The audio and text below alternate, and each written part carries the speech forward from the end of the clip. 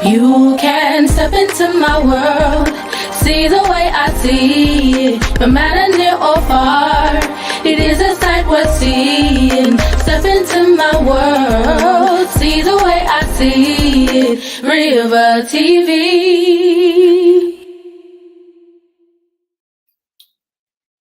Good evening, everybody. Good evening, good evening, good evening. As you already know, I'm gonna wait for more people to get on in here. I know sometimes it takes a little bit with the notifications and stuff. So Goldie, I do see you. Good evening, Goldie. I see, is it X Vids Ion? I don't know what this is, but the name. I'm sorry if I say it wrong. But about to be another good one. Thank you so much.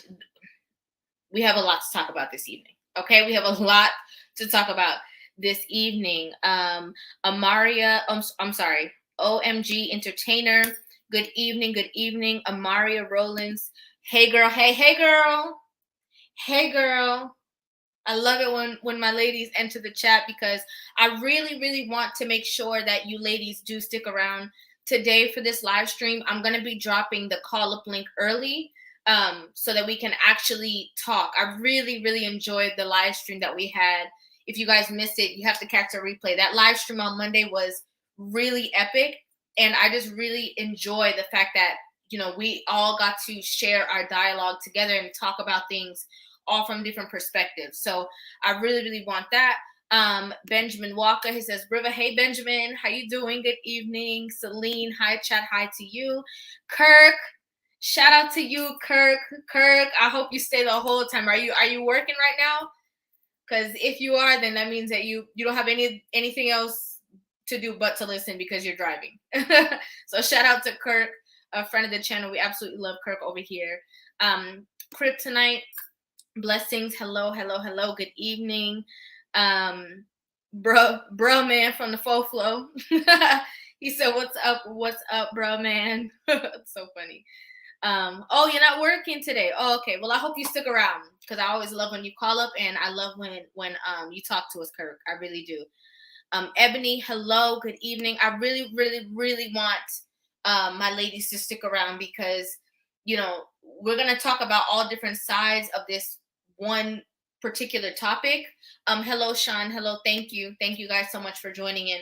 I want our ladies to stay because we're going to talk about this, and it's very imperative that our women's not only join in on the conversation but call up too, so that we can have this dialogue, because this is like, you know we like to, you know, enjoy each other and have a good time, but this is like one of the more serious live streams that we're going to be doing tonight.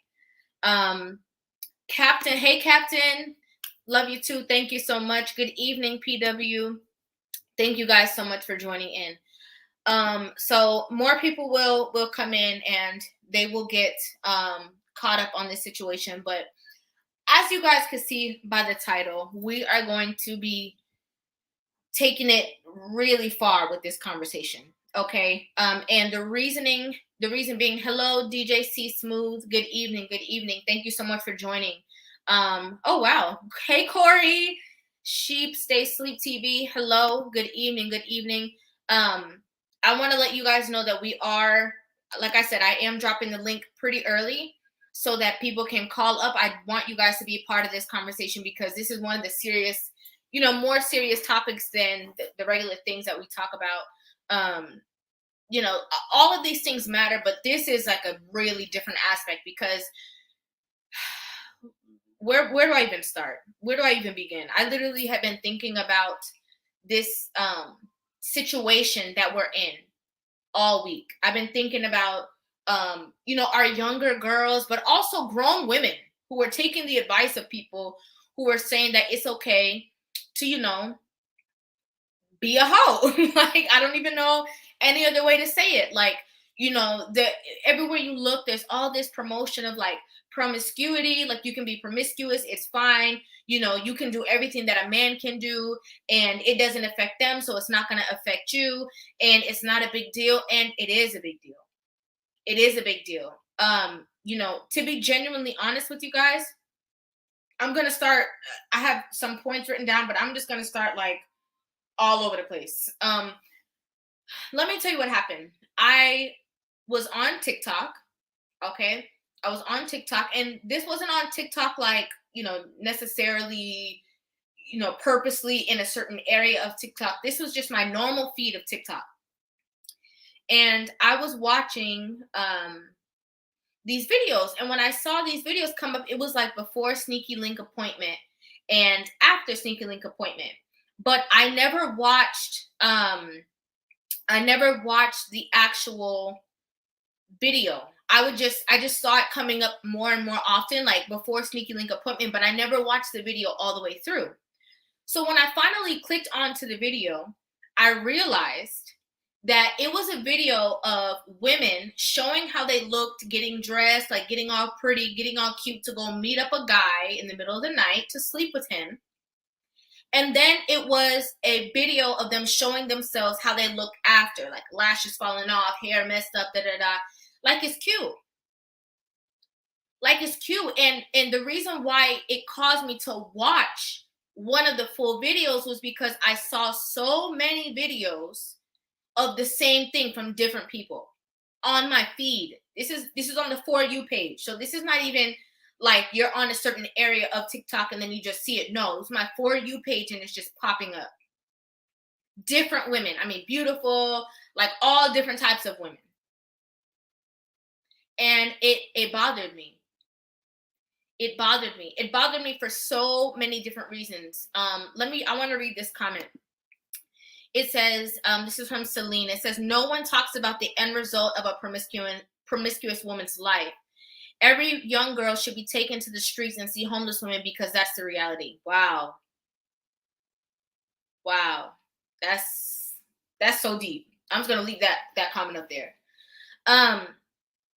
But it hurt my feelings when I even saw these videos on TikTok for so many different reasons. Because for one, why would you show yourself of how you look after the act of intimacy on such a big platform like TikTok? Why are you literally videoing yourself like being a wreck, wig off, lashes off, and talking about like, oh yeah, after my sneaky link appointment? One of the biggest issues I have about that is because I don't know if everybody pays attention to this, but a lot of the younger kids gravitate very strongly to TikTok. Okay, they are on, other places. They're not really on Facebook like that, but they are on Instagram. But TikTok is their, place. They're not on Twitter. Like, they're on TikTok. A lot of younger kids, teenage kids, they're on TikTok. And this is why it's so vital as adults that you are all up in your kids' business. Okay, you need to know what they're looking at, what they're watching, what's happening, what they see. Because these platforms, you can't trust your kid to a phone in the platform. You can't do that. Because from the people that I do see on TikTok, I'm watching like cooking videos, like, because I love to see how different people cook in different spaces in different countries and stuff like that. Like, I'm really like that. I love to see that stuff. Cleaning inspo, like typical girly stuff is what I watch on TikTok. But when I see the stuff that pops up on my For You page, it's a very scary reality of the world that we are in today. And how much it's going to affect our children of the future. How much it's going to affect the children of our future and their lives. And also, if you're on TikTok as an adult, you get the front seat as to what it is that your children get to see on their For You page because it's not filtered out. So I saw, like I said, I saw the sneaky link thing, these videos when they put before sneaky link, after sneaky link, and all that kind of stuff. And I'm just going to keep it real with you guys. Like, we're honestly just having, y'all just here with your girl Rivah, okay? And we're hanging out and we're just having a deep conversation. If you're just coming in, thank you guys so much for joining us. I am going to drop the link earlier because I want to have this dialogue with you guys. It's not just a one-sided, conversation. It's all of us. We're going to be talking about this. I did see this comment. It said, yeah, we had we had MySpace, Facebook, Twitter. Like, no. These kids are on TikTok.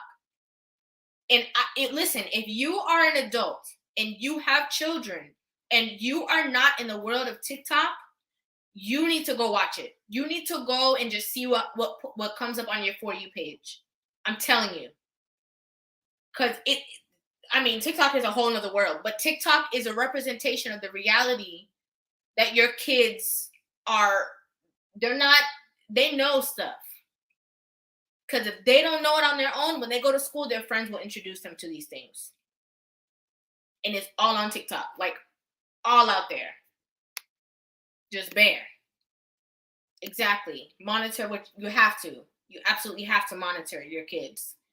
Because if you're leaving it up to trust that other people are going to be having your kids in mind, you thought wrong. Okay. So I have to be honest. So when I saw, again, the sneaky link videos or whatever, I noticed something very, very common that I was seeing. And this, I don't want this to get taken the wrong way. I don't want anybody to be upset about this, but I'm gonna be transparent with you guys because, we family, we talking. When I saw a lot of the women who were posting those videos, there was a great percentage of women who were not attractive. That's just me keeping it real with y'all. A lot of women that we're talking about, they're showing up to these sneaky link appointments, were not women that were attractive.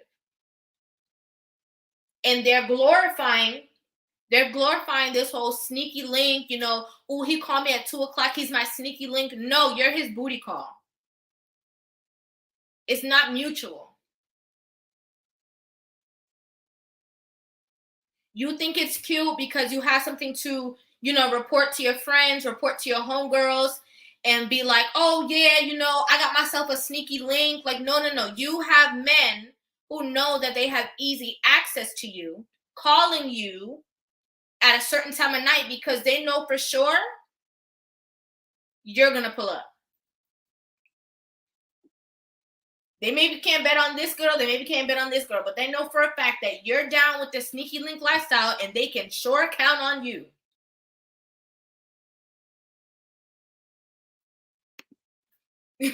Money 1322 said that's why they sneaky. Exactly. They think it's cute. Like, oh yeah, sneaky link. Like, I'm gonna go meet up with my sneaky link, and they think that it's a mutual thing. No, he's using you. Like, he's using you because you're available and it's easy. That's real talk.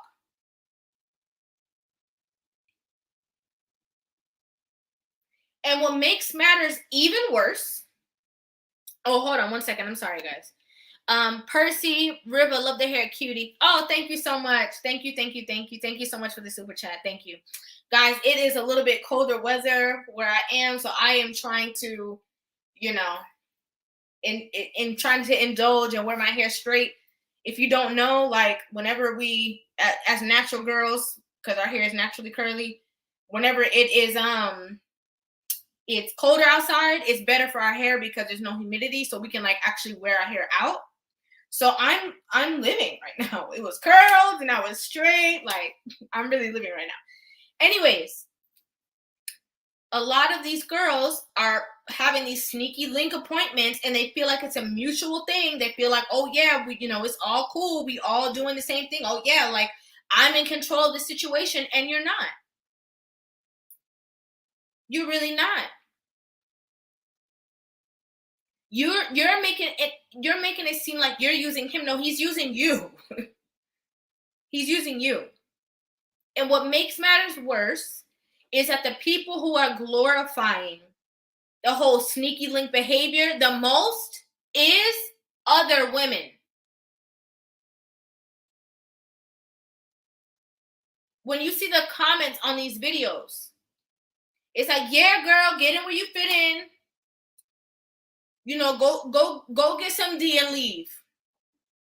What? Like, want to be a man so bad, but we're not the same thing. We're not the same thing because you know why? When you pull up to that sneaky link appointment, he's entering you.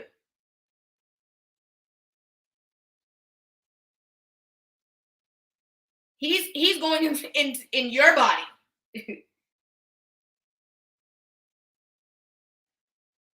The only thing you could say that you did is maybe that you put it down. You know what I'm saying? But you can't, oh, I hit that. No, it's not the same. It's not the same thing. It's not the same thing at all.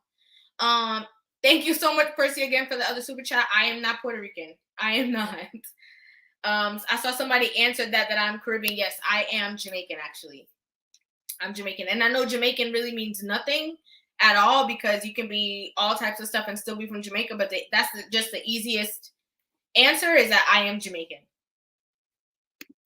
Elevated consciousness. Love your name, first of all. The comment says, my question is, why the hell are grown folks being sneaky? Kids are sneaky, but grown adults shake my head. Facts. Like, you're resorting to call yourself a sneaky link, but like you're a grown up. You can just get in a car and like meet up with somebody, but they're glorifying this whole sneaky link culture. Like, for real. Like, they're glorifying the fact that like he's calling me at 2 o'clock in the morning and I got to get up out of my bed at 1 a.m. and put on something and pull up to his house and I have to leave before he goes to work. You're on call, boo. Like, and women really feel like they're equal to a man, and they really feel like it's cool, like it's a mutual thing. Like, yeah, yeah, and yeah, I went over there and I got some. No, he got some.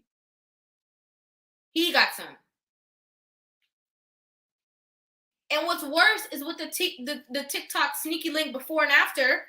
What makes matters a hell of a lot worse is that they're showing themselves doing these things. They're showing themselves going over there and how they look after. They're showing it on social media that cannot be erased. So then when you move forward, right? A couple years down the line, a couple months down the line, and then you want to be in a relationship, all he has to do is scroll back to your past on social media where you was pulling up to all these guys' houses for sneaky link appointments.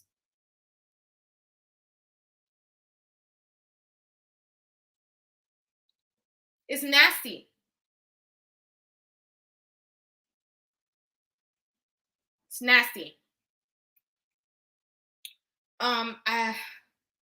Percy, you're Jamaican. What you want for your birthday, girl? I'll be looking for. I can't. Thank you so much, Percy. You know, I probably I'll be doing a live stream. So just all you gotta do is pull up. That would be great. Maria said she's cringing. Yes, girl. Exactly. Thank you. Because I am too. Glorifying being a sneaky link. Glorifying being what we call a booty call. Glorifying that's how far that situation is gonna go. Because he's only ever gonna call you at 2 o'clock in the morning. He's never gonna call you during the daytime. You think you gotta go because you gotta go to work. No, you gotta go because the people that he's actually interested, the women that he's actually interested, he gotta go get himself together to be prepared to meet them because he knows he can't call them after 11 o'clock or 12 o'clock.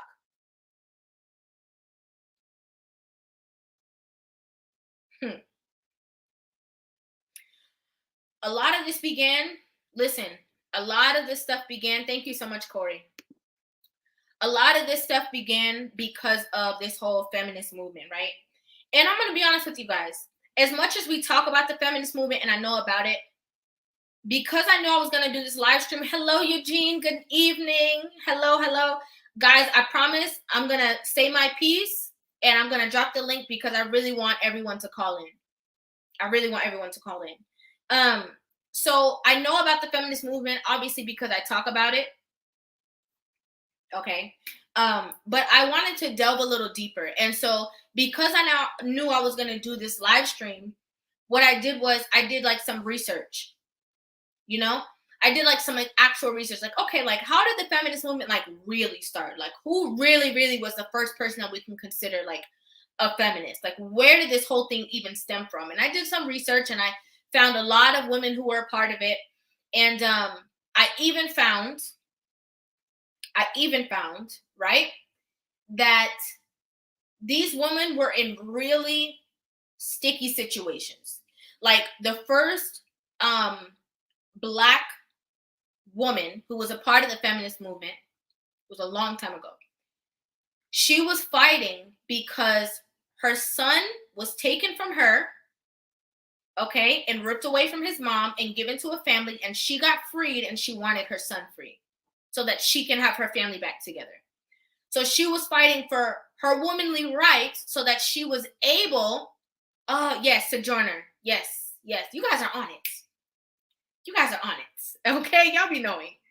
Yes, Sojourner, I don't remember her last name. You guys, so yes, her, that lady. Right? So she wanted the right as a woman to be able to, fight for equality for her to be a woman so that she was able to obtain her child. Right? To me, completely understandable. Like, you want your kid, this kid was ripped away from you. You guys were already in times that were horrible. So nobody can beat you up for that, right? But I look now, from the 90s, that's when it started to get wild, okay, with the whole feminist movement. But when I look today, right, I look and I say, these women were in really harsh conditions. A lot of these women, their husbands, Black women, their husbands were not even considered equal as a citizen, period, right? We have women now, you can be your own boss lady. You can go ahead and get the bag. You can pretty much have whatever job you want. You can pretty much rule your destiny. A place that's extremely comfortable, right? You're allowed to literally do everything. You can vote, okay? You can do all of these things that you want to do that the women before were fighting for. And you say, that's not enough. You know what I want to do? I want to fight for us to be able to be promiscuous.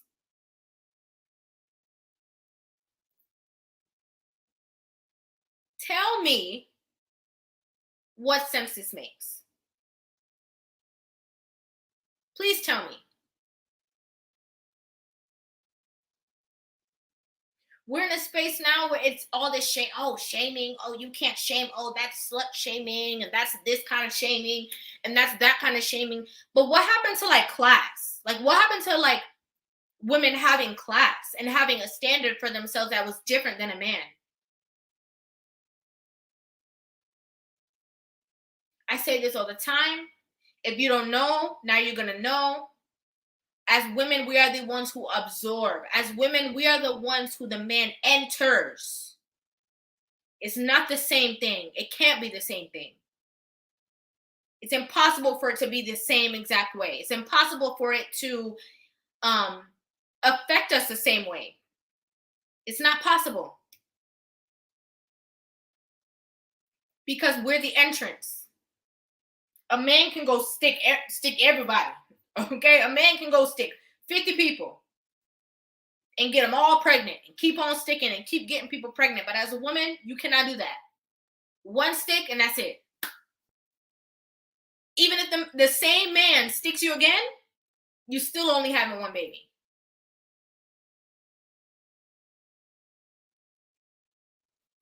I want to read these comments really quick because last time when I did my live stream, I was missing comments and I don't want to miss any.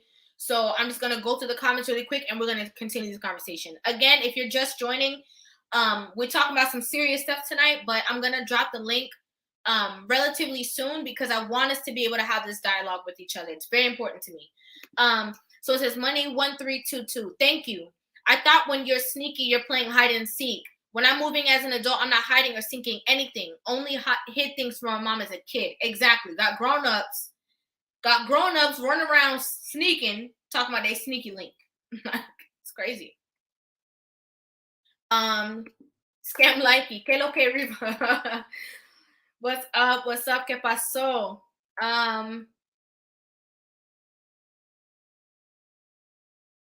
Okay, it's J Bone says it started because Black men were allowed to vote before white women. We're gonna have to come back to that one. Rivah, it goes to show you that self-respect is at an all-time low.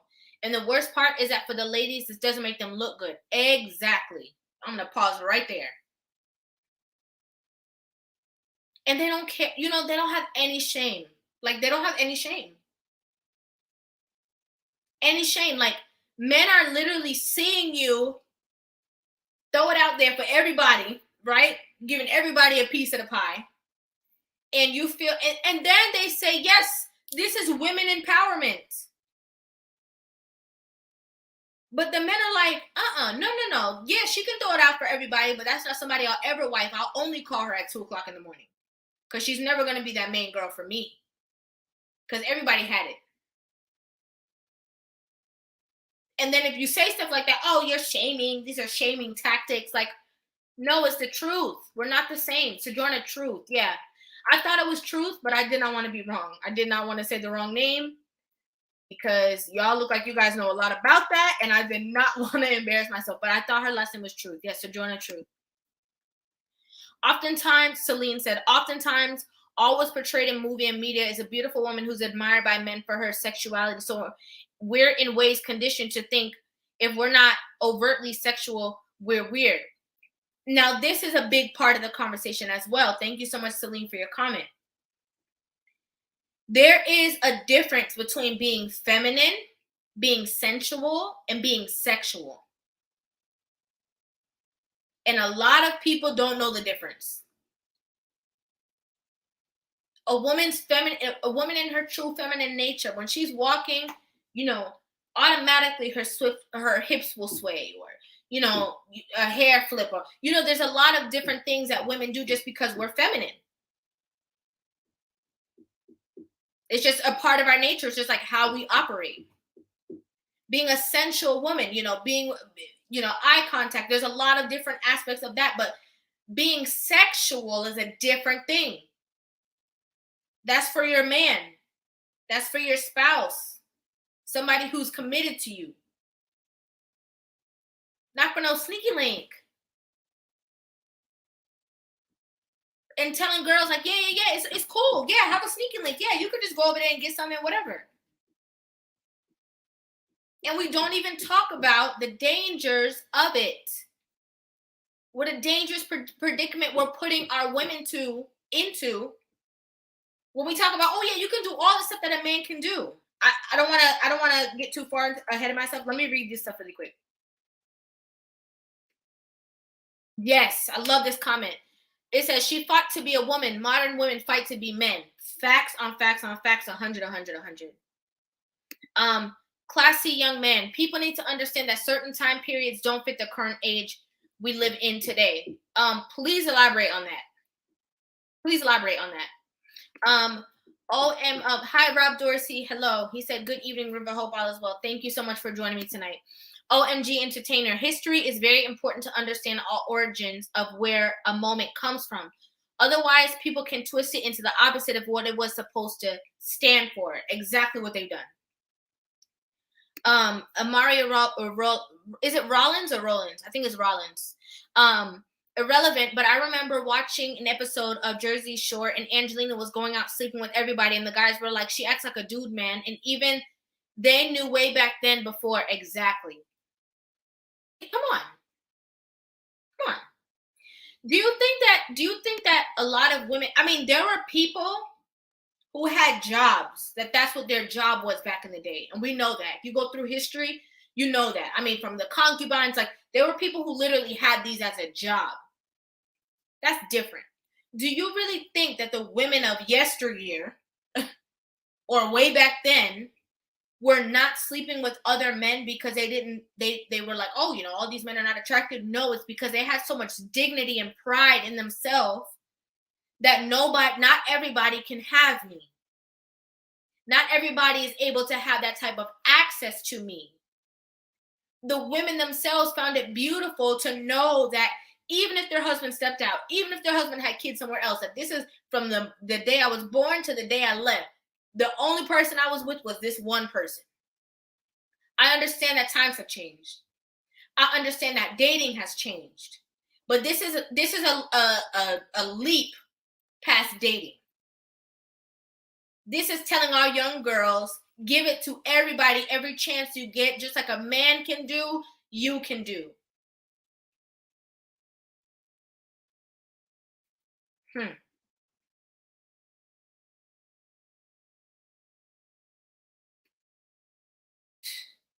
Crazy. I saw somebody put something else, but I want to get back to this really quick because this is really important. A lot of our women are taught like, yeah, just go ahead and do your thing and do that and do this and do this and blah blah blah blah, and it's cool and it's fine and it's not a big deal, and if anybody tells you any different, they're shaming you. They're shaming you, and that's just the patriarchy trying to keep you down. That's just men wanting to have control, so they're trying to just keep you down. They're just jealous that we are they're just jealous that women are regaining their power and that we're able to go ahead and do our own things and do this and da da da. And men are just so jealous of you. Really? Because I don't think so. Why would a man care if a woman is out there sowing her oats to the whole world? You know what's going to make him not care? Because he already knows that that woman will never be his woman. That woman ain't never, he already knows the path that she's heading down. The single lonely road.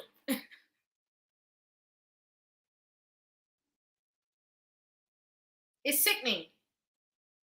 And I feel like a lot of people don't care about it. I don't know if I reacted to, I think I reacted to a video about this earlier. I did. It was on my channel. It's the first video I did today. If you have a chance, check it out. And the young lady was saying that, oh, our generation, like, we're very selfish. Like, that's one thing that I can be honest about, is that our generation is very, very selfish. Like, we only really think about ourselves. And then I saw another video. I don't think it's a video that I reacted to, but I saw another video somewhere else where they were saying, like, oh, these younger, generations, it was her. It was the same girl that, she had a goddaughter or whatever, and she's not really thinking about that goddaughter because it's not her child or whatever the case is. So she just, doing her own thing.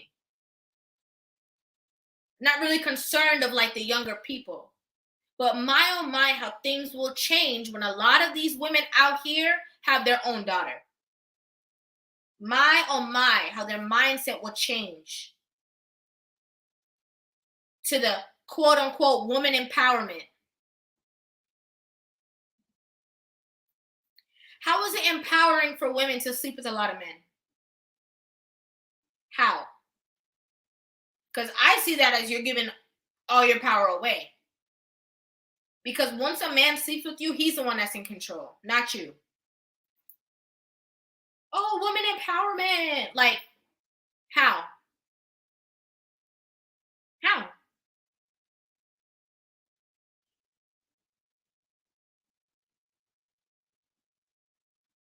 And it's so interesting. You have women, submissive women and da-da-da, and I'm not going to do this and I'm not going to do that. But you will literally sleep with a man and then talk about how you don't want to cook for him. You will literally be sneaky link for a man and pull up to his house 2-3 o'clock in the morning. But, oh, I'm not submissive. I don't want to cook for you. You already gave the ultimate submission, which was your body. That's the ultimate submission. Your body.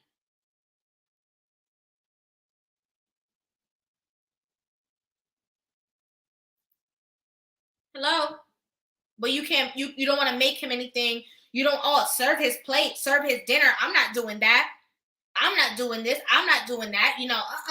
Because we need to be committed and we need to be in a relationship, and we need to be all of this before I will ever even think about doing that for him. He got to earn that, but he ain't have to earn your body. Didn't have to earn it. Multiple people didn't have to earn it, actually. I see this super chat. Cedric Carson, blessings and peace and blessings, Queen Rivah. I have a question. Do you subscribe to the theory that dark femininity is attractive for a traditional man, or is that still a woman in her masculine? Please expound upon dark femininity. Because I'm not gonna lie, I think I know what you mean, but I would rather you elaborate before I answer the question and not know exactly what you mean.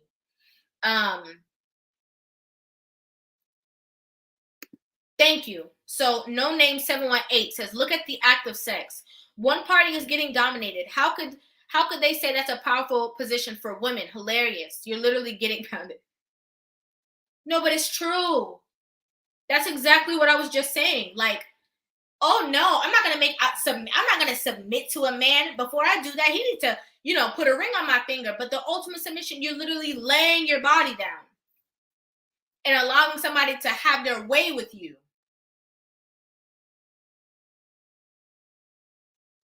But you can't do nothing further than that. You don't have no self-worth. And what makes it worse is that a lot of the women not only don't have self-worth, but they have like no self-respect and no shame about it. No shame about, because now if you say something to somebody, you're shaming them. So they have no, like, in the comment section, oh girl, do you? Don't worry about that. Like, da-da-da-da-da. And a lot of women who are pretending that it doesn't affect them. It's always going to affect you. You're not fooling anybody. Okay. Here I am. Here's Rivah, a woman, looking at you and telling you, sis, as much as you're saying that sleeping around is not fooling anybody, I mean, is not affecting you, you're not fooling anybody. Because I know it is. It's not possible. It's literally not possible. It's definitely happening.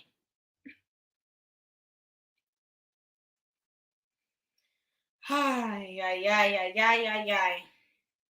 Thank you so much, Corey. Thank you so much, Corey.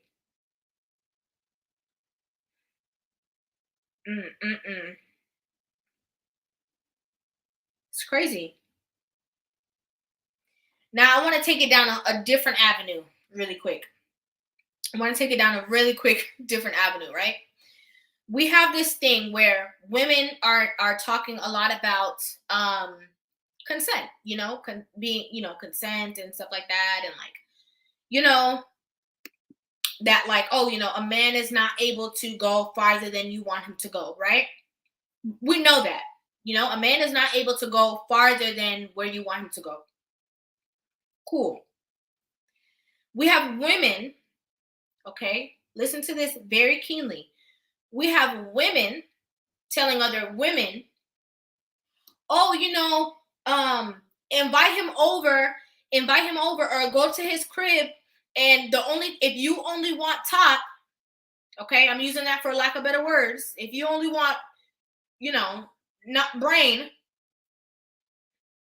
and he wants to go further after you're finished, then, he has to stop, because if he doesn't stop, then, that's not right, and that's against your rights, and we have a right, and it's our right, and women's rights, and da-da-da-da, and you didn't say it was okay, so it's wrong, and blah, blah, blah, blah, blah, blah, blah.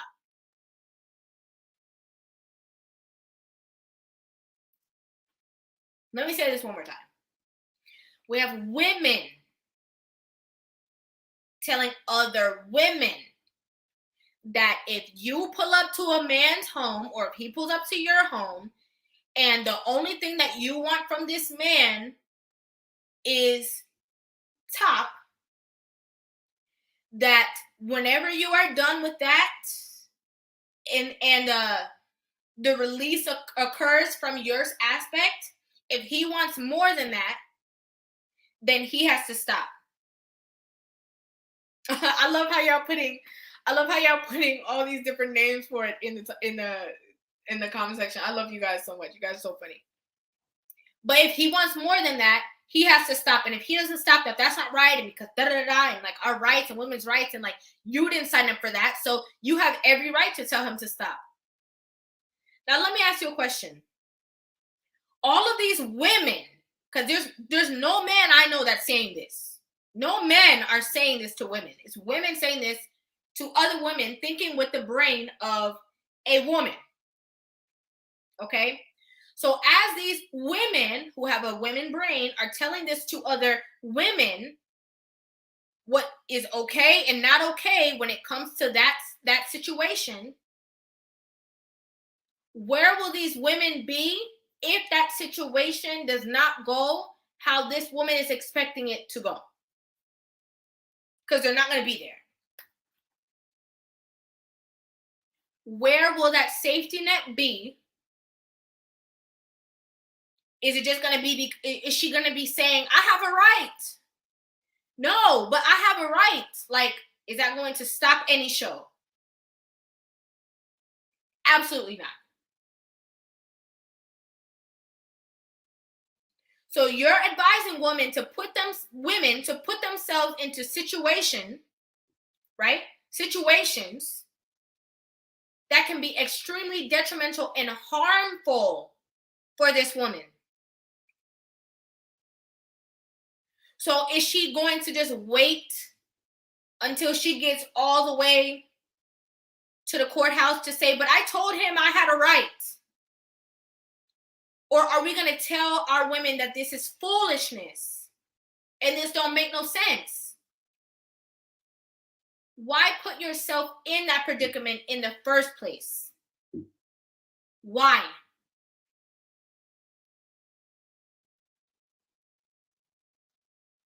Somebody, no name asked, how does that happen to do? Because the situation will develop and he will think that it's a mutual thing between the two of them. And then once she's done, she pulls the I'm a woman, I have a right card, and he's supposed to immediately stop.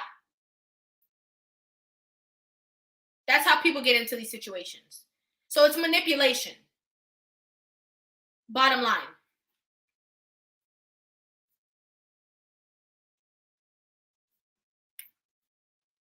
Manipulation.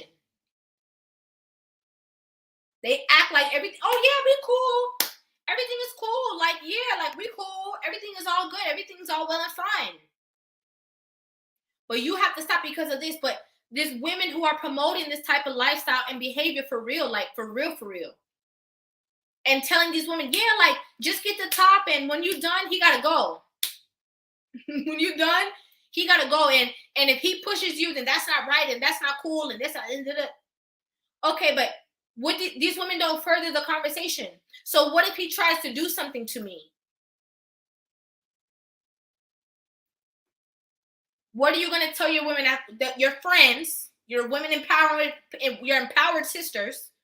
What are you going to tell them at that point? When it goes left, because they never continue that conversation. Oh, there's a possibility they can go left. There's a possibility that, somebody can hurt you. There's a possibility that this, there's a possibility like that. No, they don't never talk about that. They only talk about how it's all in your favor. Everything's going to go exactly to how you planned it, because men somehow have the brain and the thinking of a woman. And if you say this, that it's always going to go that direction. We have a million stories that we can go look up online of how that's not how the situation goes all the time. You can either not make it out, or you can make it out with trauma. That's keeping it a buck with you guys. That's me keeping it so real. It's scary. It's really scary. A lot of our women are setting up women to be into situations where they have a story to tell by the advice that the other women are giving them. Okay, yeah, be promiscuous, girl, do your thing. Yeah, hot girl summer. Like, whatever. Do this, do your thing. It's cool, it's all fine. Don't worry about it. Get that. There's a song, get that bread, get that top, and leave. Bye. It's all cool, it's all good, it's all fine. And then turn around and say, protect our women. Turn around and say, protect our women. Men are so untrustworthy, and we have to be so afraid because this and this and that. But it's the women who are setting up the women for those situations by this advice, by this same advice that we're talking about right now. The women are giving the women this advice.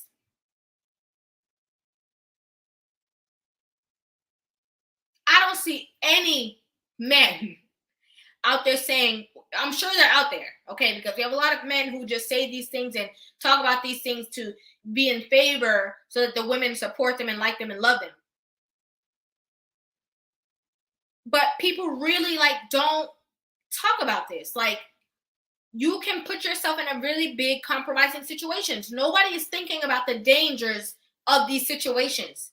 But then we want to come and run to the forefront and say, oh my gosh, men are scary and men are this and men are that. But how about we talk about when your friends and your homegirls are setting you up to go to this guy's house, get what you want, and you think that you could just walk out and that's just going to be it. It's not always going to be that way in every situation. Am I saying that that's okay? I'm not saying that. But what I am saying is that you can't think for somebody else. You can't do that. The only thing you can do is protect yourself. This advice is the literal opposite of protecting yourself.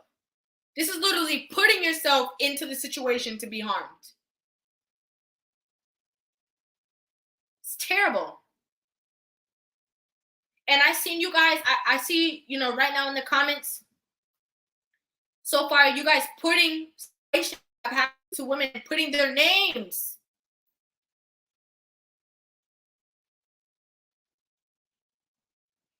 If you're able to put the names, that shows that there's more than one of these situations that keep occurring.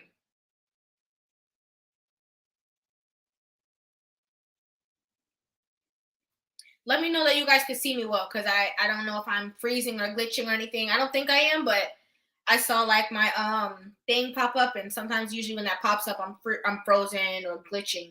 So let me know if you guys see me okay. I know you guys hear me, but let me know you guys see me all right. Okay, good. Thank you so much, Q, for saying that. So we protect us against, men are horrible, men are this, men are that, It's not. Thank you guys so much for the response. I wanted to make sure, because, it's very serious and we need to talk. Okay? We need to talk. We have these women who are putting themselves in the predicament of thank you so much, Kurt. We have these women who are putting themselves into situations, again, from the advice of other women, and then turning around and saying, oh, protect us against men. Here's the thing, right? Let's just use this for an example. We're going to use a man and a woman. Say, for instance, a man and a woman go into a space, an apartment, okay, for example. And the man does not want intimacy from that woman. The man is the stronger vessel. So if anything, if she's trying to take it, from him or whatever, him being the stronger vessel, he is able to fix that situation. Now let's use the same exact scenario. And let's use a woman and a man. And let's say that this man wants something that she does not want. She is the weaker vessel. So if the situation is not going as happily as she wants it to go, she is still the weaker vessel. So why promote sneaky link culture? Why promote promiscuous culture to our young girls? Or to our women, period. And I cannot say, because people love to put, the men do it too, the men promote it too. No, the men will take it because it's available. We're not talking about that. We're not talking about that. The men will, if it's available and there's access, all for it. We're talking about the women, because it's the women promoting the same culture. It's the women who are promoting other women wearing, the lashes, the wigs, the this, the this. It's women telling all of these women certain things. It's women telling each other, no, buy a bigger butt. That's not big enough. Go bigger. Go large. Go bigger. Go home. Like, it's the women who are doing this for other women.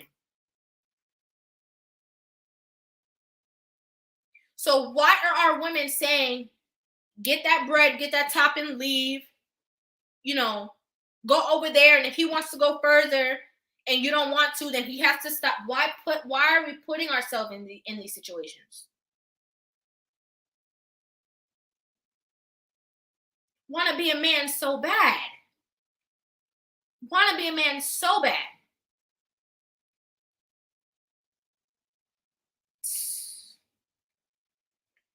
And let me take it to another another aspect of danger, right? Oh boy. How come we never hear anybody talk about at all, like, what can happen to your body? To be honest, when it comes to having a baby, that's the least in this day and age. Okay? Because there's a lot of things you can do if you don't want to actually, bring a child into the world. There's a lot of things that can occur. But can we talk about, like, some things that are happening to you, like infection, disease, like sicknesses that you can live with for the rest of your life? Nobody talks about that. Nobody talks about that. You can pull up to one sneaky link appointment and your life can be changed forever. Why don't people talk about this? Like, why is it that people don't talk about that to girls? To women, I should say, because we got some grown-ass women who do this stuff too. It's not even just the young girls. I wish I could say that, it's because they're younger and they don't know any better, because that's not even true. You know what we have too? The same wonderful world of TikTok, we have other people that are going through certain situations because of certain things that have happened to them, right? And people just feel like the sicknesses and stuff is the least. They feel like that's the least of their worries. Not the babies. They think the babies is the most of their worries, and stuff that they have to live with for lifetimes is the least. What? They don't care about that. They're not thinking about that. They're just thinking about, oh well, YOLO. Like, what? That BS of women talking about they have feminine, masculine energy, that feminist independent excuses promoting egos of thinking they're us men who, exactly, thinking that they're men. Cedric, thank you so much for the super chat. Social media really help women who encourage this promiscuous 304 culture. All those lies, validation. Yeah, it's validation for men who want to sleep with you. But then when the well runs dry, when you done gave it all away to everybody, and then you talking about, oh, I want a husband. Okay, well, we done seen you in your finest with this 304 culture on TikTok, posting up sneaky link appointments, new guy.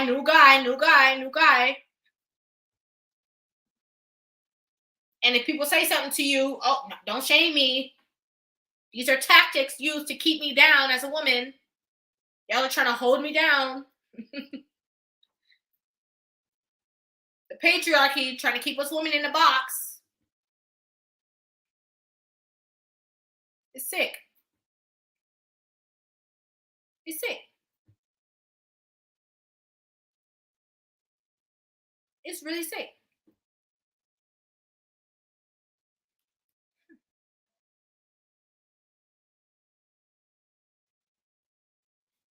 Oh. And that's another thing, like, people are talking about, like, there's, different contraceptives and stuff like that. A lot of people not even using contraceptives, but even beyond not using that, like, there's stuff that can happen even beyond a contraceptive. That's the thing. That's the thing. That cannot protect you against everything. And again, our younger girls don't even know that. They think they're good. Like, they think they're good. There's stuff that they can get from getting the so-called top. They don't even know. They're just going all willy-nilly and thinking that everything is cool. Like, everything is cool. Everything's fine. I so desperately want, like, our younger girls to know that, like, all it takes is one situation. You don't need a million situations. You literally don't need it. You literally don't need 50 guys for something to happen. It could be just one. And it could be your first time. Let's just be real. Like, these are the conversations that are necessary. Like, these are the things that people don't talk about when they talk about go sleep with somebody, go do whatever you do. Do you, girl? You know, have your summer, blah, blah, blah. It's all cool. It's fine. It's fun. Nobody talks about this stuff. This aspect of it. Putting yourself into situations.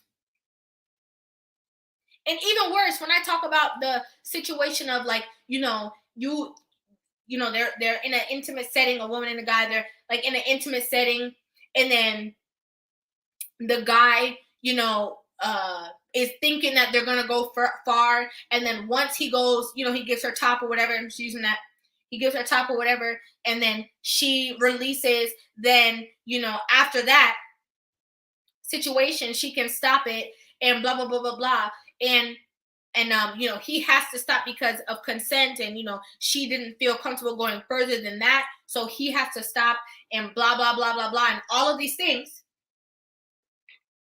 Excuse me. That's manipulation, though. You're manipulating him into a situation.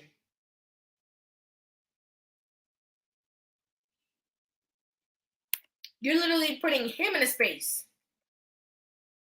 And the worst thing that you could do, and this goes for dating as a whole, it don't matter how old you are, it don't matter how young you are, it don't matter what race you are, the worst thing that you could do is play with somebody's emotions.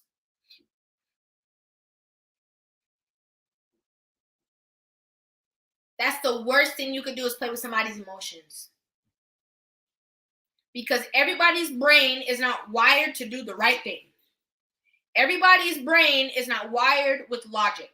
Everybody's brain is not wired with self-control.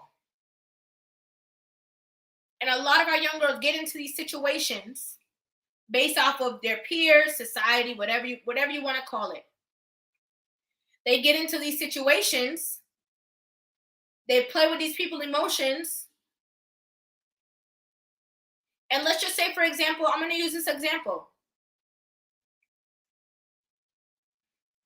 Sorry. Somebody told me don't say top. I don't like saying what you're telling me to say, though. I don't like saying that. I'm not going to say it anymore anyway.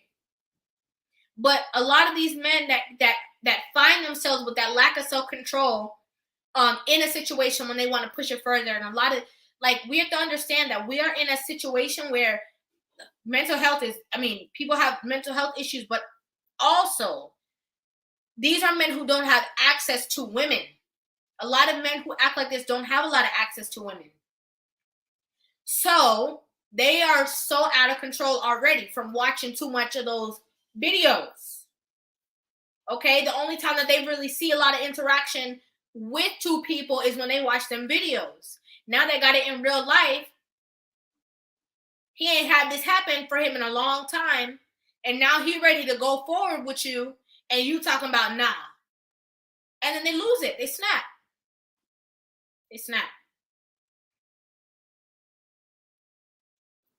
We just gotta be real. And your girl Rivah gonna tell you the truth.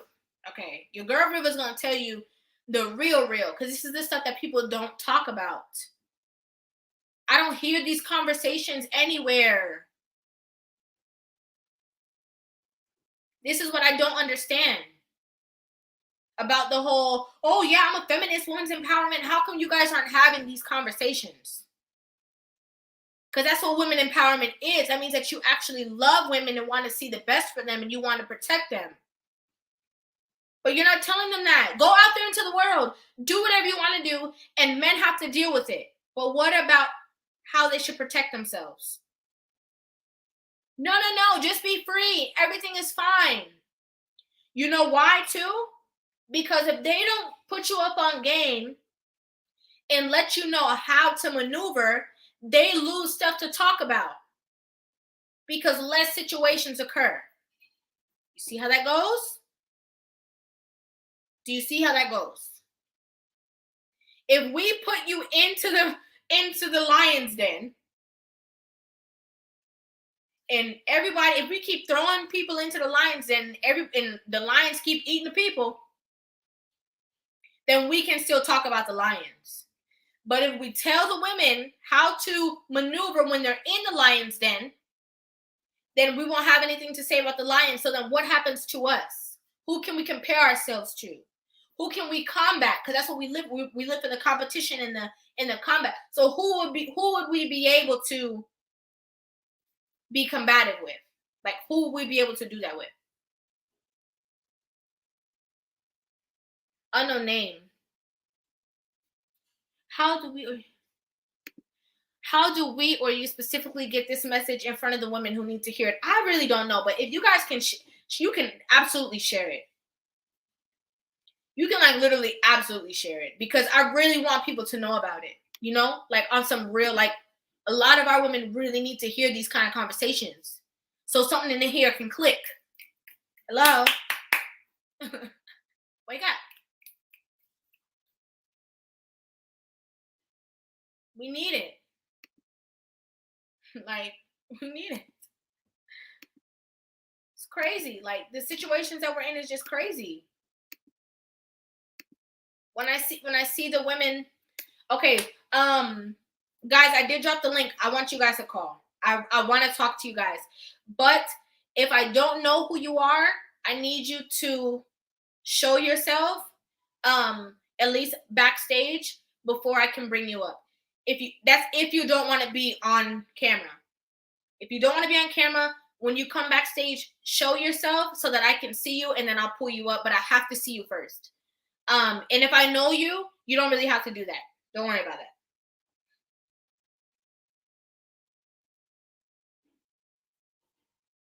But when I see the predicament that our women are in, and putting themselves in, like literally like putting themselves in these situations.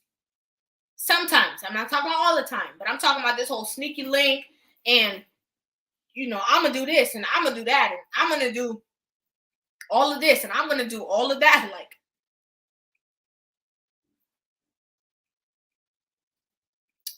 okay. Ladies, Amaria, don't do me wrong now. Okay, don't do me wrong, because I want my ladies to come and talk, because we need to have these dialogues as well. Okay, so I see Cedric. I'm going to go ahead and let Cedric up. Hello, Cedric. Hey, how's it going, Rivah? It's going well. How you doing? Oh, shit. Hold on a second. I'm sorry. Okay. You hear me? Yeah, I can hear you. All right. I just want to clear up real quick about the dark femininity okay. super chat I said. Okay. So April Mason was talking to. I'm sorry. Yeah. So April Mason was talking to the lead attorney about dark femininity and how it's okay for a woman to, you know, be a little masculine and mix it up with some femininity, and it was supposed to be appealing to the man that the woman wants or whatever. Like Catwoman and Poison Ivy on Batman series, I guess they was in their dark feminine and it was supposed to be appealing or whatever. So that's why I pointed that out. I personally don't agree with that in real life, but you know. Also, I wanted to point out the promiscuous culture is it has been growing pretty much rapid for like a few years now, with the whole WAP culture, hot girl summer, movements like that. So it's getting to where men like myself are kind of having a hard time trying to weed out the ones who are still traditional, still old fashioned, things like that. So also, I want to say thank you for doing what you're doing. Big fan of yours. I've been watching some of your live streams. You're doing your thing. Keep up the good work. Thank you so much, Cedric. I really appreciate it. Now, I want to start off with the dark. Do you want to stay up here or you don't want to stay up here? That's cool. Okay, good. Okay. No, because I wasn't sure, because I know sometimes people just want to talk and then get off and then go back and listen. Dark femininity.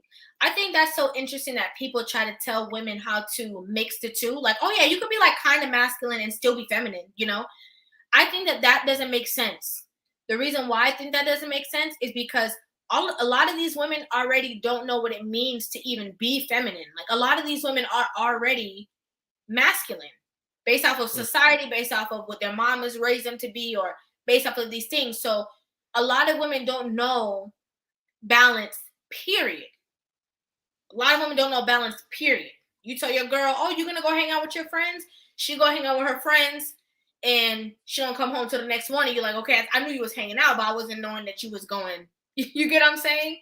So a lot of women don't know balance, period. So when you tell a woman, oh yes, you can be masculine and you can be feminine, they're gonna take that far. And where are you going to be the person that tells them that's too masculine? So no, you need to just be feminine. You don't need to worry about being masculine. You don't need to worry about being aggressive. You don't need to worry about anything that's in the nature of a man. And I think that that's one of the things that our women are missing is, you want to know how to be a feminine woman. You don't necessarily need to look at what a feminine woman is. You need to study the traits of a masculine man. That's going to tell you how to maneuver with him to be his balance. Because that's what a lot of these women say that they want, right? Like, they want the balance, they want to be in a relationship, they want to be married, but then they want to be masculine and aggressive. Two bulls can't reign in the same pen. So you have to look at a man just like for example, a man. A man knows how not to be a woman.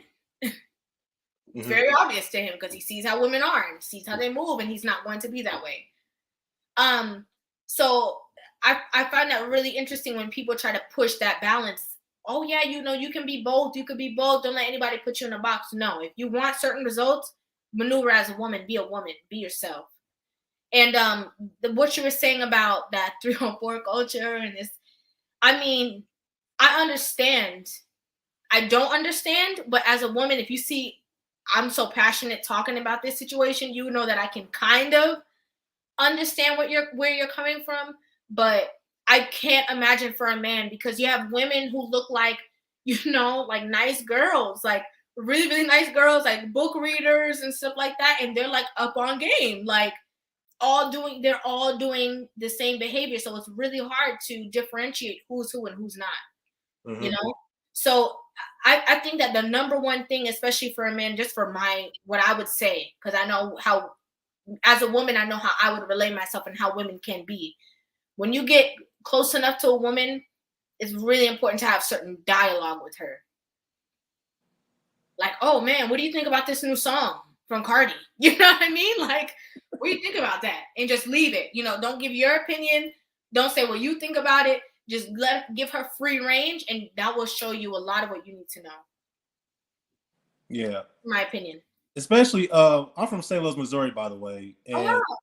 I do tend to see a lot of women here in the city really take on that, I'm a stallion, I got that wop, you know what I'm saying? I see a lot of women like that. So right. I love St. Louis women. I love women in general, but here in St. Louis, I love the women here, but it's like, man, it has to be some way to where we can, like, I said it in your chat, I don't know if you saw it, but I think we need to bring back more town hall meetings in the communities where we can have like the leaders come up and kind of bring us together as Black people, and maybe like discuss some ways to how we can really,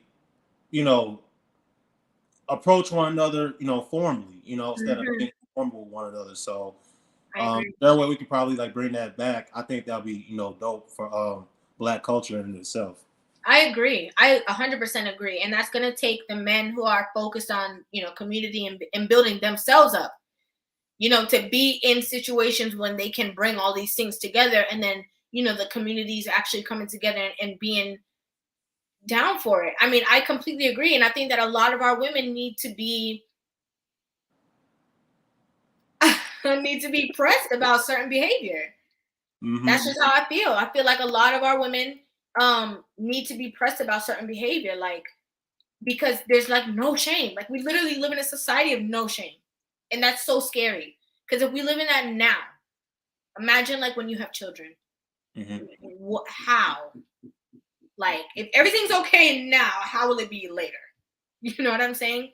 Yeah, I ain't got no kids, so I wouldn't know. But I'm saying you don't have kids, and look at the women that you have to pick from.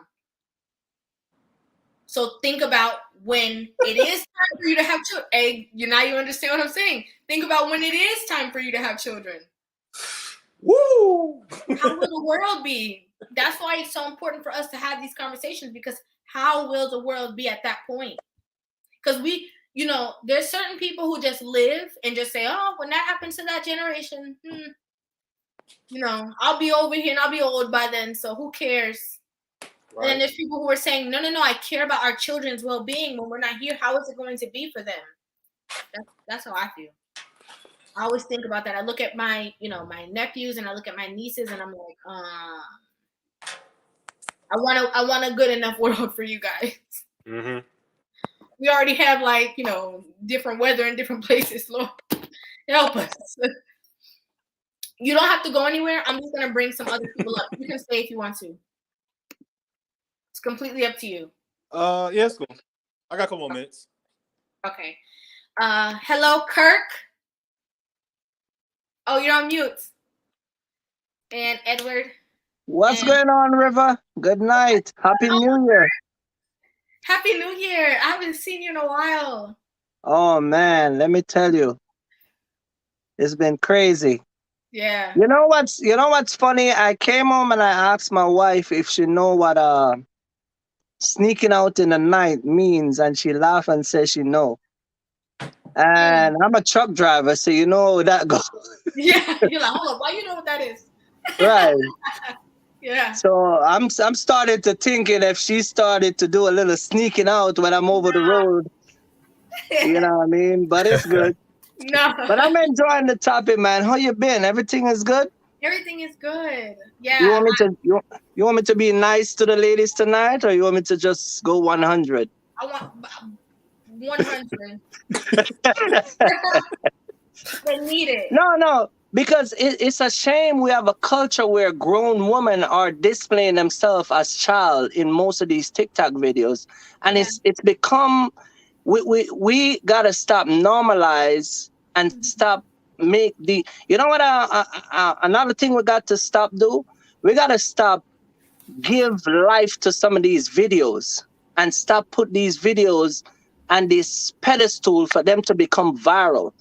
It's inappropriate. It's not teaching our culture anything. Like the brother just said, we need to get back to our roots and our culture and start teach women how to become women, and stop spread your legs because you're trying to get numbers or whatever the hell it is, because there's diseases, there's all these stuff that you can be catch from these interaction that you're trying to come out here and think you hang out with some type of dude or some girl that is just, it's crazy, and we got to cut that out, man. It's degrading. It's not, it doesn't look good. It's your class and sophistication as a woman, it start to break down when you're acting loose. You get what I'm saying? Mm-hmm. And so when a lot of these women on TikTok, I mean, I drive trucks, so I got like hours to watch a lot of these nonsense. Right. You get what I'm saying? Mm-hmm. And I'm telling you, it's not funny, man. It is not entertaining. I turned off, and I'm a man. Like, you'll be thinking like some of these stuff will be like, cuz like I'll be sharing the video. Like some of these stuff turns you off as a man. Right. Women think that everything they put on TikTok is appealing to a man. Like a real man, like I'm not a Pookie and a Rere. So that shit ain't gonna turn me on. Right. You know what I'm saying? This is not Mr. Pookie and Rere. This not your homeboy. I'm a guy that we're running business over here. We're trying to be the next Jeff Bezos. We're trying to be the next Steve Jobs. We're trying to be, my man that owned Tesla. Over here, you're trying to show us your naked body and acting dumb. We got kids looking at you acting a fool.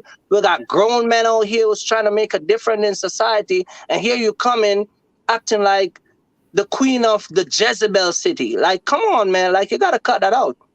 I know. I'm going hard, but you know how I do, man. Like, It's crazy. It's crazy. And you know, we gotta, as men, I'm not saying all of us as men, because when we talk about our own, we have to make sure that us as men set an example. Like some of these girls, man, and some of these women, you gotta just cut them off out of your phone when you see these videos. Like, don't even share it with your friend.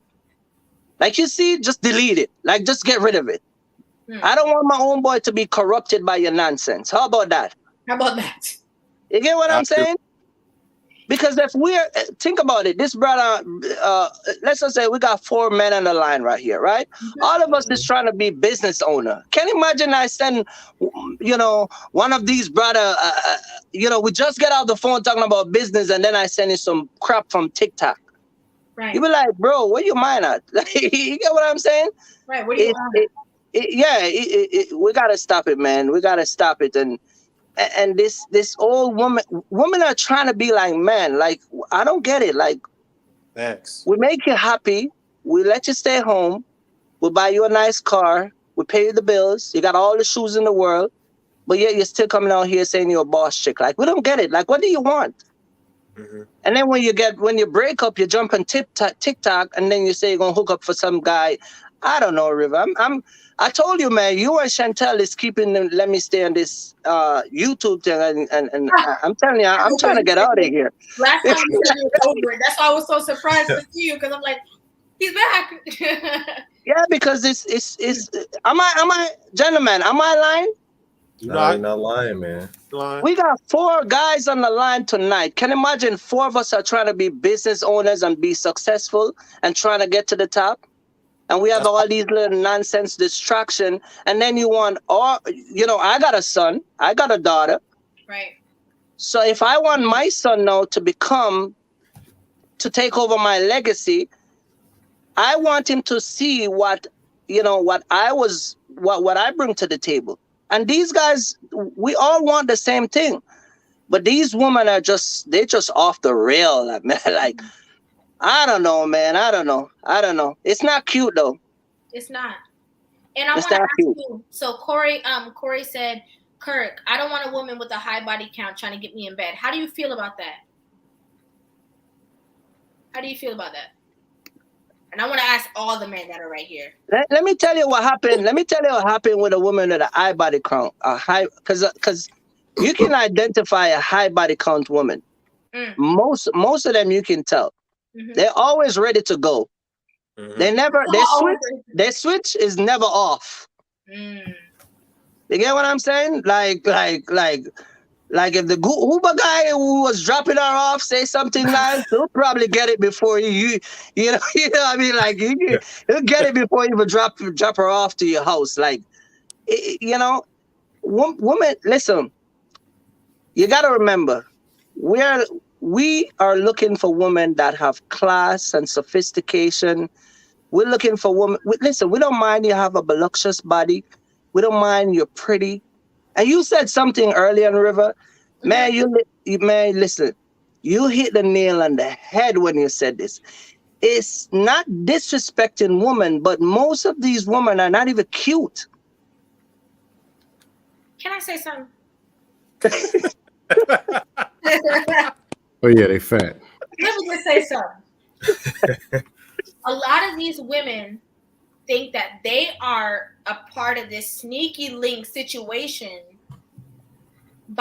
they think it's by choice, not realizing that it's because they don't want you for real like that in the daytime. They just want it because it's accessible. So it's giving these women this false sense of confidence.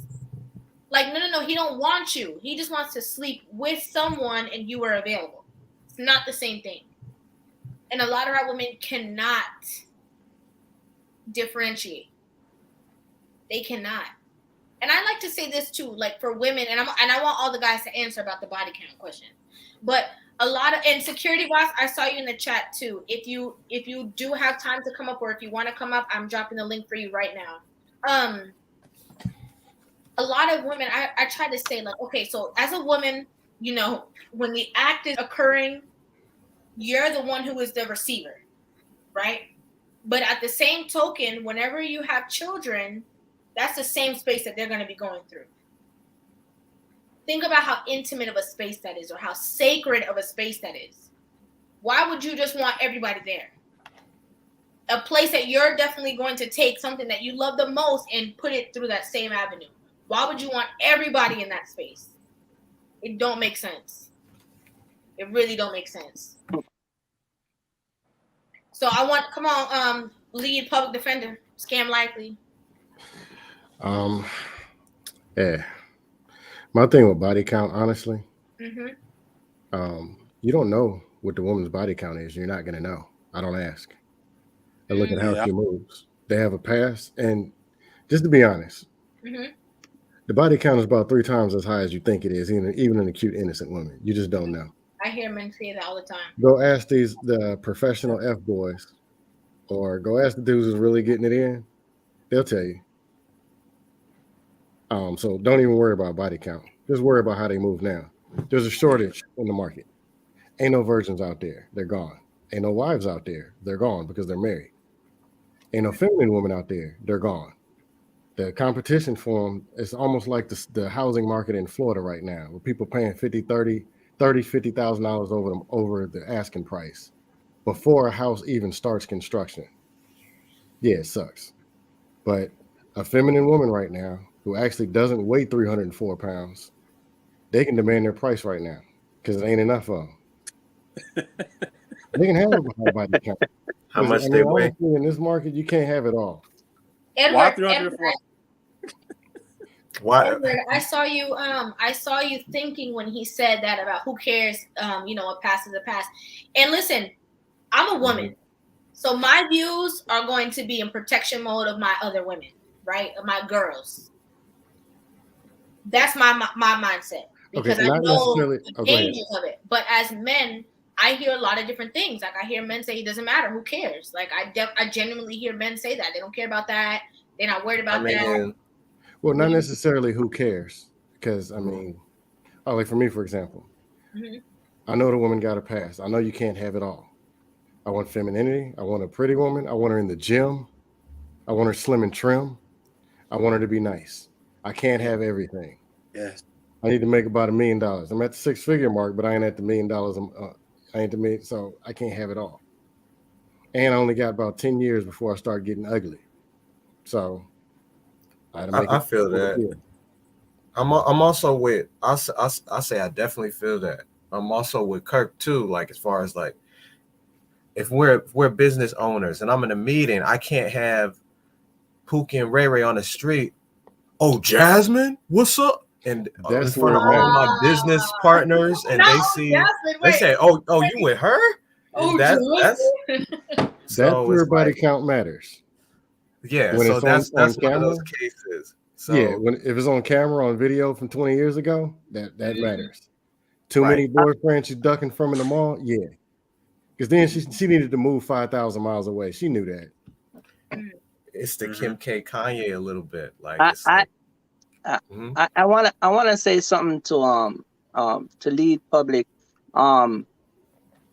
You're right. We'll never know the body count, but you gotta remember also, as human being, the most important thing we have that take us through life is our character. That is the main thing that we have. So if we're gonna look and say body count doesn't matter, or you'll never know, it's still gonna be based on a character. Yeah, if a woman sleeps around with like 5 guys, or she sleep around with 5 guys by the time she's 25, and then she have like 2 other guys, whatever it is. Remember, we go by, because in the business world and and out here, that's why a lot of these women are so upset with Kevin Samuel, because out here we judge by several things, and character, your word, and your character, and your responsibility, and your duty as an individual. Those are the things that we judge you by. You get what I'm saying? And that's why I keep bringing up, when we talk sometime, we bring up Pookie and Ray Ray, because a lot of these women, they want to date Pookie and Ray Ray and then date me and you, that are making 6 figures and want to put us in the same category as Pookie and Ray Ray. No, that ain't gonna work. Our you got to remember, Lead, you got to remember, our character is different. Lead. You know what I'm saying? We're different. We're in a different category. So we just gotta choose. We just gotta choose wisely, and just hopefully that we get a woman popped up where, you get what I'm saying?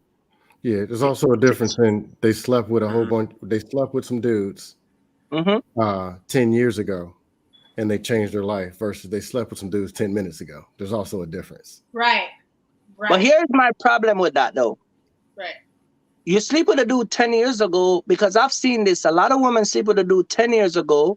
They're not serious, but over this 10 years later, they still hit it back and forth. Because they had that emotional connection. Right. Because so that's where the character part chips in, because now, that's where the character part chips in, because now you've been together. They got a man in the phone for moving. If they're going to move, he's the guy they call. They got one guy to wash their car. They got one guy. And all these guys used to date her. That's a bad character. So when you picked her up and start to wife her, you still got to deal with some of these guys, because her character is so bad that even if she's not even sleeping with these guys, she's still giving them the time of the day, where more likely they're still hitting it once in a while. Oh, that's my brother. Oh, that's my your brother. Oh, you're gonna know, you know that stuff. And you know it's true. Oh yeah, that's my brother. No, but you know why it's so true too? Because women have this rhetoric in their mind, right?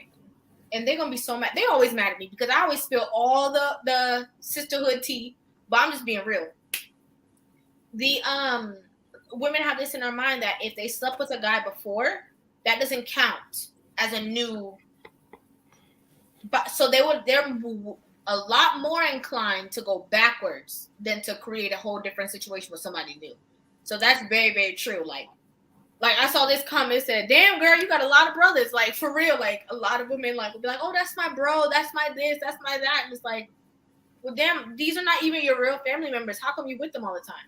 Why are you always calling it? That's another signal. We should also talk about that, or I like to talk about that. Yeah. Some of the red flags that, number one, if she's always around a lot of dudes, like she don't got no female friends, like she just around like 5 dudes constantly.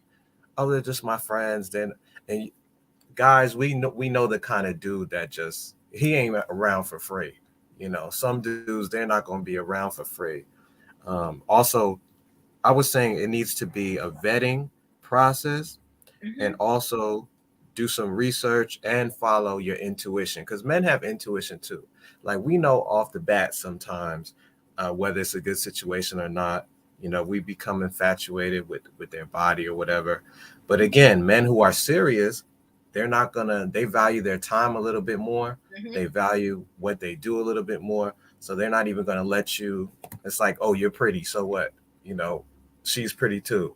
So what is it about you? I'm looking at, okay, you said you were going to do this at this time. Did you do it? And if you didn't do it, I'm not going to check you in a mean way, but I am going to see, what you're going to say. If you say things, the vocabulary like, oh, things happen, it is what it is, then I know, okay. So it is what it is. Right. So it can be, it is what it is over there, so it's just like, we have to kind of be a little bit better about that. Also watch the little lies that she does. I remember, I'm from New Jersey, so I was in New York at the time, and my friend's ex, right? She asked me to go to New York with her because she didn't feel safe going by herself. New York's a big city if you're not from there. So, and I remember him calling her, and we're in going out to eat or whatever, because she had to go to an event. She was a photographer, I think, at the time. And she just straight up lied about where we were, about what we were doing. And I was just like, wow, like, why you had to do that for? Like, so I didn't entertain her for anything, but most dudes would say, oh, she pretty, she look good. I don't care if that's my friend. But for me, it was always about loyalty, respect, and like it goes back to what Kirk was saying, like you have to have class, you have to have dignity. Like if you're gonna lie to other people, then you'll definitely lie to me. Right. You know, if you're gonna do it in front of my face, blatantly. She thought I was like this. She thought I was like the sneaky link dudes. Like I don't care about them other dudes. I know y'all have seen, and I'll leave it at this. I know y'all seen the videos, the fellas on World Star Hip Hop or some other websites where somebody is how can we say this? Frolicking in the flowers with her, and she's on the phone with the boyfriend, and the boyfriend's like, "Where you at, baby?" Oh, I've seen this. So I just saw a video, same TikTok. That's why I say TikTok is dangerous. Okay, same TikTok where a girl was in the car, and she's on FaceTime with her man, and the guy was like, he was videoing her, and he said, "This is why I don't trust women." And she's in the car and she's on her phone and she's like, "What do you mean, babe? I'm driving. It's just dark." Like comfortable. And he's right there. Like he's right there. And that's the thing too. A lot of women be like, "Oh, I don't understand what's wrong with these men." And A lot of women don't trust. It's not the same. A lot of women don't trust women because they have seen what women are capable of in certain situations with them. So they're like, how can I expect this to happen when I've been on the other side of this as well, and I've seen, what women are capable of. So when that's my exact girl, I'm gonna be, real shaky about the situation, which I think is understandable. That's why I say the body count thing. I've been on both in my 20s, not knowing any better. There's probably a lot of Qs and Kappas in college eating off of me because I ain't know no better. It is weird. In my 30s, when I was in Houston, I was the one eating off of somebody else. Right. I've seen both sides. Right. I just have female friends that tell me stuff. I remember this girl in college, super innocent, virgin, pastor's girl, all this other stuff. And I liked her. It was cool. Yeah, I got friends on. I ain't gonna lie. But we all been there. Huh? Right. Yeah. I said we all been there, man. But years later, I talked to her and just reached out to call. Still remember the number. She tells me everything. I told you I was a virgin. You believe that? Gave me some names. Told me how it is. And she literally, You believe that? That's what she told me. And then she was telling me details and everything. Then even to the point where she don't like men no more. She likes girls. That's a real common trend. That's another real common trend. You're a cool dude. I'm just telling you because you need to know. I can't believe you fell for this. This is how we do. And her telling me that, it woke me up. Okay. You can't walk out here willingly trusting anybody. It's crazy.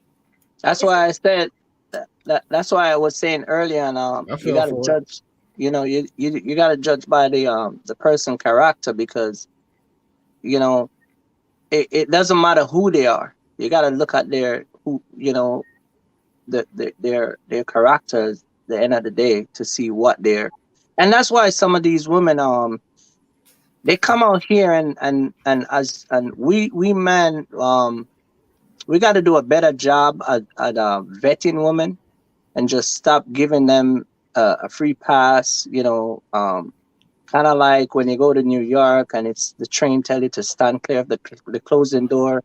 We just let them in, and protect them and just don't let them get squashed by the door. But at the same time, you give them a baby, you know what I'm saying? You get dragged through the system, and it's crazy. Yeah. We got to do a better job of just vetting them and just hold them accountable. I agree. And the reason why Rivah, we talk about this on previous shows. That's why it is so important for us men to build up our life to a point where we don't play games with these ladies and don't give them the time of the day. They come around and they want to be with a 6-figure man. You got to fit the criteria. Yeah. You don't just get to come in and then you cute face and that's it. Like, right. Even if you got 100 body count, you still got to have something about you that is going to be appealing to us. You get what I'm saying? I agree. The more successful you become as a man, They're not attracted to you because it's a less nonsense you're willing to take from them. And that's why these girls and these women out here, they like the Pookie and the Ray Ray because they got time for that nonsense. See, I ain't got to impress you. I'm trying to impress my customers so I can become a millionaire.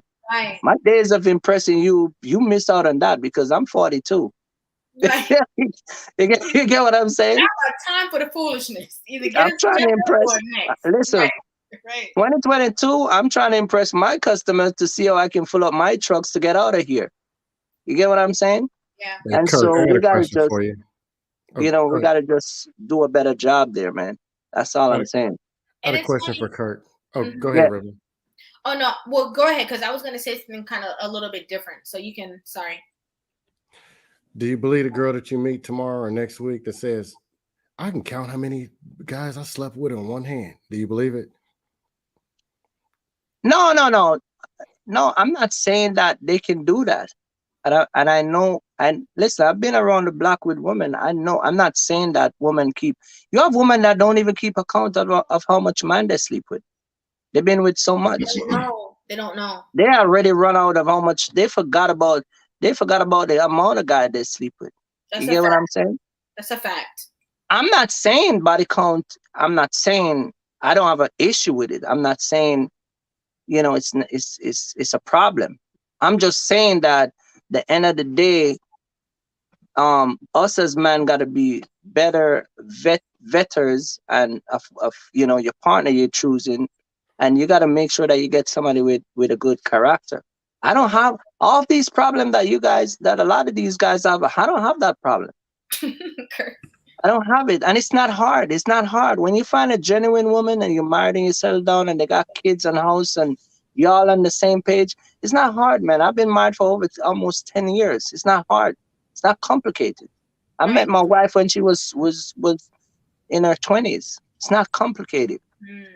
You get what I'm saying? So when I see guys come out here and women are just, and my wife, if we were supposed to divorce tomorrow, I would just be happy to leave everything for her because she deserves it.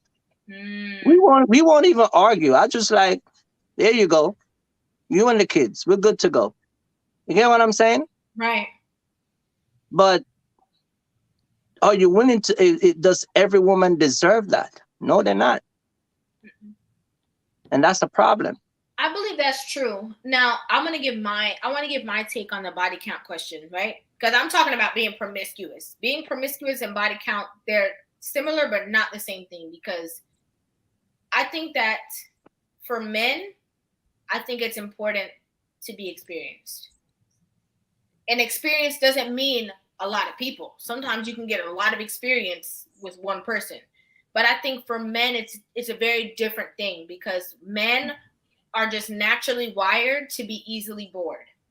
Okay, men can like something of a woman and then not like it anymore. So I think that a man, when he knows what he really is interested in and when he knows what he likes, I think that's very important.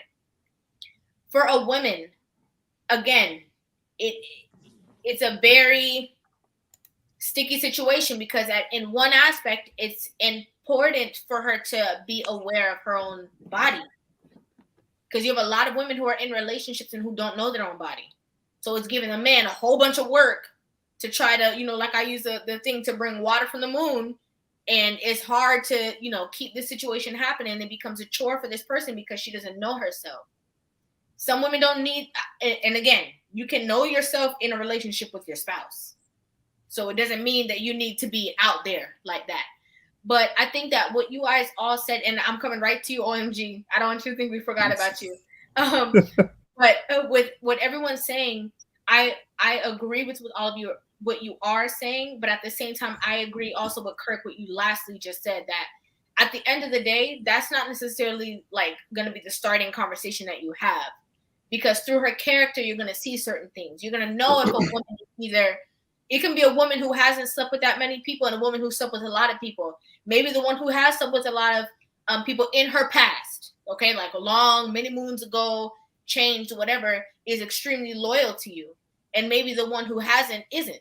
So I think that's a double-edged sword when it comes to that kind of conversation, because it's really about, like you said, the character of the person. Once you get to know that person and you know their character, you already know what you know that with this woman, I can expect anything because she looked like she just gonna do whatever. With this woman, she has a lot of respect for me.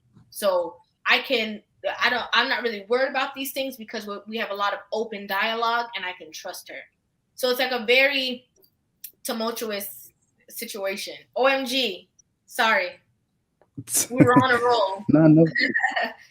No worries. The conversations are excellent, so it's just hard to not to interfere in or anything as that. And I agree with what everybody has been saying.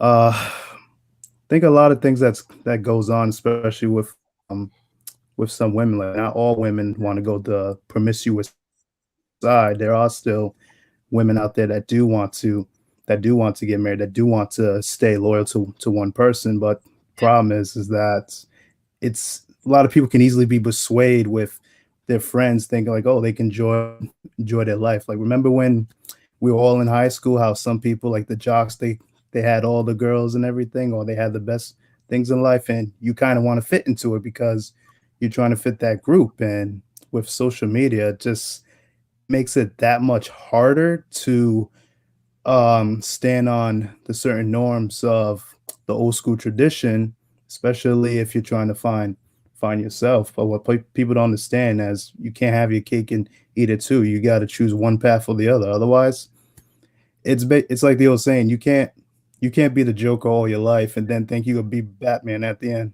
It's one or the other. So things like That's that. A really good point. That's a really, really good point. And while you're talking, it made me think too, like there's so many different reasons why a woman is promiscuous. And I think that that's an avenue of the conversation that we did not talk about. Like you have some women that just genuinely are like trying to fill a void and like have issues, like have an issue, you know, and right. them feeling that validation from, you know, each person all around makes them feel something that they don't feel, you know. So there's some women that definitely have issues for sure. And then there's some women who are just trying to be like a man. Okay, they're just trying to be Right. like a man, and they just feel like they're cold. They turn their. Go ahead, Kirk. You gonna say something? But why, when you have that issue, why every time you have an issue, it got to be turned into some sexual outburst? You get what I'm saying? Because if you have an issue, then why you get what I'm saying? Why that's the first thing? I mean, sometimes it's because of their own traumas that people don't know about. Right, but still, I mean, we all have. I'm not saying all of us have traumas, but there's other way you can express yourself without and still get acceptance by society or by people. I mean, you can go on the internet and just sit down and just have a casual conversation, and there'll be a group of people there that can relate to what you're saying. If you were sexually abused or physically abused by whatever past you have. But what people do is they go on the internet and they sexualize everything and then say it's their trauma. And I think I think that what you're saying is absolutely true. But I think that a lot of people use the tools that they know how to use. Because some people react in different ways. Some people have that, abuse from a child, and some people immediately are promiscuous because they feel like I didn't have control over that. So I'm just gonna, everybody can just have it. Some people deal with it that way and they really don't know any better. And then you have some people who do. They seek other ways. They realize that this is an issue. Like, this is a problem. I have a problem. But some people, they just grew up like that and they just like succumb to that kind of lifestyle, So that's why I say what I said. Some people, because of those situations, are in this and they really do need help. Like, they really do need somebody to talk to them because there's some deep-rooted stuff that's really going on that nobody really knows about, but they don't have the tools to to pull it out. So that's what I was meaning by that. But I understand also what you're saying, because some people use that, what I just said, as a scapegoat. So then when they get caught, and Kirk saying, I saw you with this man, and the mailman. And then they turn to and they, they put the tears on, and then they say, but it's the trauma, so I understand why you said what you just said. Right, but if the tool, okay, so if you're gonna use the internet as a tool to display and to get, whatever you're gonna do, then why not use the internet, the same internet? You get what I'm saying? I do. To do research and figure out a better way how to come up with, displaying or have an out. Because remember, when we were going to school, we have a teacher that we could go and we could talk to. You get what I'm saying? All schools have that. Right, and so, but if everyone around you is doing the same thing, you don't think you have a problem. If everyone's talking about hot girl summer, this, and all of that, you're doing it just like everybody else is doing it, but the reason why you're doing it is different than why they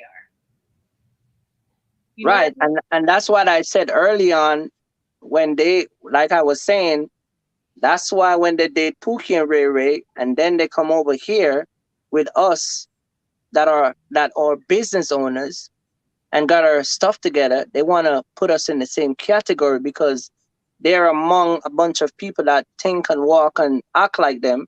And then they come over here and then they want to, it doesn't work like that. Like, you get what I'm saying? Yeah. But I don't know, man. I just think that one of the biggest problems we have in our community is that people are just not being properly informed, and people are not being properly educated about a bunch of different stuff. And it's just making, we look at this nonsense about boss chick and I don't want no man, and all these other stuff we got going on. It's all embedded in our community, and it's destroying the neighborhood. And you're trying to talk to these girls and take them out on a date. They go on the internet and say, well, I treat myself $4,000, and if you ain't treating me $4,000, I ain't going nowhere with him. And it's crazy. I don't know. It's just too much. I agree. Hello, Jay. How you doing, Rivah? Good. How are you? I'm doing fine. For okay. Yes. Okay. I could have a whole 4-hour stream of why this is not good, but at least for me, the one thing we've all got to remember is that if any of us are fathers or have daughters, we do not want our daughters to end up perpetuating the same culture that that's being perpetuated right now, because they're going to literally be engrossed in it and they're going to be likely to follow it. And the thing is, no father in his right mind is going to have his daughter doing any of this nonsense that these ladies who have nonsense in their brains to preach, because because let's be real, we want our daughters to be well kept. We want them to be well lighted, well founded, like how our wives are, and how they take care of themselves. So the thing is, the lady, I say this right now because this is really irking me. A lady technically is the embodiment of beauty, of femininity, and she is someone who people are allured to because of how she is. Not for not for her private parts, not for any of that nonsense, but because she actually is a well-rounded lady, and she is someone who is pleasant to be around, and you might want to spend the rest of your life with. And if you emulate that in front of your little girl and show her what to look for in a guy, and also your wife shows her what it means for her to be a lady, she's not going to turn out like that. The difference is because both the father and the mother have shown her that, like, listen, sweetheart, how you see me dress, how you see me talk, how you see me riding when you're dead, that's how you're supposed to act. We don't want you to fall into this 304 culture nonsense, because if you do, it's going to have bad results for you, and then you're going to turn out very bitter and very angry, like your aunts who didn't get married more often than not. So you really gotta take it by like how you see it, and also you got to take time to actually to teach them the proper tools to not end up like that. And like I said, because I said anybody who has a daughter, you'll go to lengths in hell and water to make sure your daughter don't end up like a messed up freaking stamp on the street. Right. I'm just gonna be And real. I agree with you, and I also want to add to that point as well that that's a problem, because if you don't want your daughter, and this is obviously I'm talking to you guys, this is just for an example, but if a lot of these men don't want a daughter that's going to grow up with this 304 culture, you can't. It's going to be hard, because if you are impregnating these 304s, they're going to raise them this way. And that's like a real reality. And not that you even meaning to get that person pregnant, but I'm just talking about, like, because, we always talk about Pookie and Ray Ray, but we also still got to talk about Pookisha and Raynisha, who's still going for the same person over and over again. And she got about 5, 6, 7 kids, 4 or 5 kids, 3, 2 kids. And she has a certain mentality, so she's going to impart that into her children. Like, that's a fact. That's exactly what she's planning and going to do. So I love that you're putting that responsibility on the example being set. I really love that you said that, because that's so valid. And also, we still have to recognize too that a lot of people cannot set that example because they never saw it. That's a really big thing with our culture. We have a lot of single parent households for a lot of different reasons, for many different reasons, So a lot of times that bitter mom raises her child to be a certain way and then empowers her, don't worry about nobody, rely on yourself and do this. And then it sets her out there to just do whatever she wants. And it just keeps on going and keeps on going and keeps on going. And Kirk, I see that you want to say something, but really quick, I just want to read this super chat from you. It says some people are promiscuous because they have voids in their lives. Facts, 100. The same thing that we were just talking about. Some people literally have issues. Some people are promiscuous so they can boost their egos. This is another fact. The same way that for a man, it's kind of like a notch on the belt. For some women, and it's crazy to me, but for some women, they can be in a party or something and look and be like, oh, girl, it was him. I had him, which is mind-boggling, because it's like, girl, but they all had you. Like, are you looking at it in the same way? Because it's not the same thing. Some are promiscuous for validation. Correct. If you look on social media, they talk about the group chats with their homegirls, right? Where their homegirls are sending all types of, the images that the guys send to the girls. Best believe it's in the group chat, and they talk about it. So some of them trying to be cool, agree with that. And some of them do it for the feel-good aspects. Correct. Some women, and this goes back to the first one that he says, voids in their lives, past traumas and stuff like that, are addicted to the release feeling. That's a fact. That is a fact. Stuff doesn't go right. Maybe they don't, maybe everybody deals with things in different ways. Some people use drugs. I don't know if I can say that word, but some people use that. Some people are alcoholism. Some people do that, and some people get addicted to that feel good aspect. That is 100%. I think Eugene, you hit a lot of different points right there. A lot of different points. Kirk, I know you want to say something. So you said a while ago that a lot of people in the neighborhood they go back and they is what they see, the display. I'm gonna say yes and no, because take for instance like my cousins, right? Mm-hmm. I'm from Pennsylvania, so they live in Philadelphia, and I go around my cousin and they see my success and they come to my house, then then the whole 9 yards, but they choose not to follow my footsteps. Mm-hmm. You get what I'm saying? Right. And the same tool that I used to be where I'm at, I've shared it with them and said, this is how, you run a business. This is what you need to start up. This is, and so forth. But I think when it comes on to like majority of the people, if we're going to say that some of them are, is what they see, they display or whatever. I think we probably have to start look at that by a case by case, basis, because some people do see different. They just choose not to be going that route because it might make them, in their mind, of course, they're always going to choose a shorter route because they think that it's going to make them become more successful or get to the finish line quicker. So it's kind of like an in between. That's true. You get what I'm saying? Because I got a cousin with a CDL license. I don't have a CDL license. Right. And this guy don't even work. You get what I'm saying? And it's not that he doesn't see the type of stuff I do, and I try to hire him and put him in a truck, but he just refused to just come and be successful.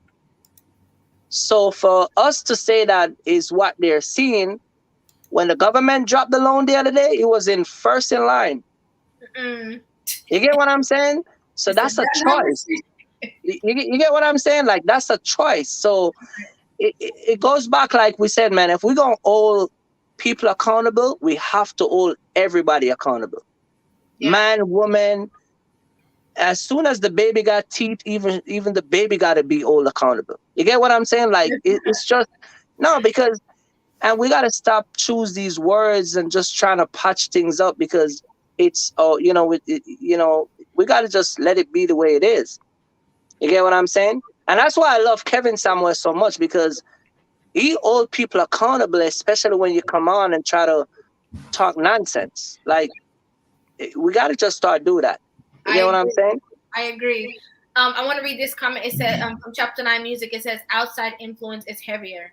And for a great deal of people, this is so true. A lot of people, you can have somebody that's in your house and they're telling you the right thing to do, and they're still going to look to social media and what everybody else is doing and validate that first. Kayshawn, I don't want to X-nay you at all. Corey, I don't want to X-nay you at all. I know you guys have something to impart, but I have to welcome Miss Security Boss. Hello, everyone. Yeah, it's the boss chick. Oh, sorry. Boss chick. You know how I feel about boss chick. I love her so much. You're good. I'm doing good. How are you all? With me. I'm sorry. Say it again. Say it again. No, I say you're good with me. Okay. You wanted a good boss chick, At least you get an appointment and scheduling times and dates and appointment. You know what I mean? Yeah, I do. All right. Good night, everybody. I'm logging off. Okay, bye. Thank you so much for joining. All right, brother. Night. Be well. Okay. So, can I add my little 2 cents right now? Please. So, the question about the body count has been, a very big deal lately. And so I asked, well, let me just say this. That question about the body count has no validity if we have single men out here that are not married that are having sex. So y'all know that, right?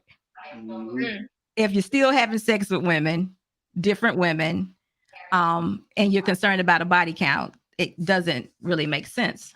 So I asked the question, and it's kind of like where the body count question is grounded in or rooted in. It was asked that I posed this. I said, well, what if you had a girl, you love this woman, and you was gonna marry her, and she only had 3 men that she slept with, but the one man that she slept with ended up becoming a barber in the barber shop that you attend or that you get your hair cut. What would you do? He said, I would leave the barber shop. I would have to find another place to get my hair cut. So he said, because he let me know then that it wasn't in the count. She only was with 3 men. And 1 man is the 1 man that showed up around town that he actually knew. So that 1 man was enough to make him feel, I'm gonna let y'all fill in the blank. What is it that you feel if you saw another man that your woman had slept with? Because only you can answer that question, because that's the fear of it all. Why do I need to know her body count? They gave the answer. They was like, I don't want to see no men around town or even think of my wife or my to-be wife being with other men. So 1 is too much if you actually run into them. What do you guys think about that?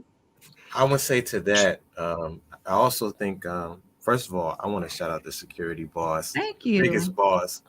Um, but I would say, I'm thinking of the typical man. For me personally, um, I wouldn't be too worried about it, but I think the fear is it's that she's sleeping with other men, but also I think that the man is better in bed or more attractive, or that she will see him and then say, you know, get those feelings back or get those emotions back, like we talked about. Um, Riva said that some women are addicted to the release, so the drugs and the sex could release the same chemicals as love. You have the oxytocin, the dopamine hits, the boom, boom, boom, the excitement again. So maybe you've been with her for a while and it's the same old thing. And then here he comes cutting the hair, zzz, and she's like, damn, I didn't know. Hey, James, you know, and you like James, and then you see something between them. And she's like, oh, yeah, you know, back in the day, you know. So then, so a good man who again vetted her or she vetted him, and they feel like their foundation is solid with some substance. I don't think he will worry as much as somebody who, you know, didn't take the time to establish that. And maybe the guy does have more history and more of an emotional connection than the new guy has established, even the husband. You know, sometimes they say, and I'll leave it here and let somebody else talk, but I've heard, you know, you heard people say, oh, that's my work husband, that's my work wife. Oh, Sometimes, don't even get me started. Oh, don't even get me started with that foolishness. It's foolishness.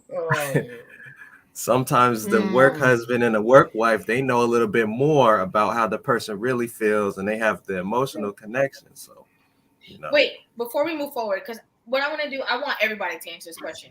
So I'm going to go to Kirk, Jay, Keshawn, and then Corey about answering that question about the body count. But really quick.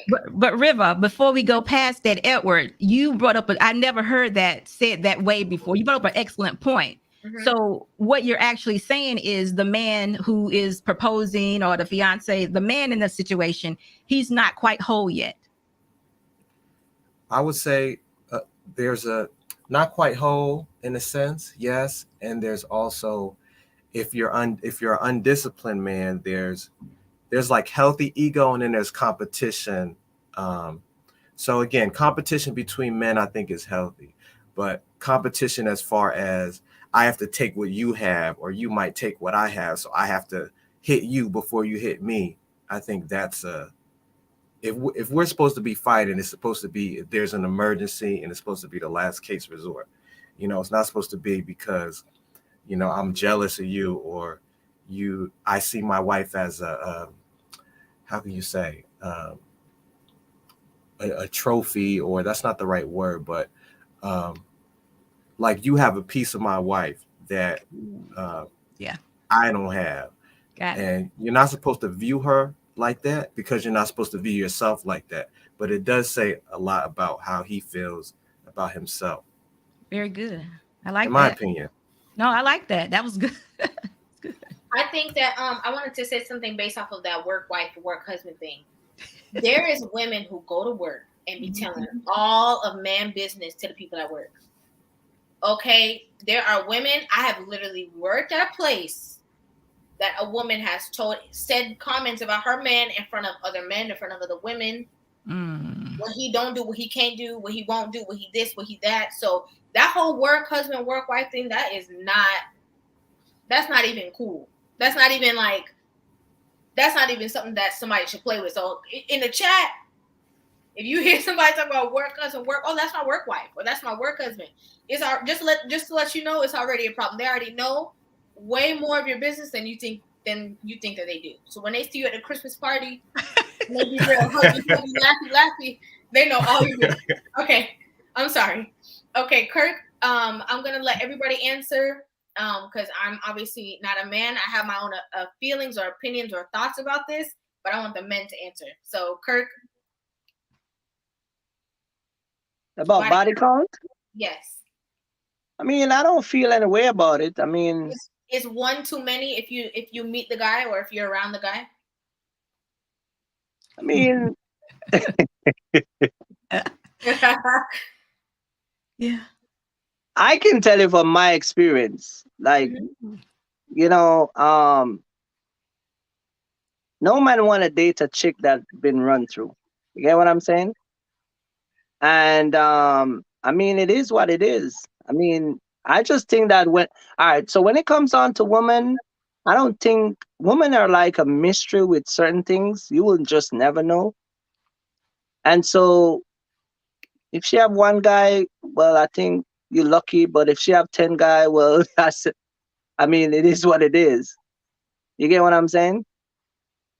I just think that women should put a number of what they should stop having sex with guys. What do You you get what think I'm that number saying? is? I think you shouldn't pass. I would say at least five, man. At Okay. least five. At least five, because you're young. You're trying out one guy. You know what I mean? Boom, you hit it. You take your virginity, and then you have another guy that you thought was gonna work. The problems start to happen when you have five guys, and then you got 20 more guys behind that, and they're pooks and the rays. That's where it becomes a problem. Chat. I want you guys to talk about this. So he said the number is 5. I just want to see what you guys are going to say. I want to see the numbers that you guys throw out there for how much is too much. But okay, Jay, I want you to answer this question. Okay, I got you. Kirk, you actually said what I was about to say, and I really appreciate you, brother, because nobody thought like how I thought. And I thought the same thing. But I'm gonna say this. If someone had 1,000 sexual partners, if her body count, I would say you need to see a therapist. You probably have some psychopathology, number one. Let me just get that out the way. 1,000. But I will say this. I think everybody should have a number, like what he said, nothing above this many. And then I know one of my friends got on me when I said that. But Jay, you said you do have a number. You said if she had 1,000, she needs psychiatric help. It's not just because she's been with all those guys. It's because she probably has some sort of mental problem, or some type of trauma. So, for me, I would say this for the count, at least for unsolicited boss. Shout out to you. I appreciate you asking this question because it actually helps, and I think more cats should be able to answer this. So I will say, at least for me, like nothing above 5, like something around that range, and also I wouldn't ever want to run into the other partner. That's never happened to me. I've been lucky so far, so let's not try to have that experience where you run into them, because it's not a good thing for you overall, and also some men will actually get jealous from that, because it's like the question of asking me, was I better than your last guy? And it's not because you don't want to know the answer. It's that you can only ever get a bad answer. Because if she tells you you're better, you think she's lying. And if she doesn't tell you you're better, then you're screwed. So you got to imagine that. Imagine that. Yeah, exactly. She's like, no. Like, imagine that. Yeah, exactly. And that's why I said there's a lesser of two evils. So if you going with the mindset of being jealous of the guy, then that's already doomed to fail. But I would say just don't run it. If he's not in your area, then you're lucky. If you happen to run into him, I don't know what to tell you. All I can tell you is just try to circumvent the situation, or probably a little bit better, and just get out of Dodge. Don't be anywhere near him. That's all you can do. I want to answer. That's all I have to say. I want to answer this question before I go to is it Kashan or Kayshawn? Kashan, right? I'm sorry, say that again. I say, yeah, it's Kashan. Kashan, okay. So I think it's interesting because I think that I don't know. I feel like if you're a man that's very sure of yourself, and like quote unquote, like we talk about, like the alpha man, if you know that you are got it like that with your woman, I don't know if you feel the same ways. I don't know if you feel that same sense of competition. I don't know if you feel that you couldn't be in the room with that other person either, because you have a certain rapport with you and your woman. So I don't know if every man will feel that exact way when it comes to the body count. I think some men just look at it in a certain way that's like, nah, that's just not cool. Like, it's just disrespectful. Like, I just feel like you don't have any self-respect. I'm just being honest with you, And I feel like in other aspects, I feel like some men just look and are just like, it doesn't really matter because I know once she's with me, that's just what it is. Like, I'm not gonna have that kind of issue, dialogue, problem, period. You know, I don't have to ask her these questions if who is what, because I know I'm that guy, you know?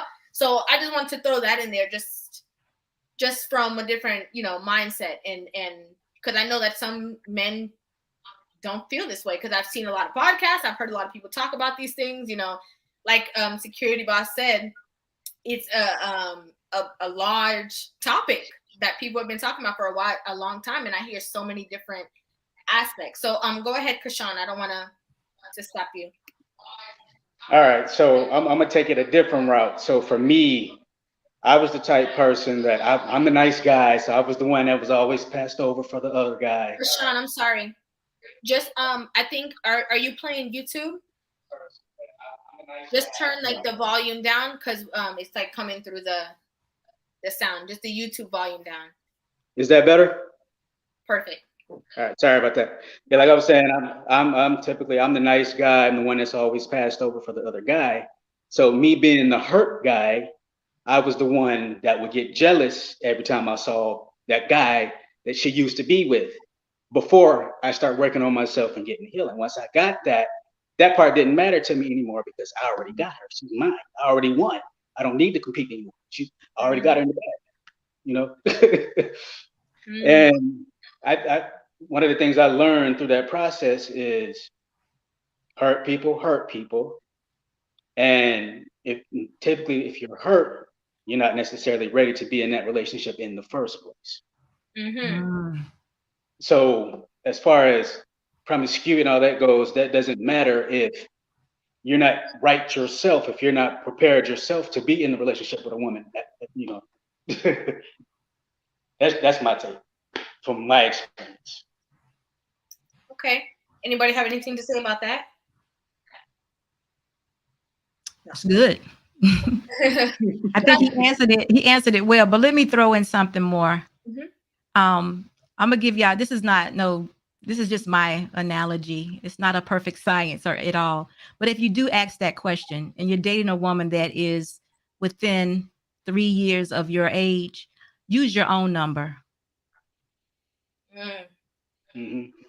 Use your own number and then decide if you want to ask the question.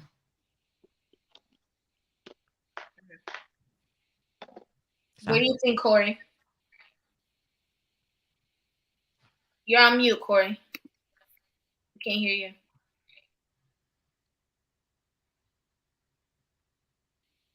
Can't hear you. You want to come down and I'll bring you back up?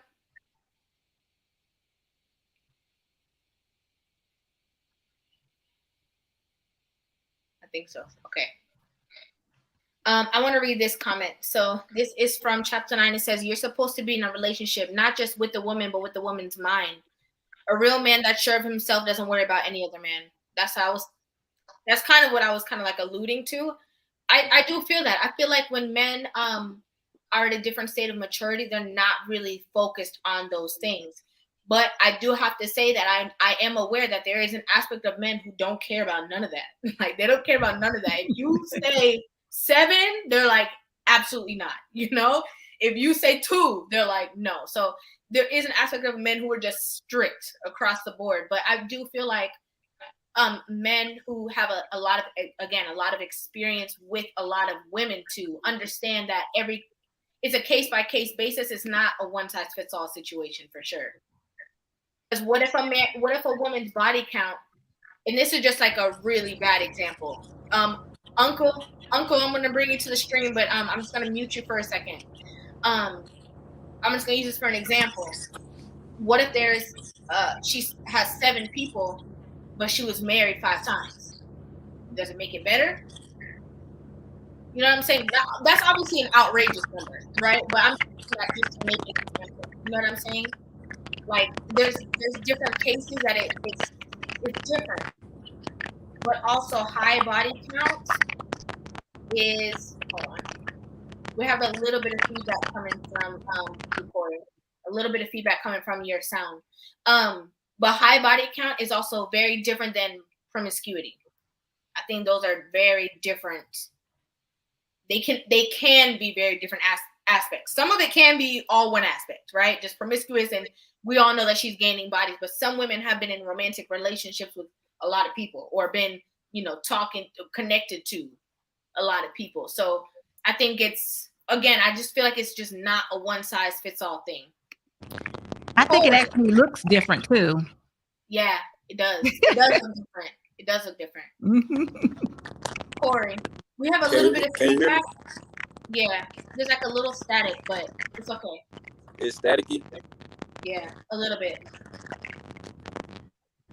Just a little. If you just maybe turn it down a little, it might not be so bad.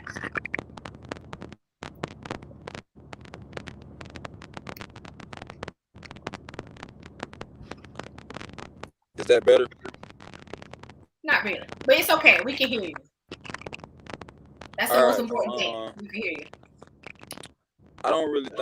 I think you come off as like immature, insecure when you asking a woman's body count, because I've never been in a situation where a female asked me how many partners I've had.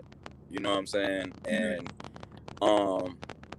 the whole promiscuous thing, like it happens more at college than on the internet.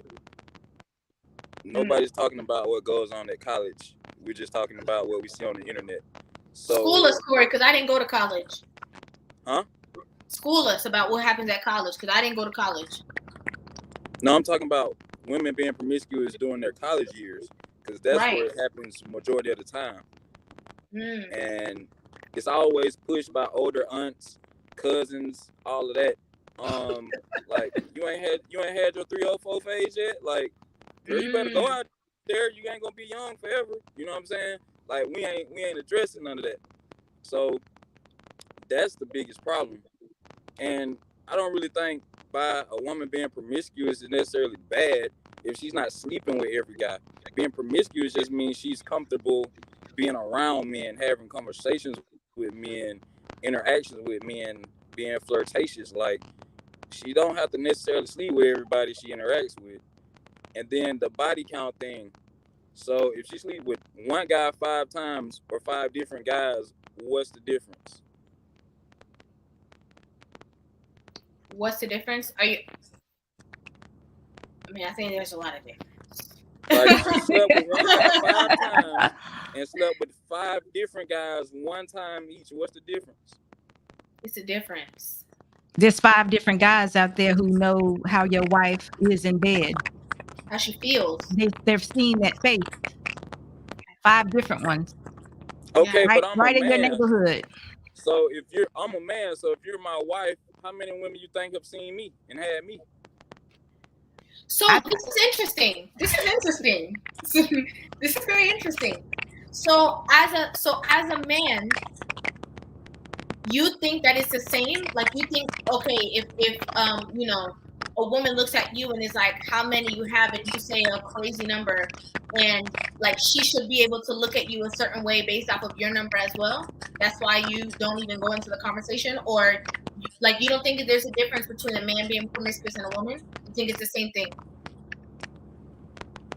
I mean, yeah, like, because if these partners, like, we have to get in detail. Are these unprotected encounters? Are they protected? Because I could have had all raw encounters with 20 different women and just told her I slept with 5.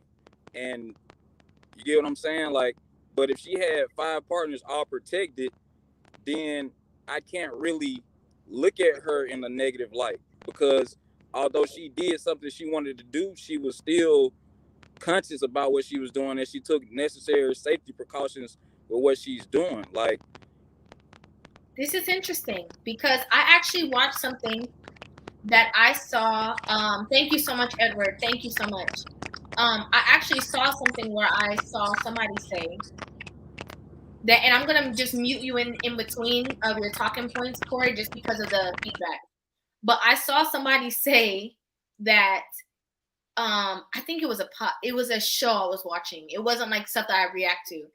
And the woman was saying that it's a difference. Like, if she sleeps with men with protection, that don't count.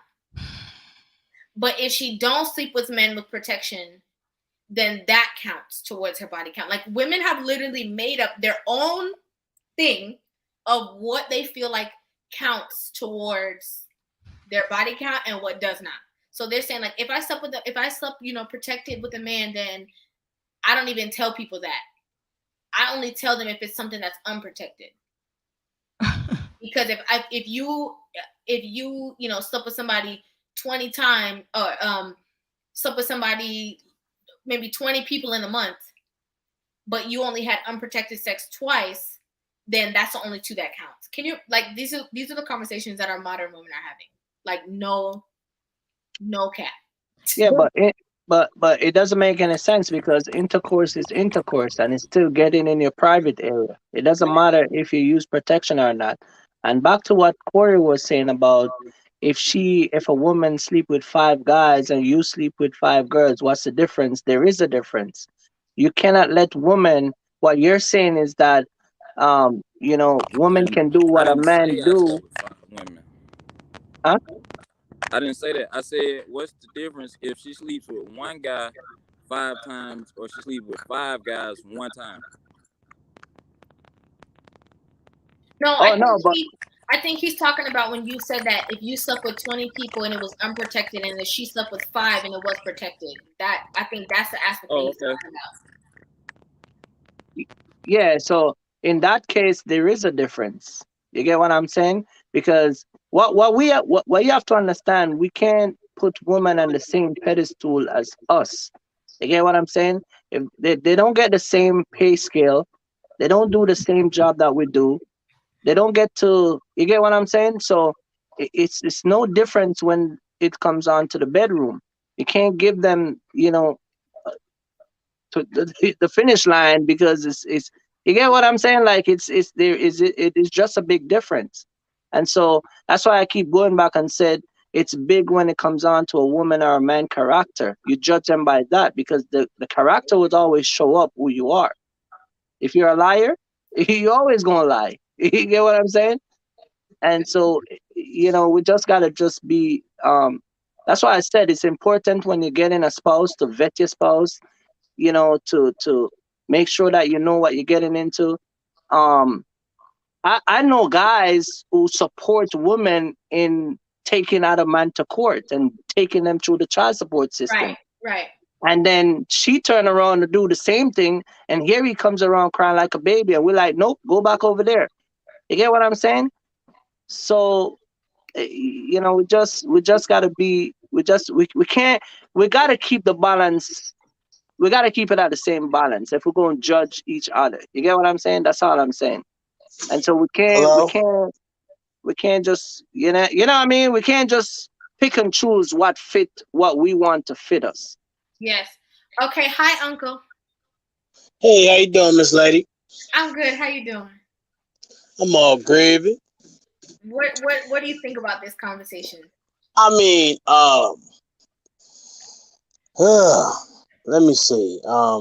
Personally, I don't care about a female's body count. I mean, my philosophy is what she do with her cookies is her business, and what I do with my business. Uncle, you're breaking up. Uncle, you're breaking up.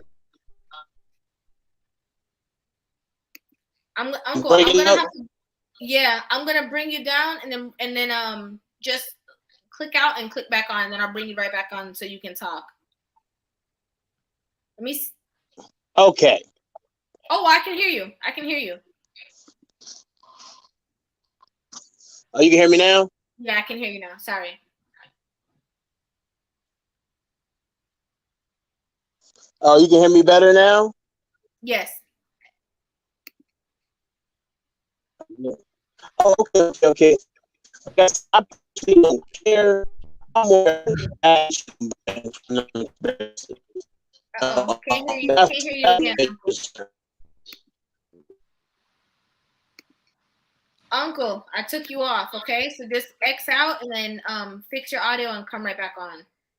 I'm not gonna I'm just gonna remove you. That way you can just come back on. Just click the link and come back on. So to Corey, I think Corey is saying it doesn't really matter what the body count is. He's beyond that. And if he's interested in a woman, then that's what he's going to do.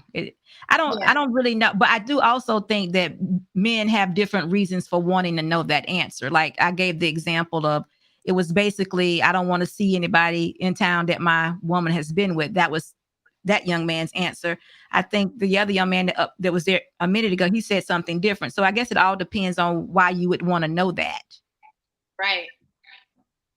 Can't hear you. Or you're muted.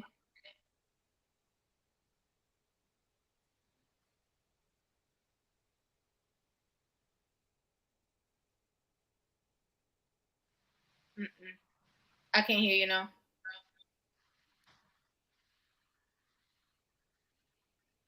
Can't hear you, Corey.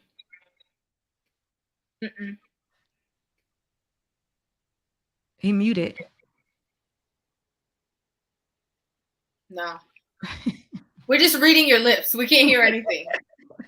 Somebody said he in the Matrix. Okay, let me bring up Mel and Uncle again. Uncle, are you there? Yes, ma'am. Do you hear me clear? Yes, we can hear you. Yeah, like I say, I'm more concerned about the baggage she gonna bring versus the body count. The what? Did he say baggage or Hello? bag? You said the baggage? Baggage. The bag lady shit. You know, I'm not. Okay. If I'm like I don't want to. Huh? No, I thought you were saying the bag. I'm like, can you hear me now? No, he meant what value you bring to him. Okay, that's what he meant. I'm not saying that. I'm speaking about baggage in reference to like if somebody did you dirty or whatever crime did you convicted that other individual with, keep that over there. Oh, you know, okay. You talking about the sins of what was done to her? Is she gonna if another man did you dirty, you know, I ain't do it, so keep that over there. You know, and I understand like one thing a lot of females like the new sexual revolution, whatever. What a lot of females don't understand was difference between men and females is that women collect DNA, men don't collect DNA. You know, on a biological level, you know, that's why it's really not good for females unless you can handle it to be dealing with too many different energies. Yeah, I'm sorry. Go ahead. No, I agree with that, Uncle. And there is a difference. I mean, there's definitely a difference. Women like to act like there's not a difference, but there is a difference because we're wired differently, just naturally. And the thing is, women, when we say like, oh, you know, we're wired differently, and yes, men sleep around, but we're different. A lot of women get offended by that, right? They get like upset, like, oh, what do you mean? And it's like, no, that's not in a negative way. It's just the truth that we are different, and that's okay. You know, that is okay that we're more emotional. You know, if it's sneaky link appointments, you know, and he hit a certain spot, okay, we're gonna have to have a whole different video about that. Or touch the bottom, you know. That's a whole different experience for that woman than it will be for that man. For that man, it's still just, you know, a kill. But for that woman, it's a whole different experience because you touched me somewhere so emotional. You know what I'm saying? So there is a big difference. And I did want to point out the comment that was on the screen before. I don't know if you got a chance to see it, but it's where the comment that said, but somehow body count can equal to emotional baggage in the long run. What do you think about that? Yes, I read that, and that's, you know, I agree with that because a lot of females, they have bad experiences with other males, and you know, that was the premise of my thing, where me personally, in my experience, like, I'm not no perfect guy, you know, but I'm an honest guy. So I mean, I'm not an abusive person. I'm a defensive person. So if I feel I'm being abused, I'm gonna defend myself.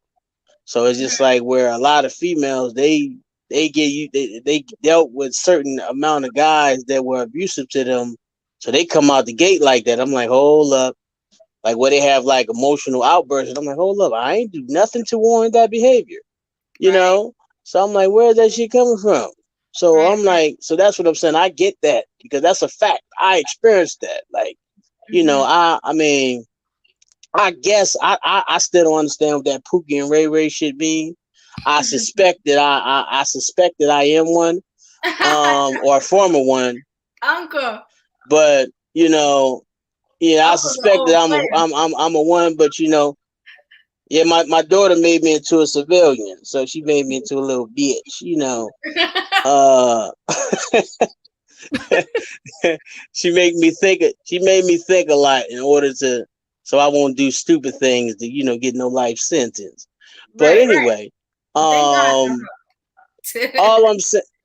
all I'm saying is, because I mean I've experienced things where I experienced things where that's what I experienced where females have bad experiences, and like me, to be honest with you, in my 20s, I'm not that old, but in my 20s, I was a bona fide cocksmith, so I can't judge no female.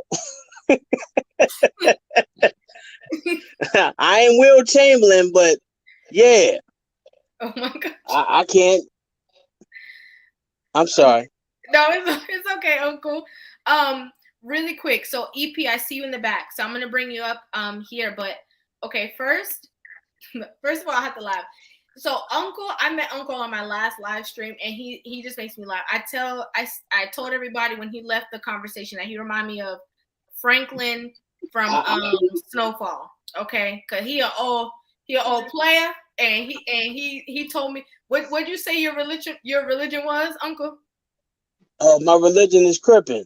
Okay, so I think that gives a backstory as to why you see me giggling as soon as he comes on, because he's just being so real and authentic, but it's also just so it's funny the way that he explains things. But okay, so Uncle gave that example that really quick. I want to go to Uncle, Mel, back to Corey, and then we're gonna go to EP because Corey really wants to say something. But Uncle said, because of his past, he's more willing to kind of look past certain things with women. And I feel like I've heard a lot of men who've like been out there with a lot of variation of different women have that same mindset. And I feel like it might be a one or two thing. Like I feel like sometimes a lot of those men who go out there, they're very accepting because they understand what it is. And then I feel like there's another portion of men who, because they've experienced women so much, they kind of want the opposite. What do you think about that, security boss? I think when certain men get ready to be married, even if they've been out there, they want a traditional woman. They want someone that hasn't been with a lot of partners, is what I think. If you would actually have to question someone that didn't care, because that's a lot of baggage also. I agree. On both sides, that would be a lot of baggage. But I hear a lot of things, and it just takes one. It just takes, in order for a woman to experience trauma, it takes one bad relationship. It takes one assault. It doesn't take several. Right. So I don't equate that to a body count per se, but I just think when men go to find their wives, they are looking for women that they feel that they can uphold and trust and things of that nature. But it is not in the body count. It's definitely in the person, because it's just so many things that go into being a wife. Yeah, so many things. Okay, hold up, because Corey is yelling and his thing is on mute. He's enraged. No, Corey, you can hear me? Corey. Yes, we can hear you. That was my whole point, but she beat me to it. That's what I was going to say. One man can do the damage of 20 fucking men. It don't take a bunch of bodies to damage a woman. Case in point, the guy that took majority of women's virginity has scarred them for life. And that was one guy that took the virginity. The virginity wasn't took by 20 men. Only one man took the virginity, and he did mental, physical, and emotional damage. So a body count doesn't matter. When you asking that question, you come off as very insecure. and not sure of yourself. You don't want to hear the answer that you're not the best she had. That's why you're asking the body count. You fear that you're not gonna be the best she had. Like, that's just what it is. Because if you're sure of yourself, you're a high value man, you don't give a fuck. Like, let's just be for real. I don't care how many bodies you got, because I know who I am. So if I got you or if I don't, relationship work or it don't, I don't care. I'm whole within myself. I can move on and go get something else. Like, I don't care about how many bodies you had, because one guy is all it takes. I can do the damage of multiple men myself, depending on my intentions. Yeah. And I want to further something that's carried about something that you said earlier too. You know, you said that in the dating phase, as a man, why are you asking her this question? Because you don't want to marry this girl. You don't want to be with this girl for a lifetime. Like, why are you even asking her this question? So I think that was a very good point, because there is a difference. You know, when a man is looking for a wife, he needs to vet you. He needs to make sure what's going on, you know. But when a man is just out there in the streets also having his hot boy summer, that's what it is. It's like, what's the point of you even talking about this? But that's what it is, because, you know, when a man is looking for his wife, he's looking for somebody that can adapt to him. Right. So you got to find somebody adaptable to you. So if they're asking these questions, they're checking the temperature because of what they are doing or have done. Mm-hmm. So it's deeper than just your body count. I'm saying to you, if a man is whole and on his purpose and ready to be married, it's really not a valid question. I mean, we may have these truths, you know, we may have these moments where, you know, babe, I'm ready to ask you to marry me. I want to know everything about you, but it's not like it's a significant deal breaker. Mm-hmm. We're just being honest and telling the truth. So which goes further to the point, and Mel, I'm coming right to you, and then EP, I'm coming right to you as well. Which goes further to the point about this whole conversation about promiscuous women. So you out here, you doing you now for being 20 years old. Okay. And these men are not going to have no problem with you doing that. They're going to accept it because you fling it. Okay. If you throw it, they catch it. But this all is still going to come up to the surface when it's time for somebody to want to make you their wife.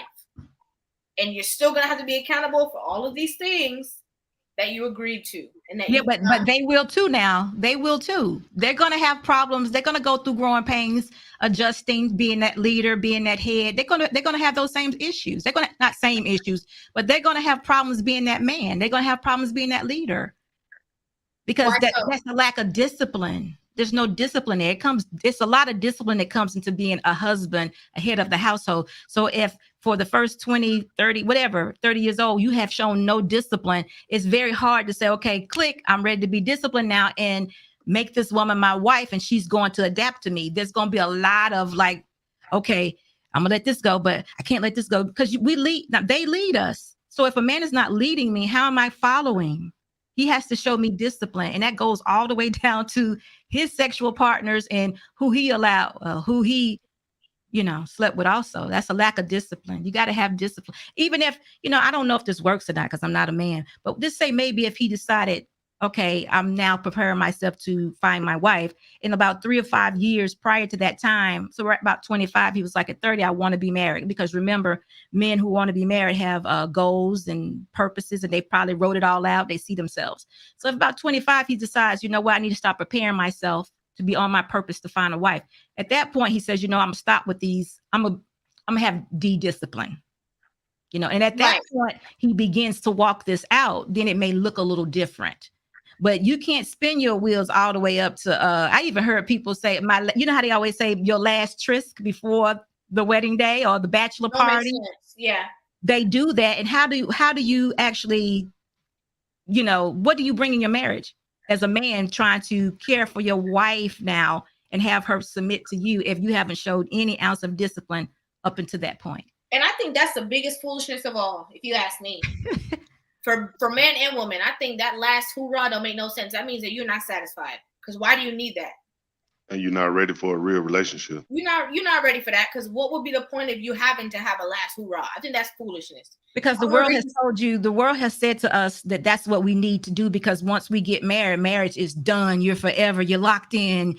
It's gonna be, you know, it's just a big, you know, it's more bad than good. It's over for you. So that's what the world has painted that picture, and that's what people think. So then they, you know, they want to go all out with a bang. So that's what they do. Yeah, foolishness. But on the other side of that, this is why I even tell some people, you got to realize what type of relationship you want. There are multiple different types of relationships out there, and this is another problem also too why some fail.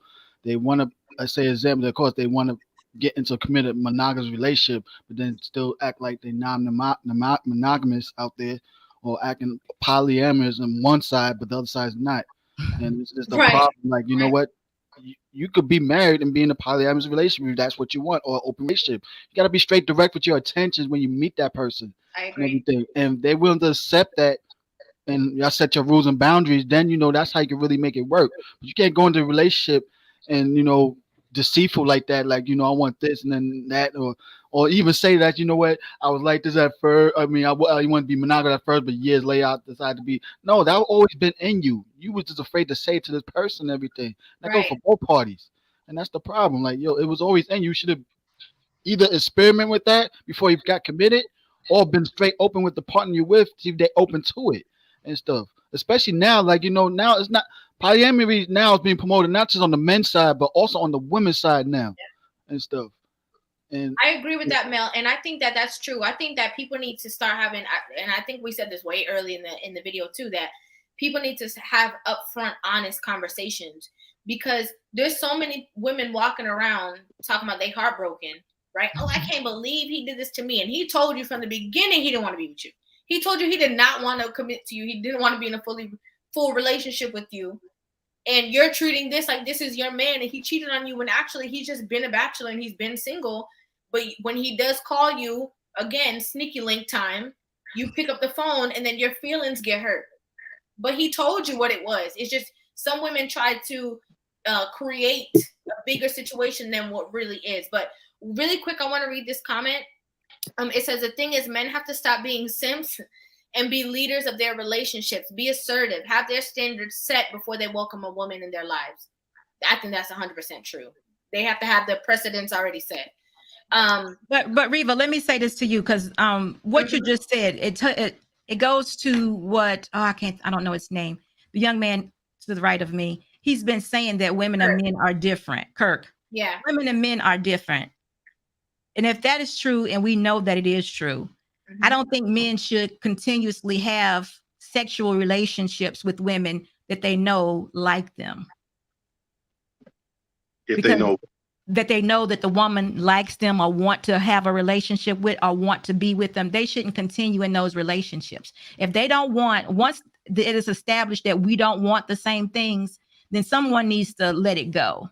Because whenever a man calls a woman and she wants to be with him, you're exactly right. Everything he says makes her feel like, oh, well, maybe he's rethought what he said before. And then he comes over and sleeps with her. Then, I mean, what is she supposed to think? Because she's an emotional creature. But let me ask you, you think that the man should just stop answering the phone? Because you have women who will, in that situation, your mind is telling you that maybe he rethought it. But the last time you guys had a conversation, he blatantly told you. When he called you, it was still 2:00 in the morning. But to soothe yourself and make yourself feel better for when you do go over there, because you know you're going over there, you create this whole situation that was never happening. No, I don't think I would hope a woman would be mature enough to handle, if she's having sex, I hope she would be able to handle a phone call. But I think it is on the man's responsibility not to go over. If he doesn't want that type of relationship, because everyone's stating and everybody knows that women, we fall in love. And if he's the person inserting, then he would be the one to say, no, I don't need to do that. I mean, you got to be mature enough to say this. I know how women think. I know me having sex with her is making her feel like, and then you also know maybe he's good in bed. And at that moment, he probably making her feel like she's the only woman in the world. I agree. But then again, on the other side, it's just like that thing. I don't know if you guys said that. It's like, you said you love me. When I said that, when you had my leg up, like, whole thing. And then he gets up and leave, and then now she's the dumb one. I mean, I get it. It shouldn't go on for long, but I don't know when they get to the point where they realize this man is just lying to me to get what he wants. This is why I would put it on the women, because despite her emotions, she has got the final say so when it comes to sex. I always put it on the woman. And She wants it. unfortunately, exactly, she had always had final say so. Just like Rivah said, she knows that. Deep down inside, don't underestimate women thinking they don't know that. They do know this. And they busy trying to make that only one and stuff. They see a guy that's so high value in that stigma, they judge by his penis game and everything, that she wants to be wiped up by this dude. And she knows that because after she gets done what she do with him, she's running to other guys that she's not giving that much of a chance, but using them for other stuff also too. Going out on dates, that she has no intention of sleeping with, be emotional attached with, getting attention whoring to make her ego feel better and stuff like that. Like women do that also too. That's why I put them on the woman's side and stuff. Like you know these dudes, and I know for a fact that she has multiple male friends that see this, and even most of them even want to get with her, and they'll tell her this is the type of guy you're dealing with, should be dealing with. But they'll take it as she's jealous or dirty macking or whatever. But like when it hit the fan, the way that she get heartbroken, we got to say this. I told you so, but that man still being there for him. Like, let me tell you why I agree with what you're saying, also, Mel. Because there's different women, so two things can be true at the same time, definitely. But let me tell you why. Because I know for a fact women have mastered the art of delusion. Okay, exactly. No, what it really is, they think they be in love. They can create a whole situation that's not happening. Yes, a whole thing. Like we're basically engaged. Like, oh, where's your ring? Oh no, he just told me one time that. Rivah, give an example that everybody can relate to. How many people know of a woman that is going with a married man and will not leave him alone? Yeah. Think of it like that. Think of it like that. That's a real thing. And guess what? He is telling her, making her think one day he will leave his wife, but he's not going to leave his wife. But sometimes you have to think about the situations where he never said he was leaving her, though. I know. Well, no, not like that. Not like that. But baby, I can't wait for the day for me and you to be together. It's the same thing when a woman wants something. I'm just saying it's nothing but delusion. I'm not blaming, or I'm saying both grown-up people are both responsible for the situation. I'm just saying that this is what I wanted. Sorry, this is what I wanted to say in response to what you're saying. Okay, think about this though. In a world where men control access to marriage, we know this because a man has to ask you, and women control access to sex. In a world where that is true, if you giving it and flinging it and throwing it, who am I to stop you from calling my phone? You know, who am I? I already told you what I want. Whatever issues you have going on with your mind, whatever delusion you have going on with you will eventually work that out. But being that I need this need met for now, I'm going to go for that. And that need is the penis. It's a hard space, but it's a real true space that men are in. Very much so. You can get what you want.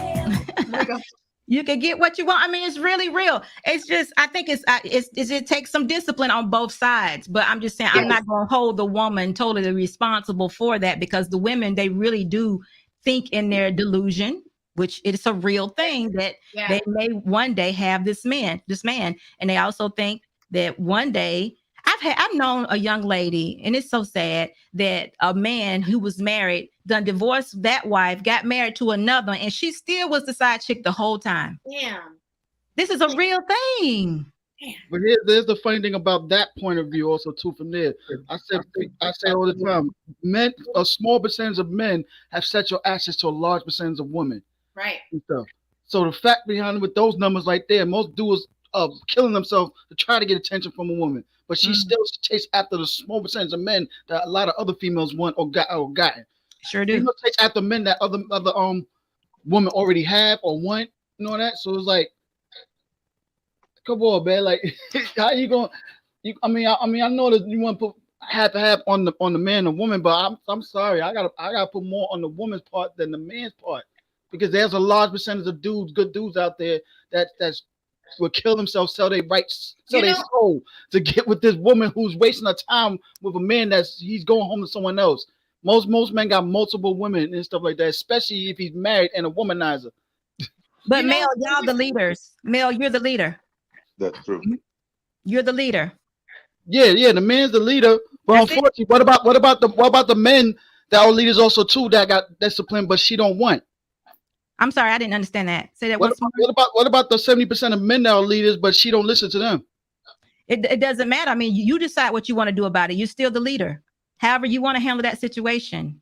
I mean, I don't, the men are leading. So Rivah, can I say that, man? Exactly. I mean, and then me as a leader, I'm not gonna go to this man and tell him you should be like me and treat her right. If not, but leave her alone. No, she's responsible for her own mess right there.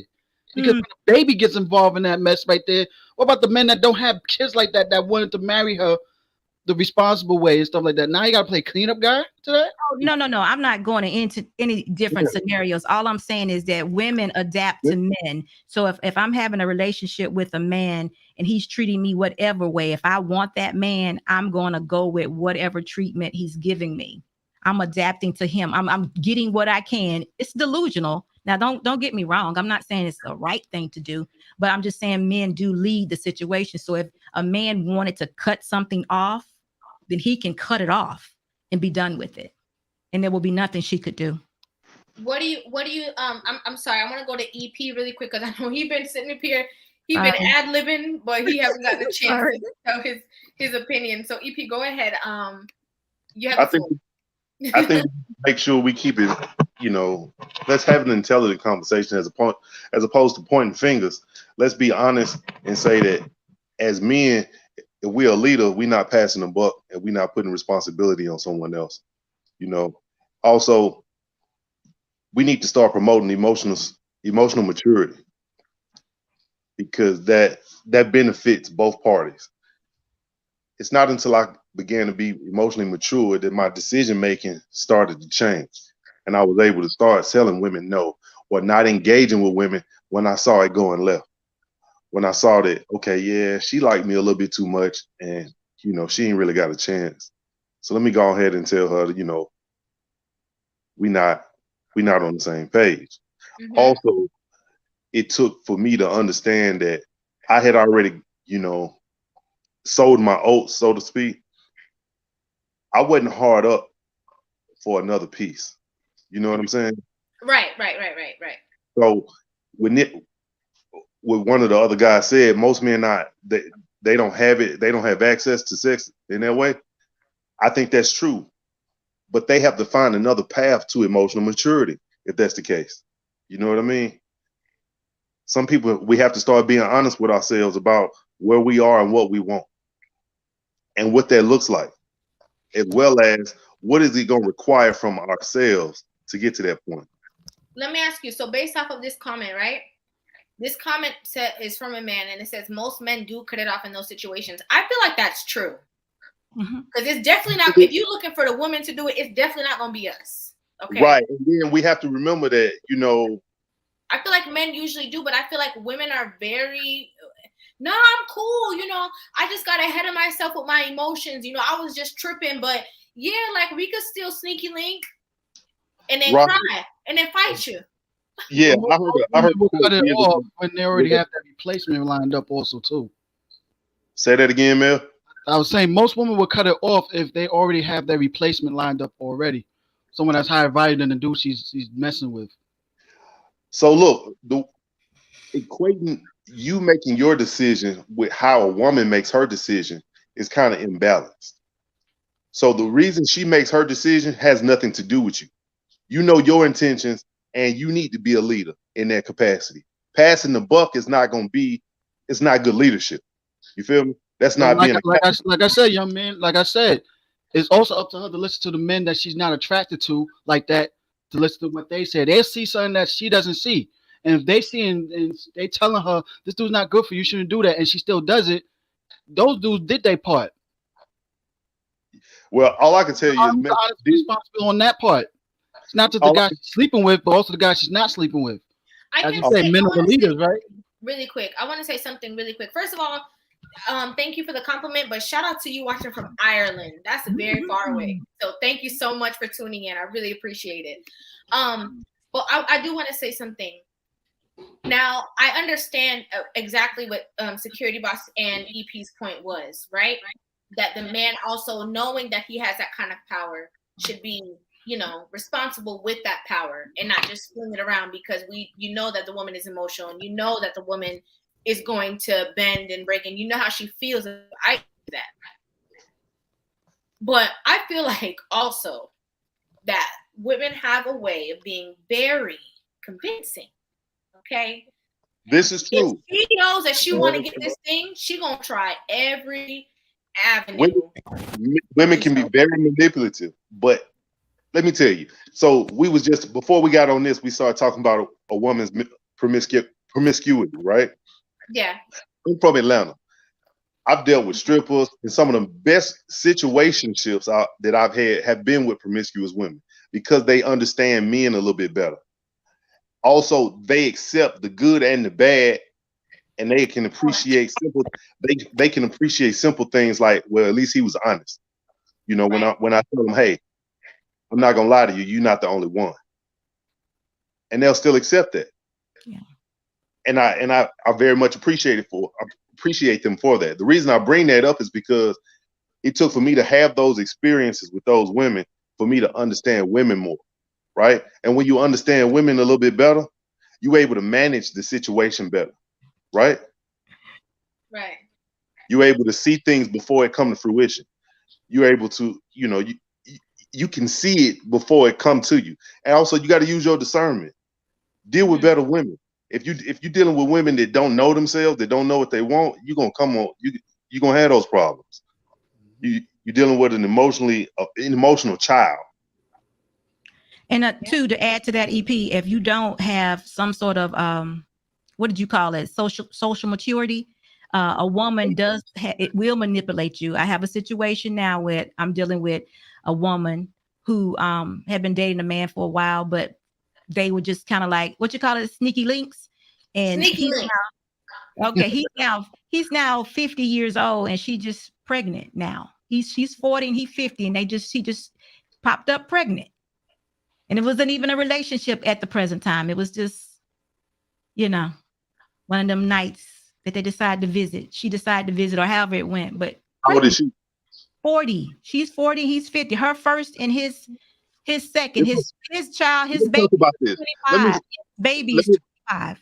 If she's 40 and she having her first and she's been dealing with somebody that has her as a situationship, what does that say about her character or her Okay. Why is she okay with being second or being not enough? Okay.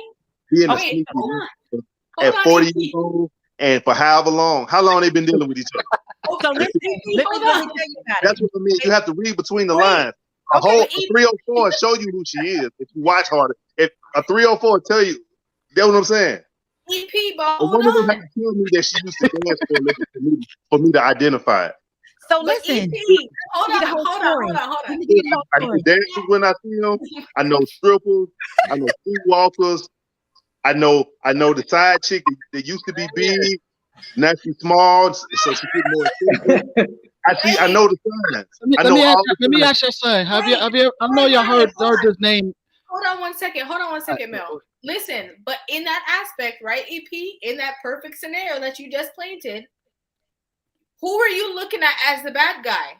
But wait a minute. You're looking at her crazy. I haven't given you the scenario because they actually live together. Y'all, we got to have a little bit of context. No. Okay. I'm not. Let me respond to you. I'm not looking at any one person, especially in a situation where they both agreed to be together. You know what I mean? Agree on no baby. No, my point is the capacity in which you're dealing with this person. Okay. So everything, although everything was consensual, if she was a sneaky link and that's what she was satisfied with at 40 years old, that says something about her character. That says something about her self-esteem, her confidence, and it also says something about where she at in life. And let's be real, we got different caliber of people out here, man, and not all women are made the same. Okay, well, I'm gonna give you a little bit made to be on the bottle. They low hanging fruit. they fall and they fall to the ground. They start riding, and you cut when the grass get cut. You know what I'm saying? Then there's other ones That's the same. at the top of the tree. You got to wait, and you got to climb that tree. You got to pick that fruit when it get ripe. Yeah, and you got to you got to taste the nectar. Have you ever heard of this dating coach and author? You might have heard this name, Alan Roger Curry. No.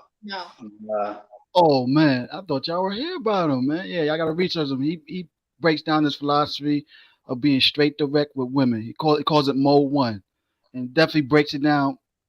I tend to five categories. The dating coach because hold on. Let me finish. Oh. He breaks down. This not just normal dating coach. Those two. He's been around the game since for many years. So he's not new to the game. He's before the manosphere. I would say that. So look him up. Trust me. Yeah, he got plenty of books. High profile books on this stuff. But also he breaks women into 5 different categories. The naysayers. The nayers, that the non-reciprocators, and the reciprocators. Women that will say yes or straight no. It's the 3 other women also too that he breaks it down. The erotic good girl, the manipulative time waster, and the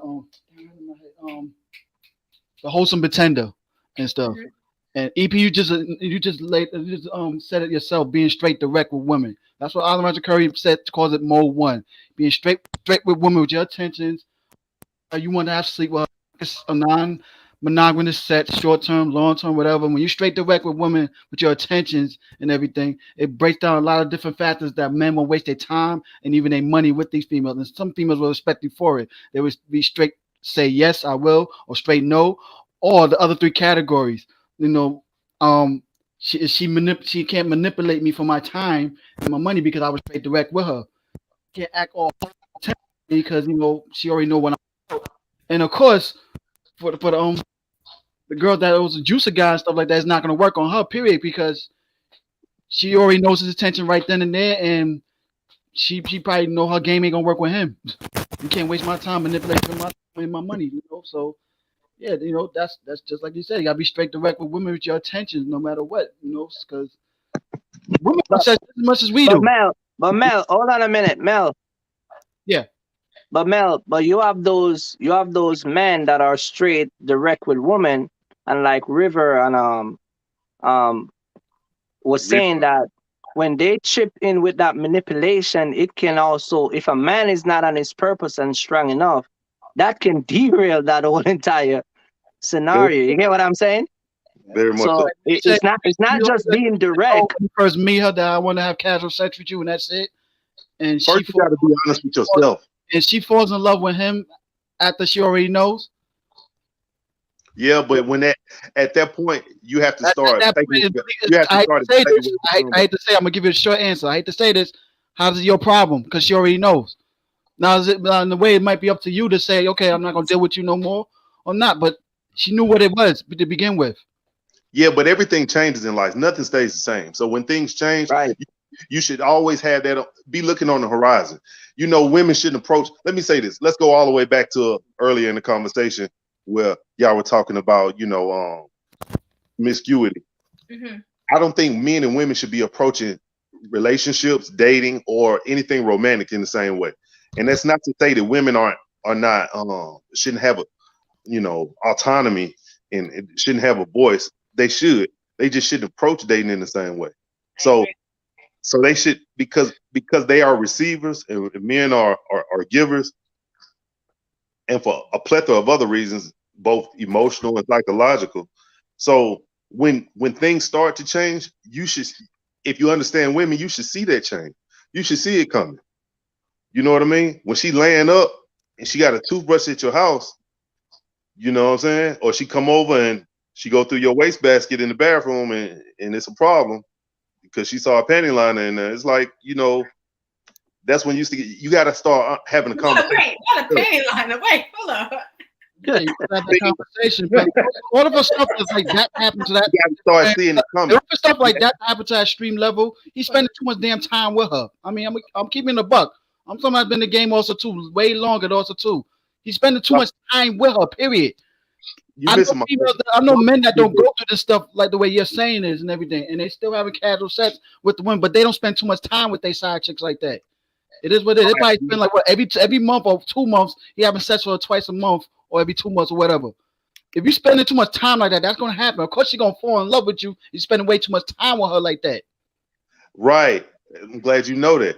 Also, if you only dealing with somebody once a month or every 2 months, then I think you should evaluate why this person is in your life. What purpose are they serving?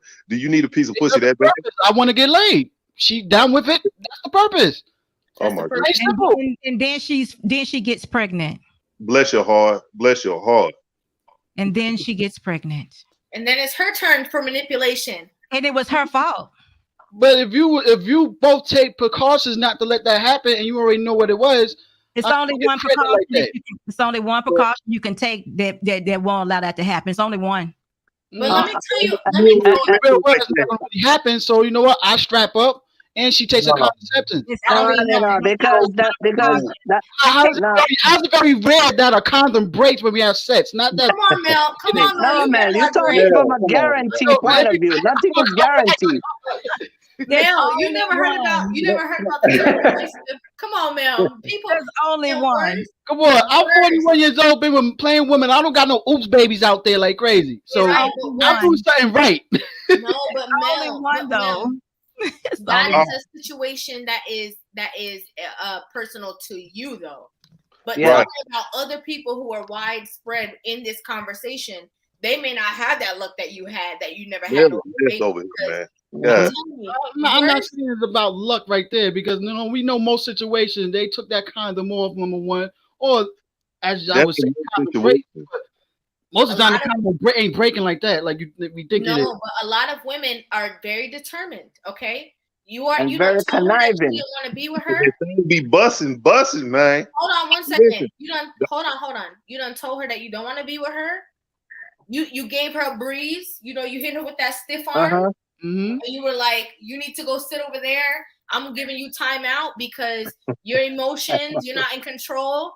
Okay. And then you guys, maybe reconnect because she said she got it together. And then now her second time, you thought that she was coming to just chill and everything was all cool, but she came with a plan because I told you I loved you. So now I'm going to have your baby. Yeah, when she come over and she use her own condom that she brought and popped the holes in it. Or she'll try to do like that chick did with Drake. Deal with better women. You gotta deal with better women. Real shit. You gotta deal with better women, and you have to be better with how you deal with women. There you go. If you're dealing with women that's putting holes in condoms, if she planning stuff out, she being manipulative, that's a reflection of you. I used to tell my homeboy a long time ago, I said, man, I treat people how they act. And that was my excuse for, I guess, running through women. Until I got to probably early 30s, and I realized who you deal with and how you deal with them is a reflection of you and your character. Absolutely. And if you deal with women, if not only that, you dealing with women like that, it says a lot about you. You that nigga that's in public with a woman that's showing out and disrespecting you in front of other people. You feel me? Because if she gonna disrespect you like that, if she gonna disregard you and disrespect you in private, then she'll do the same in public. Yes, the same thing I'm saying. You don't deal with those type of females. They act up. You kick them to the curb. Leave them alone. Well, see, I do that. Yeah, but at the same time, I'm able to see it before they act up, though. That's what I'm saying, brother. Right, exactly. Some will show it, but not all are going to show it right away. They won't show it to probably after. No, it will. It may not, but 100% of the time they always tell you. When it does happen, that's when you got to make your executive moves. You got to go. Mel, Mel, come on. We got to go. No, listen. Let me talk. Exactly. Y'all, you schooling me.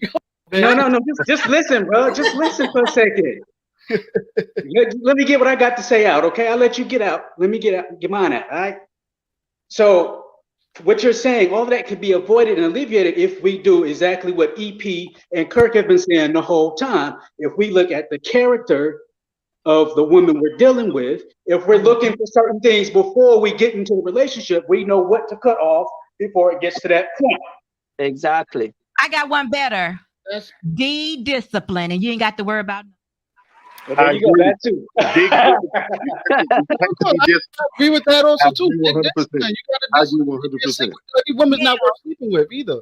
Mel, let me say this to you, and you all may remember it, but years ago, people used to call what men have family jewels. They call them family jewels for a reason. I need you to think of your jewels, your family parts as jewels, and it doesn't have to be. The only prevention of wrongdoing or something that you don't want is for you not to use your jewels. Right. If you think of it as made as gold, I think of mine as made as gold. It's too valuable to just be G and everybody or every 3 or 4.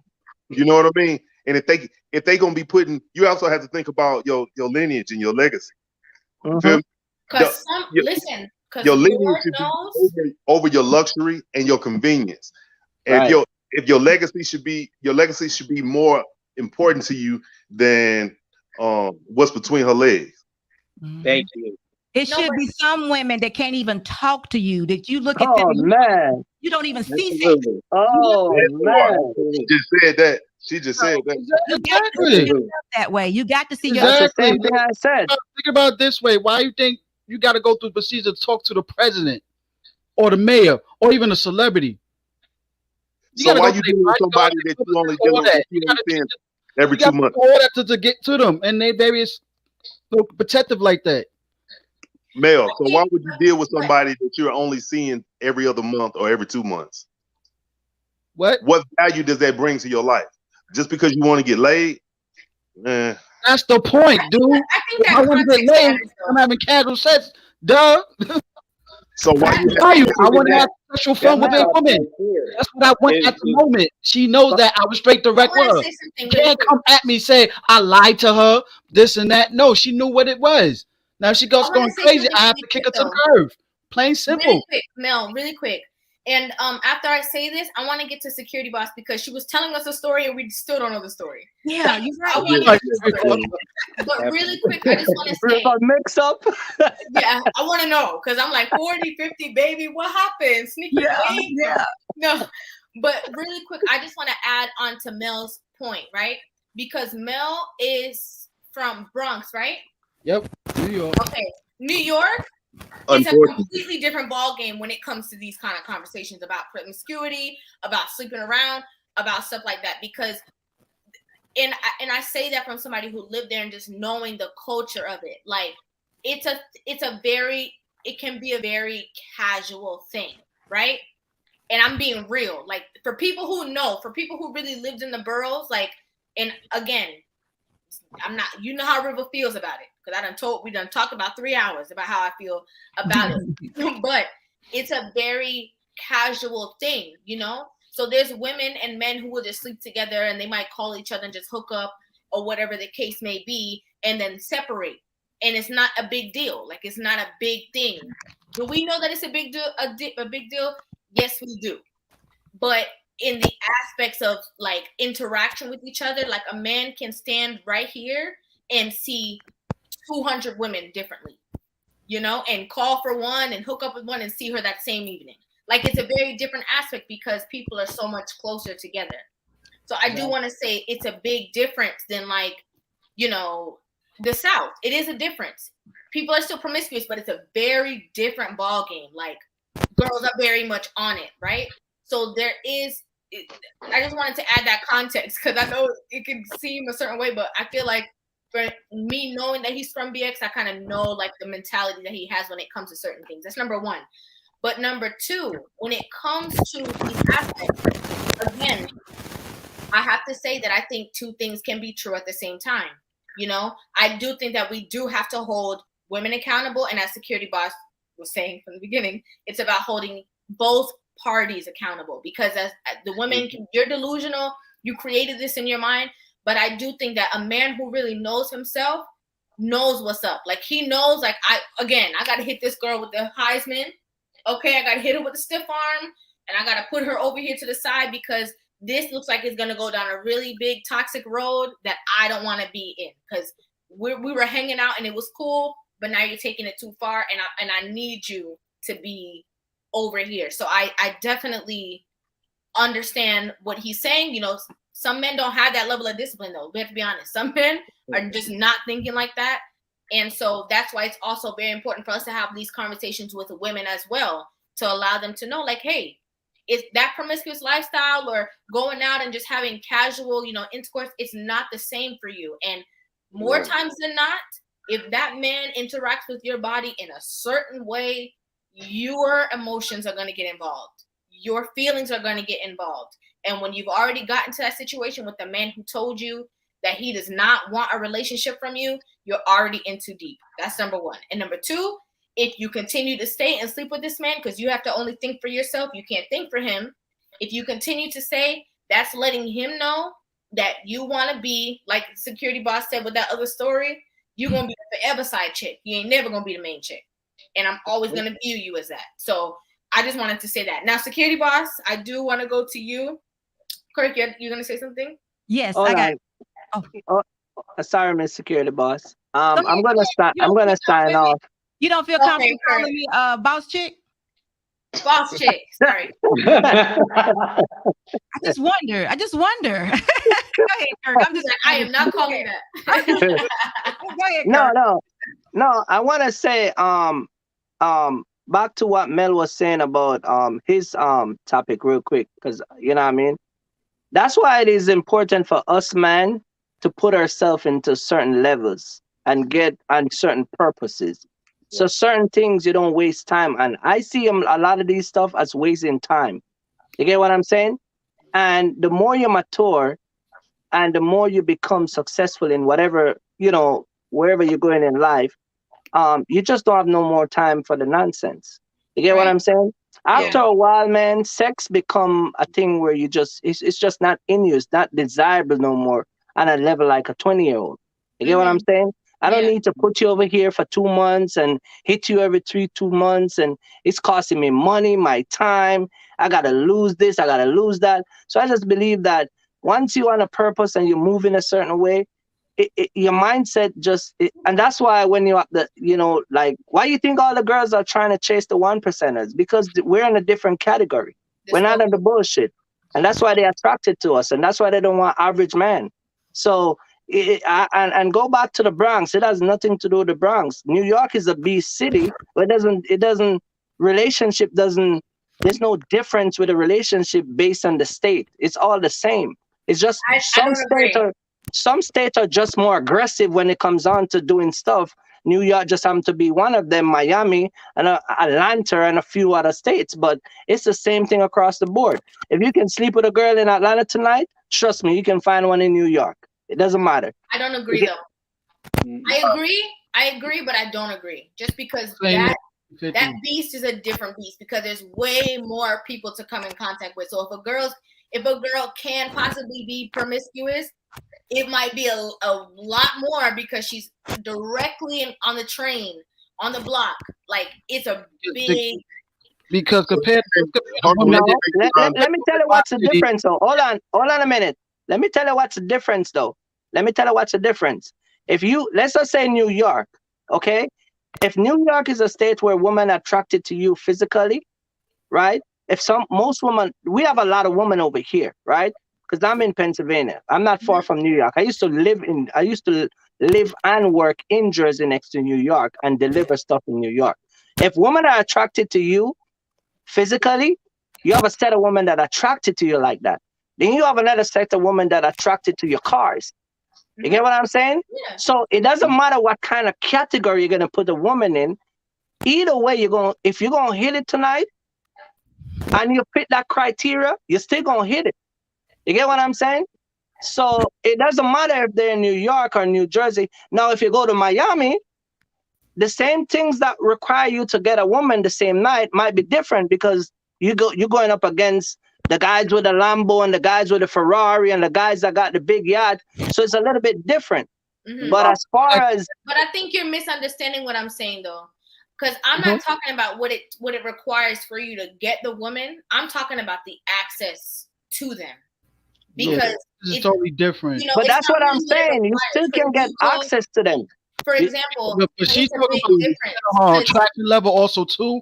Most dudes want to see what the top woman, but most dudes gonna have to settle with lower tender than they are.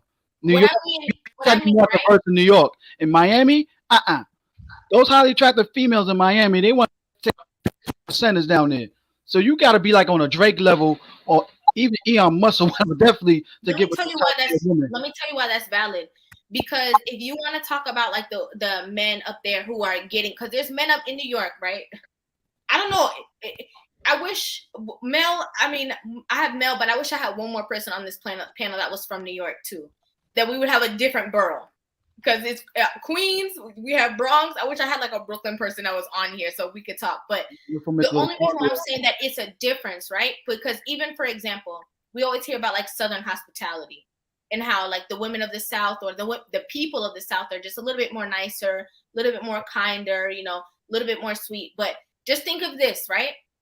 When it comes to like some place like Florida, everybody is in their car. So the access that you have to people, yeah, you might see them at the mall, the grocery store, this place, that place, and that's true. But when you're in a borough that's so tight knit, you see a lot of people, and the culture of it is we going to, you know, sleep, get something to eat, go out, party, whatever, because the life of it is so stressful that they release in different ways. And that's just me being somebody that knows the culture.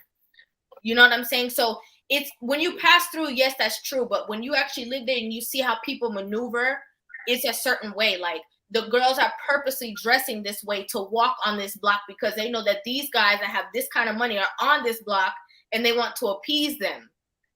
So it's a very different, like, if we want to talk about promiscuity, I feel like there is a very different, because there's different guys. There's a lot of different guys. So you have the guys, you know, the scammers, just being honest, right? Have money. They have money.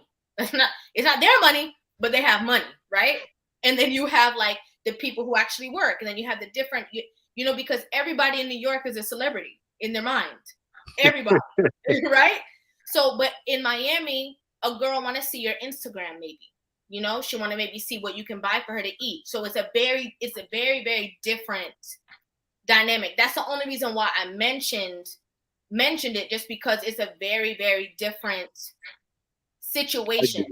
I was really talking about what it takes for the man to attract a woman, because yeah, what you're saying, Kirk, is true. Like you go to Philly, a girl's attracted to you for whatever reason. You go to Miami, you're gonna have the same kind of situation. You're not gonna have to go out there to vet anybody. But I was really more talking about like them amongst themselves and the situation that's so it's over. I mean, it's a big deal. It's a really big deal. I want to read this comment. EP, you say you're from the South, right? Georgia? Yeah. Atlanta? Hold on one second, Mel. I just want to read this comment. This person snuggled. We could talk about Flatbush. We could talk about Brownsville. We could talk about Dykeman, or we could talk about Flushing. Also Staten Island, which one? So I'm guessing that you were a true New Yorker. I meant not from my fault. Okay, sorry, Bobby. I didn't see the first comment. I just want to hit this comment because it's a super chat. Perfect example of men having intentions from marriage versus giving sexual attention. If more women required marriage before unprotected sex, it would filter out the two different types, to each their own. Thank you so much for the super chat. Okay, that's all. Sorry. The rest of that story. Georgia. Can you get the rest of the story? Huh? I just want to go to the security boss because I want her to tell her story that she's been waiting for. Like, I'm sorry, boss. Kirk, are you staying, or did you want to? No, I'm gonna go. I'm gonna sign off. I'm gonna say good night to everybody. Okay. EP, Mel, great conversation, man. Salute, Kirk. I really appreciate you guys. Boss chick. I gave you a whole different impression of a boss chick, didn't I? Oh, no. We already cleared the definition with River and a different show. You are certified boss chick. Don't worry. Oh, I remember. I just think it's funny when it was funny when I heard you say it. That's why I wanted to come and pick at you. I was like, I got to do this. This can't let it go. You always want to come and be boss chicks, you know? Yeah. Accent. Yeah. But, thank you guys, man. I really appreciate it. Thank you, River, so much for having me on your platform. I really appreciate it. I give you my best every time I come by. Kirk, All you know right, you're but welcome anytime. We love your I views. know, man. And Yes. Happy New Year again, and I appreciate it, man. And good Thank night, you. everybody. Thank you Bye so bye. much. Bye. Thank Thank you. All right. Okay, so Security Boss been waiting to tell her story. Mel and the EP. She's been waiting to tell the story. Let's let her tell the story, and then we can continue. Okay, but before I say that, I want to say that the scenario that you gave about New York is so detrimental because having casual sex like that, it will kill you. Very it will much. kill a race of people before you know it. I have not in years checked on the HIV rates or anything like that, but I can imagine with the scenario and the description, the way you describe what you know, New York is living in the boroughs, it would have to be a lot of that. So only thing I can say to Mel and whomever else that lives in that community or what have you, you got to be more intentional.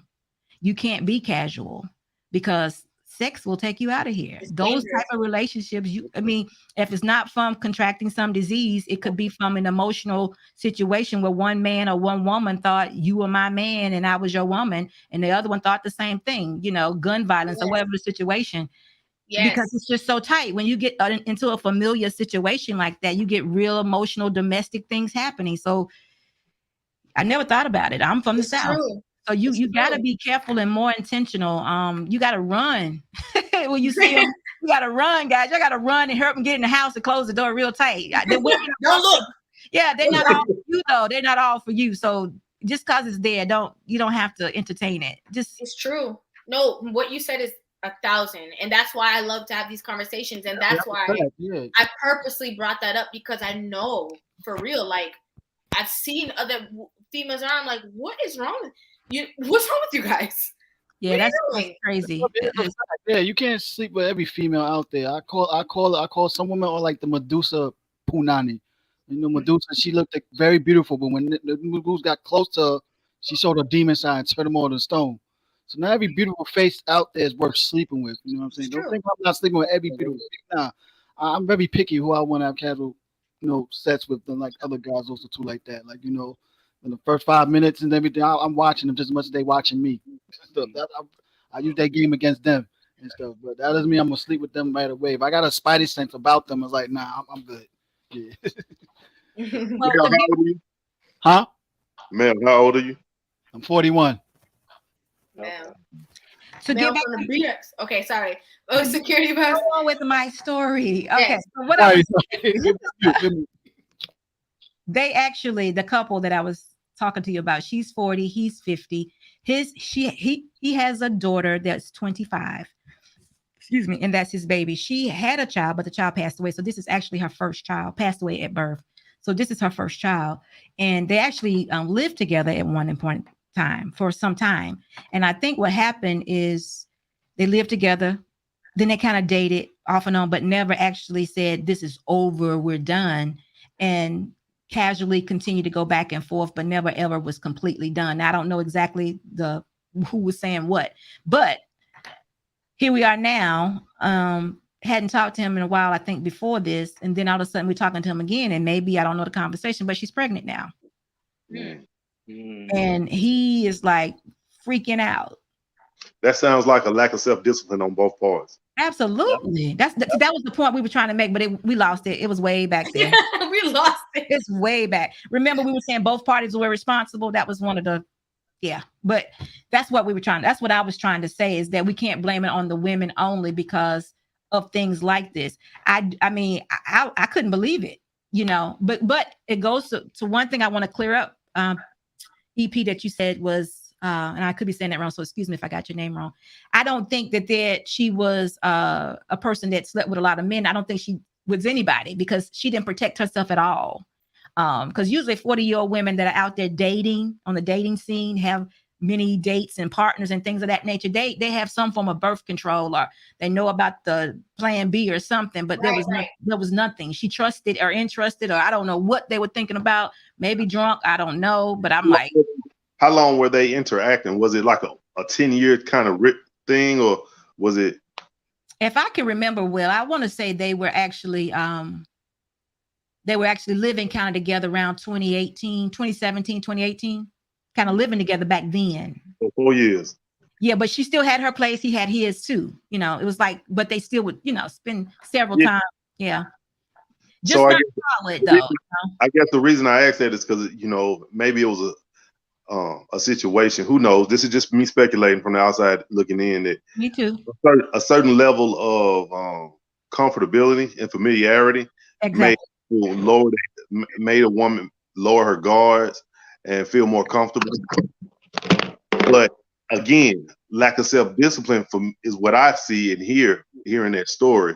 And instead of pointing fingers at one another as men and women, and I want to throw this back to Rivah and Security Boss. Mm-hmm. What are the solutions to, as Security Boss said, about that kind of lifestyle where everything is casual and you're in close proximity to so many people that you have so much access?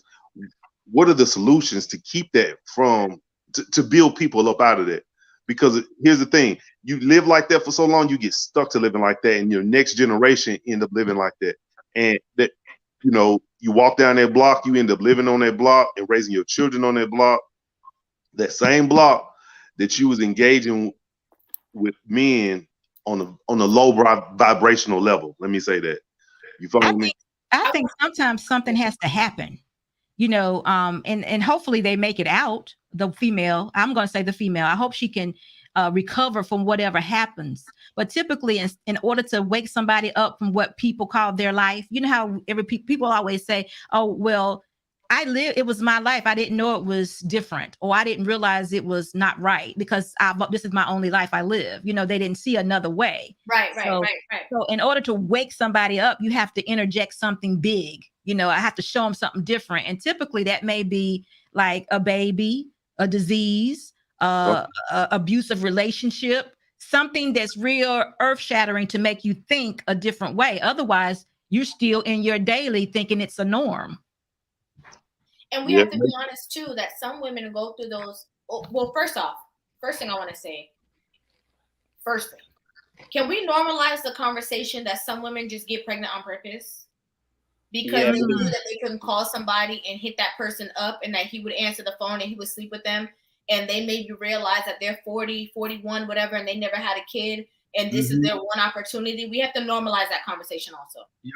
I'm not saying that's this situation because I don't know this person, but I'm just talking about in general. Let me make sure I understand that right. You're saying that have babies some women are manipulative because it might be their last opportunity to have a child, or they're manipulative before and it ends up in them conceiving a child. The first, it's both, but the first thing that you said, they're realizing their age and their stuff and they're this, and some women have a baby for themselves and they might know this person and be like, oh, he's a nice guy, he's a good guy, he has a good job and he has a good family, and some women are superficial. He got good hair, okay, he looked good, I'm gonna have a cute baby. Some women have babies for themselves. So let me add to that, Rivah. Let me add something to that because I want you to tell me, because I'm a little, I don't know. I think sometimes women, modern women and younger women too, have kids have babies with men thinking that the men have an excellent pullout game or that the condom works or something of that nature. Now, is that intentional? No. I'll need to believe that a pullout game is going to work. If I'm believing a pullout game is going to work. That never works, period, because you can leak without even feeling it. See, the problem is some guys just luck. But that's the true fact. Some guys just luck out into they didn't leak out a little bit inside the woman, but that happens. So we don't feel it. It's called pre-ejaculation. Go ahead, sorry. So Rivah, is that part of me getting pregnant intentionally, or what? I mean, did I really think that was going to work? Okay, I'm glad that you said that too, because that's a whole different aspect where that's true. Like if you guys are both doing this with nothing, right? Okay, she not on no contraceptive, you guys ain't wearing nothing. She said, nothing is happening. The only thing is that if something happens, then it's gonna be the plan B. Okay. If you are two grown people, irresponsible. If something happens, you guys knew something was possibly going to happen if you're using that method. That'll make Okay, no sense. add one more thing: the calendar. Add the Right, and women calendar to know. it. Women These know. are all things that women do. I promise you that they think in their mind they will not get pregnant. And whether the man is convincing the woman he has an excellent pullout game, or the woman is convincing the man, I'm not ovulating, I can't get pregnant in these next 5 days. Right. Whatever the situation is, these are things that people really, this is science per se, that people really believe will keep them from getting pregnant. Am I right about that? You're 100% right. That's And to really even true. take that a step further, women. It's only 4 or 5 days out of the month that a woman can get pregnant, right? I think they can get pregnant every day. That's the whole It's point. a I'm lie. making. Don't you dare say that, EP, because somebody's gonna believe that, and I don't believe that. I believe because a you woman can can get work pregnant to while get you're on and your say, period. oh no, we're cool because it's not that time of the, I'm good No, I'm because talking about I'm out only of my during window. ovulation. That's what I'm referring to. You're saying that there's supposed to be during ovulation you can't get pregnant, or you can. No. A woman can only get pregnant during ovulation, which is 4 to 5 days out of the month. See, I'm saying days after her period starts. Right. That's supposed to be the theory, but I'm telling you, I don't believe that. Wait, I know it to be true. Right now, Let me tell y'all a quick story. He says it's true. let me tell y'all a quick story. Hold on. EP, before you tell the story, I'm a woman. Okay? Don't bother me. No, that's what's crazy about the story. That's what's crazy about it. That's what I'm telling you. He's a man that's telling his woman that we got these many days in this week, this month, that I can do this and we good. Because you see, he's painting a picture. He's doing exactly what happens in this real world and hoping that they don't get pregnant. But if they do, Rivah, I'm asking you the question: did I do it intentionally? Was I trying, or what? Yeah, I think it. Oh, let me be quiet. No, but that's the thing that I'm saying. Did I do it? All three can be true because she can intentionally be trying and tell you that she's not, and you don't know that she is, but you're trusting that this window is not available because she told you so, and it really is that.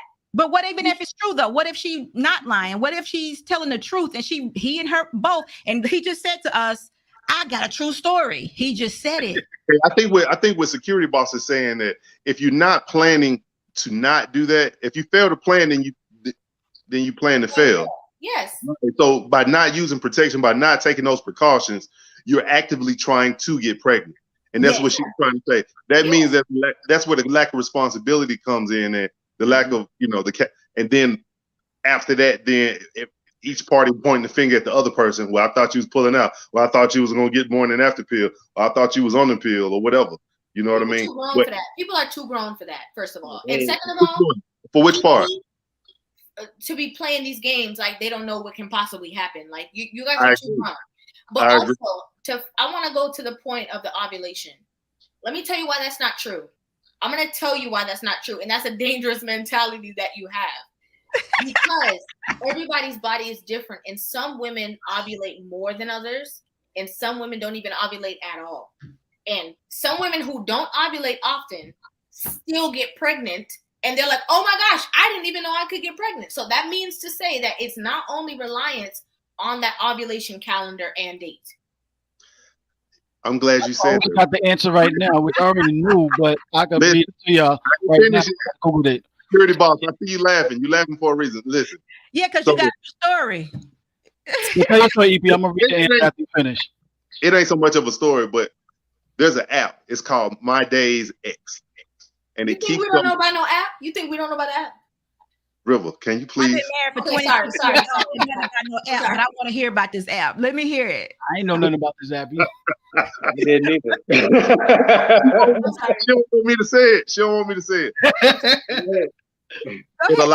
It allows you to track a woman's cycle with details about when y'all were intimate, how y'all were intimate, and all of that. Temperature, you name it.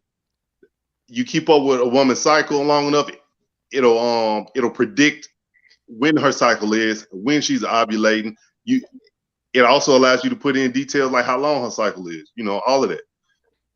I've dealt with, and it also lets you, this for all the fellas out there, it lets you save more than one, woman you might be dealing with, and you name them, and the whole thing is password protected and everything. So I've dealt with several women that I knew they cycle better than they did. You know what I mean?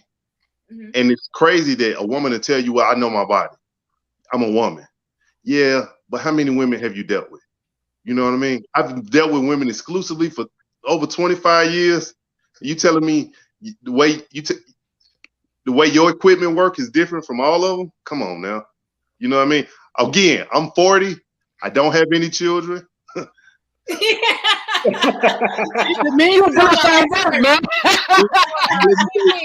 me also say this. I am disciplined with how I deal with women because I realize that's sometimes that's the least of your words. Having a child by this woman. Sometimes it's all the other stuff that come along with it. Yes.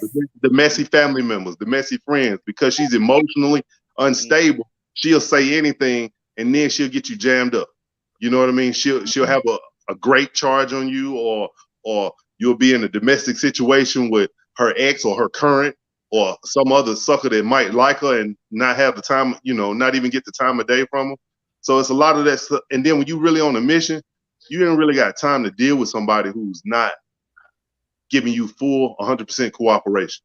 Like the brother say, I don't know his name, on Chantel Simone's channel, he always talking about, get me my sandwich.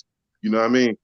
Oh, we need full cooperation. And when you really on your path, when you really on a journey, you don't have time for all those sideline things. And I think that's what the young man Kirk was saying. Follow your purpose, and you won't have time to deal with a woman that's really not in line with what you're trying to do. You know what I mean? But back to the app, My Days X is free. Google Play. My Days X. Where the X falls, those are the days he can freely have sex with her. But no. That's not how it works. So you have to actually look at it. It pulls up a calendar with the moon cycles. It also gives you a day. But in order to get this out of the app, you have to put data in. So you have to. That's what we're trying to say to you, EP. That's what we're trying to tell you. You have to put data in, like when her cycle was, when it started, when it stopped. Right. You know what I mean? I already Googled that already. But if you're really dealing with a woman, you know all that information already. Yeah, but that's not true either. We're not talking about more than one woman. If you're dealing with more than one woman, please don't confuse the information that you're receiving. Oh no, I name them. But also, not only that, I bet you also that app will tell you the day that you got her pregnant. It does. It'll also tell you if it's going to be a boy or a girl. Come on now. Nope. Be kidding. Look it up. This is boy, I was about to slap you. She got that look like I'm about to slap you. For real. Can they tell you got twins? Can they tell you got twins? No. No, it ain't that detailed yet. Oh wow. All right, be careful. No, but the thing is, EP seems like he said he ain't got no kids that he know of. Okay, he got this down to science. Don't do me like that. Please don't. He got this down to a science. However, it's not my app. I'm just talking about know about it. But we're talking about women who are being promiscuous. We talking about the sneaky links. These guys don't know nothing. They just know that she's gonna come over a couple times, 2 o'clock in the morning, 3 o'clock in the morning. They don't know about no app. Yeah, she told him she's on the pill. So what you talking about? Yeah, I think for stuff like that, like I said, we gotta start promoting. If you're in a relationship, that's a different story. If you're in a relationship with someone, a committed relationship with someone, a marriage with somebody, that's a whole different story. Okay, and you're just not ready to have kids yet within your marriage. That's one thing. You still with the app or whatever, you still you playing Russian roulette. We know that. But we're talking about these sneaky link situations. That's a different ballgame because these men don't know nothing. You just play the wrong game about the app. Yeah, in situations like that, I think we need to promote better, healthy relationships with yourself. You know what I mean? Why are you okay with a sneaky link as a woman or a man? You feel me? As a grown man, I don't think I should be sneaking around doing nothing. I'm not sneaking around doing nothing. I'm not dealing with nobody else's woman.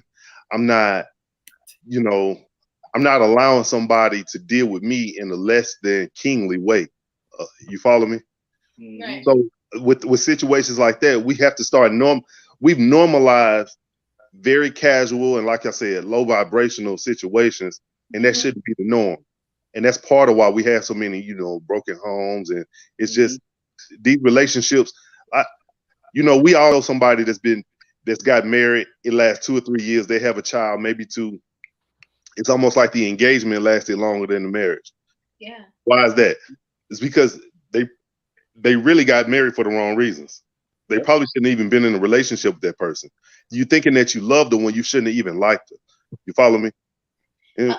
I would say start not just start with yourself, but also too after you start with yourself, then you got to teach them about the types of women out there and stuff like that. Remember that scene in Ali, the one with Will Smith, and his wife Jada was in the movie that she played the girl that he met and everything. He wanted to marry her, already wifed her up, and his entourage told him like this woman's not meant to be wifed up. Like, are you crazy and stuff. He was a very confident man, but he put this woman on a pedestal the way he did, wanted to marry her. Of course, he didn't, but he put this woman on a pedestal. We would have made a mistake. So you can be confident yourself and everything too, but also you got to teach them about the type of women out there, also too, along with that, because you got people like, let's say, example also too, like Jeff Bezos situation he went through with Leonardo DiCaprio, confident man in his business and everything, but he wiped up the side chick, and then his side chick was in Leo's face the way she was. And look what he did. He wanted to put Leo on blast, like he's defending her honor, but you didn't put her in check and stuff because she embarrassed you in front of him like that, and she only gonna do what you allow her to do. But Mel, I think the word of today is that it's all about you. It's all about you. Everything is about you. You got to start with yourself first, and then you got to teach them about the other types of women to deal with, so you know not to deal with them type. You're serious with these type of women like that. So, EP, can I ask you something? What is the actual purpose of the app? The app is really just to keep track of it. It was made for women. Okay. It's not made to to be. I got you. But Google Play Store don't care. It don't know who downloaded. You feel me? No. I was just wondering who was it geared to? Because I was like, do you really have an app to tell a man when it's free, when he can have carefree sex with a woman? I was like, I know this is not true. So it's not really carefree sex. It's just those are just my words. Those are yeah. But I mean, that's one way to look at it, because after that ovulation period, it's 2 weeks. It's 2 weeks, and it's free. It's a free for all till Flow come back. Everybody, look here. I already posted the answer in the private chat. You can read it, Rivah, if you want. If you are tuned into this video, look right in my eyes.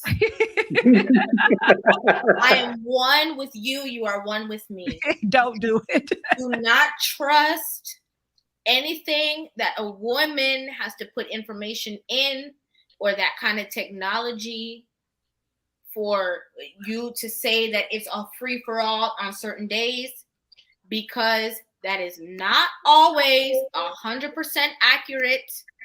That is not always 100%. Look here. Don't look at EP. Don't look at EP. Look at me. Look at Rivah. Look at me. That is not 100% true. That is not always 100% accurate. And also, fellas, you also have to look at your women. Okay. She didn't remember to get this from the store. She didn't remember to get this yesterday. She forgot to do this. She forgot to do that. Do you really think she remembered to put all the accurate information into her phone? Focus. Tell the truth. Let me say. Don't listen to EP. Don't rely on the app. If it works for him, it might not work for you. I said the answer in the back tag. Put it right there. Yes, let me kind of give y'all a better idea. Let me kind of give y'all a better idea. I agree with Rivah. The woman is not putting the information in. You think these women that I've dealt with, and they don't know I got this app. You know what I mean? No, it's all they know is we on the phone and come back. They don't know I got the app, but you better read that small print. Because I know it's telling you when this goes wrong, you cannot sue me. Yeah. I didn't get it to be 100%. Hold on, let me clean it up. I didn't get it to be 100%.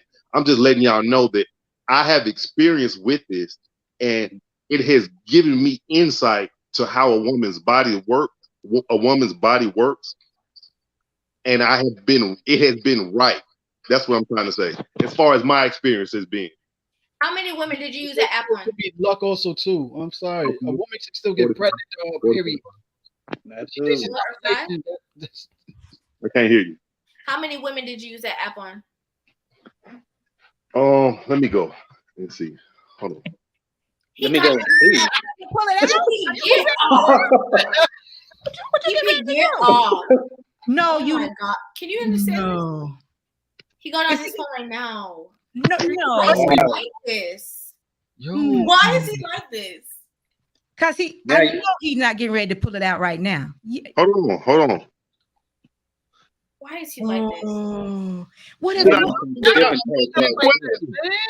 She asked me a question. What if his women are watching? Yeah, he gotta go. Bad guy earlier. I don't do stuff like this. Like I never did stuff like this. What if his women are watching and they're like the whole thing? You got to stop. I hope they are. They deserve to watch this. They deserve to watch this. Well, if they are, he just outed himself to them, and now he in some big trouble. Security problem. Am I still the bad guy in this still? My little debate. Not anymore. After that, I don't think so. Mel, you were never the bad guy. You come on my channel and you give me mad support. You're never the bad guy. Yeah, definitely love you, baby. You're never the bad guy. No. I was just listen. Yo, a woman can still get pregnant during her period. Sometimes she thinks she's ovulating, or she thinks she's bleeding. That's ovulation. No, you're never the bad guy. Never the bad guy. Snatch to you ain't got enough snatch to be qualified to answer that, really. Huh? I'm sorry, I didn't hear you. Say what? Mel was saying that that she can still be on her period and get pregnant. Yes. That's true. What makes you EP? Because that's the eggs are on their way out. So just what if one connected as it was on its way out? EP, we don't want to hear nothing else besides how many women. That's a big number. I played the fifth. He said, what you're trying to do is you're trying to judge me. No, we're not. You want to know my body count. How much data you have. No, we're not. We're not. We're not your body count. She's trying to judge me on the low. No, we want to. I want to know how much data you have. Say what? I want to know how much data you have, because obviously the women that you work that it's either not enough data, or it just so happens that the people around you are just people who are 100% healthy and regular. Oh, yeah, I will say that. So I will say that. So it's been right as far as I know in the women, and this I'm talking about even when most of my situations have been long term. You know what I mean? So it's been somebody I'm dealing with for a while. Even if it was more than one woman, it's kind of like, it's known. It wasn't something where I'm dealing with this person 1 month in a month. Next month I have no access to it. No, it's not that. It was it was pretty consistent. Obviously. So, obviously, because you need the data for the app. Yeah, it has to be consistent. Otherwise, it wouldn't work, because then you would have to skip months on your app and everything, and that wouldn't show a good pattern. You're right. Right. That's what I meant. Yeah, exactly. Don't trust the app, guys. I'm telling them to trust the app. Let me tell you why. I know. No. Hear me out. Let me tell you why. Because why not? Why shouldn't they trust the app? Well, listen. You can do whatever you want to do with the app, but protect yourself. That's what I'm giving. I'm giving these fellas an opportunity. And remember, it's not about use the app. Use condoms, and also use your discernment. Use your discernment when dealing with women. Don't trust the app. EP, remember, we are not talking about relationships. Oh, okay. Yeah. We are talking about stay focused. We're talking about situationships. We're talking about sneaky links and we talking about promiscuous women. Mm-hmm. So these men don't have time because they don't even see her often enough to know about an app. Exactly. Okay, They so don't we even know what they cannot looking tell for. them this. And to add to that, if you give men something, Somebody said EP one sterile less and don't thing know to it. think about, they're not going to think about it. No, my ex was pregnant. You heard me Security boss. I said, if you give men something that is supposedly replace something that they don't have to think about, then they won't think about it. If you give them something as a replacement, okay, I got this now I don't have to think about this, then they won't think about it. Understood. You don't want to do that. You don't want to do that. Right, Understood. right. Exactly. That's dangerous. Again, the dangers of promiscuity. That's the dangers that's a really big danger. Because then they don't look. Hey, if you take his advice, look at me. Don't come to me.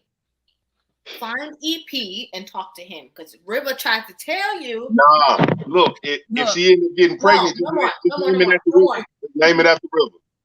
You can come on Security Boss's channel and we can tell you how it's going to be at child support court. It's okay. I know that's right. All right. And please, I want one of the mods. Please drop please drop Security Boss's channel in the chat too. I know that Kendrell has been doing it throughout the chat, but please drop it again.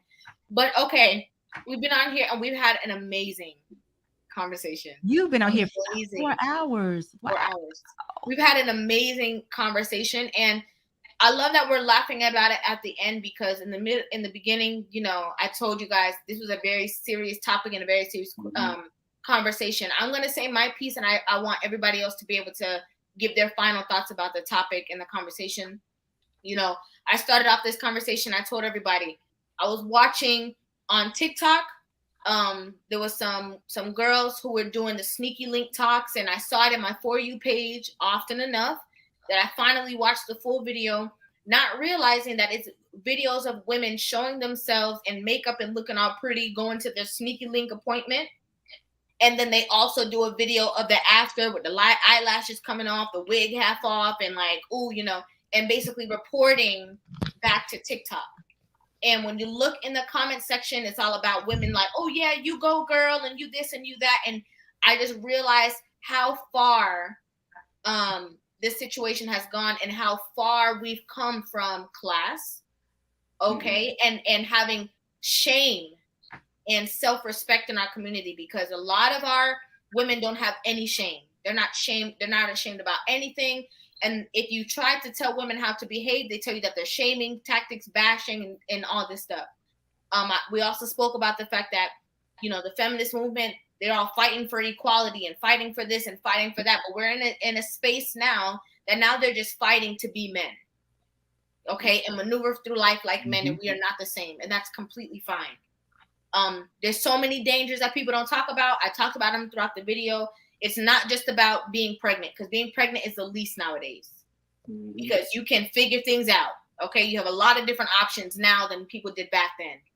But even further than that, we talk about women who have situations where this is women telling other women, because this is for some of you who missed it too, women telling other women that, oh, you can meet up with a guy and hang out, and if you guys are, going through the motions and you only want to receive top from this guy, you have the right to stop that situation when you're ready to stop it.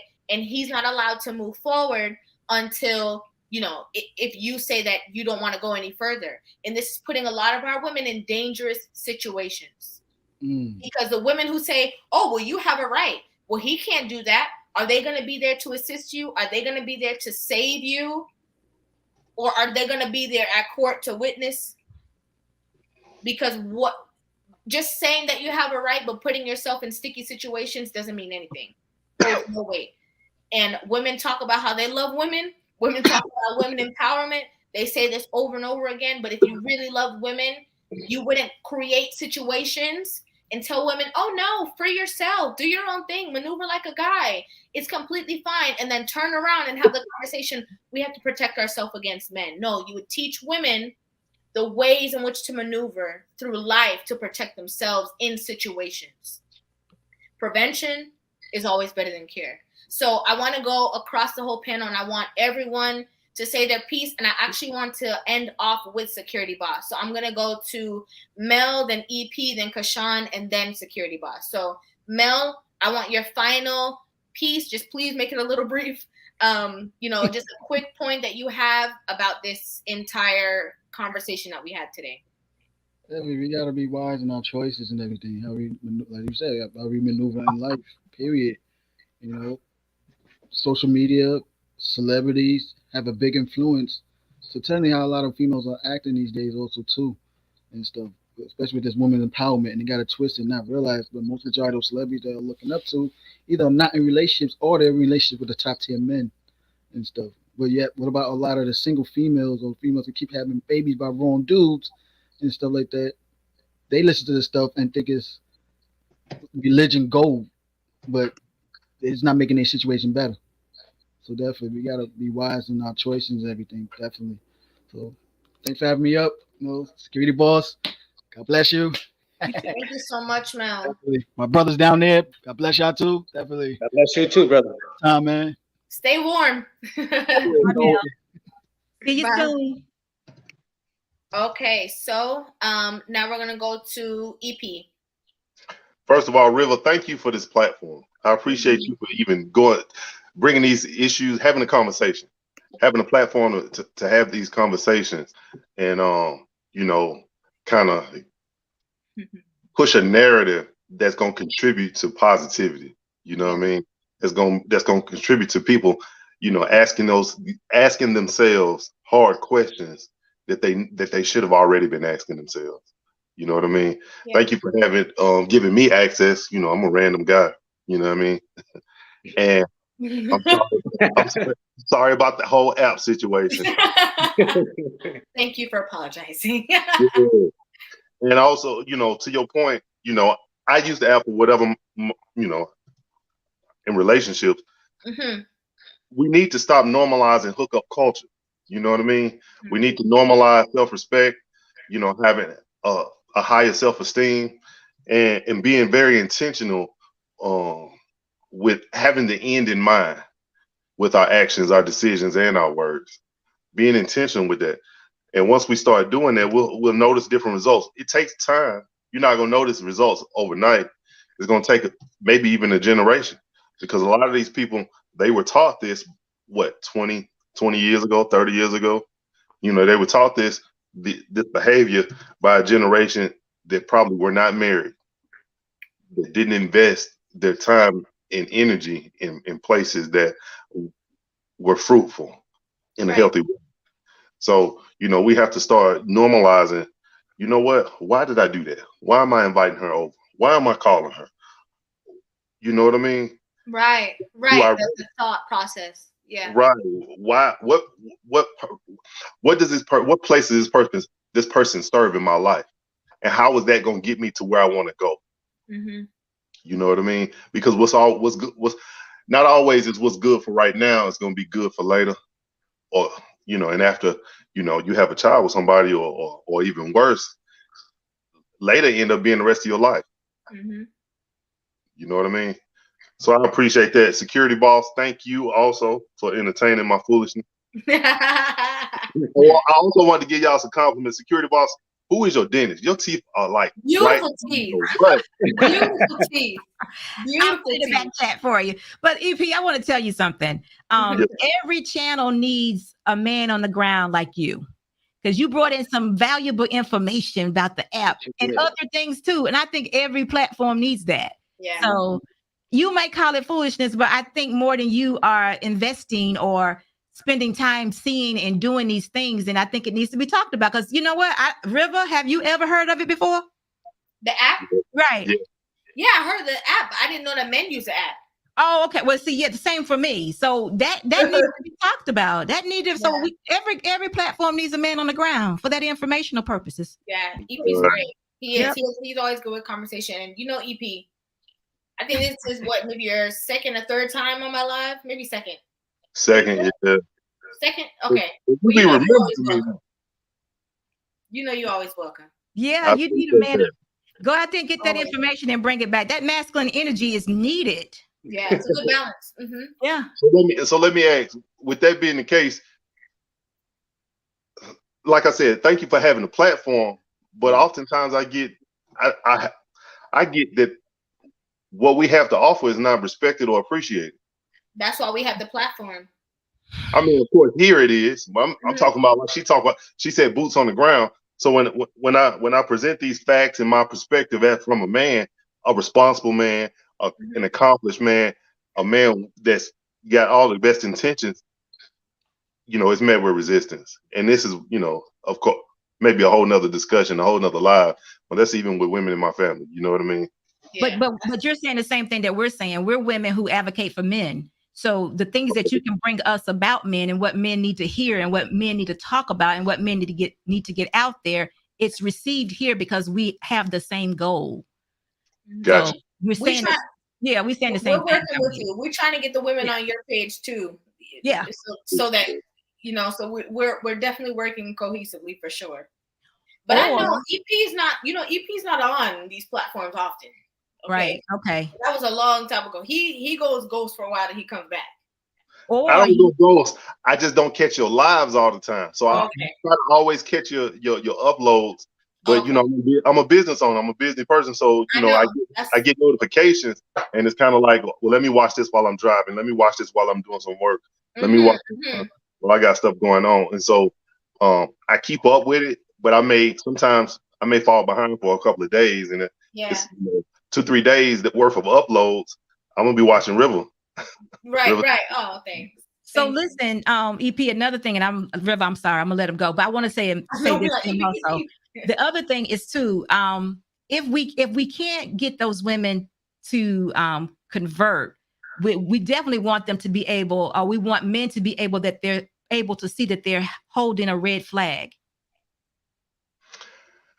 Are you asking me, can we? I think we can. No, I'm telling you, that's what we want to happen. I want all men, that women that won't convert, and sometimes you don't convert because you just don't know, and you've been taught wrong, or you've been going through some trauma, or whatever. Now you're ready to listen and make that change. But those who are not, I want all men to be able to recognize that red flag. Oh, absolutely. But here's the thing: that comes from self-reflection, both on the women's side and the men's side. And that's what I was trying to tell male earlier. When I sit and I reflect on what I want and how to get it, it's easy to identify those women that's not gonna help me get to where I want to go. It's easy to identify a woman that's got eyelashes out here. You know what I mean? Or red hair. I'm staying away from them. I got it. You got it. I'm touching with a 10-foot pole. You're right. So we're trying to get everybody on that same page. Right. And hopefully women, if we have this conversation enough, the women with the red hair and with those eyelashes, they'll hear it and see the value in men like myself and other brothers on these platforms, and start seeing, okay, they do have a point. If this ain't what they're looking for and I want a different result, let me try to change it. Let me see what I can do. You know what I mean? Let me go back to my natural curls, or let me go with some earth tones. Let me take all of this off and just accept myself as I truly am and present myself, in a natural way. I agree. And it's so really quick. I just want to say it's so funny because that one point that you just made. So many men talk about that, like I like my woman more natural. I like more women, and women are like, they like the wigs, they like the lashes, they're like, no, we literally just told you what we want. But EP, thank you so much again for your time, for sharing this. What is it? Thursday, right? Sharing this Thursday evening with us. Always the same day for me. Okay, sharing the same day with us. We really, really appreciate you. So thank you so much. No problem. Have a good night, y'all. You Bye-bye. too. Good night, brother. Okay, Kashawn. Let me fix this. Okay, Kashawn. Well, first of all, Rivah and Boss Chick, I want to say thank you for showing men that there are women out there that care about us, that want what we want. I want to thank you both for that, because it's not enough. It's not put out there enough. And the women that we have in front of us are the women that are paying attention to Cardi B and to the Megan Stallions, trying to be what they are, when that's not what we're looking for, what we need, or what we desire.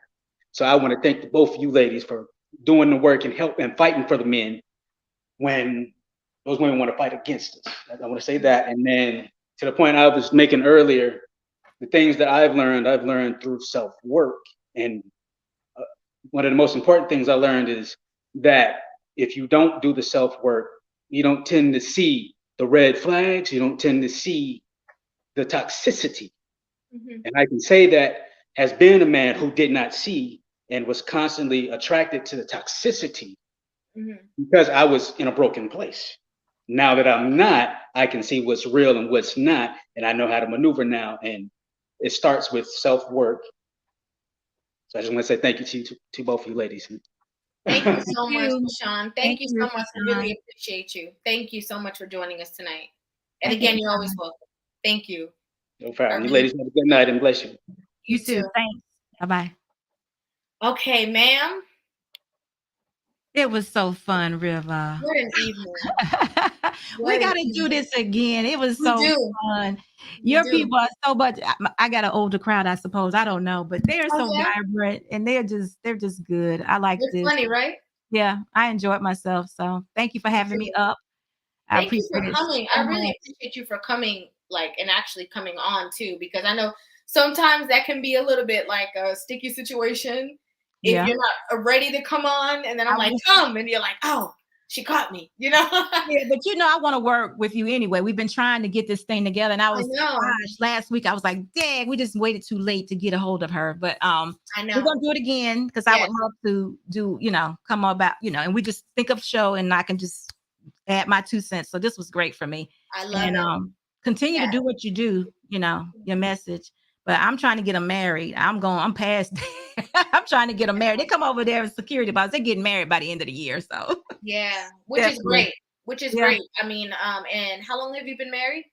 26 years. It'll be 27 years this year in November. 27 years. Yes. And we definitely gonna work because there's so many aspects of these conversations that need to happen. And I want to say to you, thank you for the work that you're doing as well.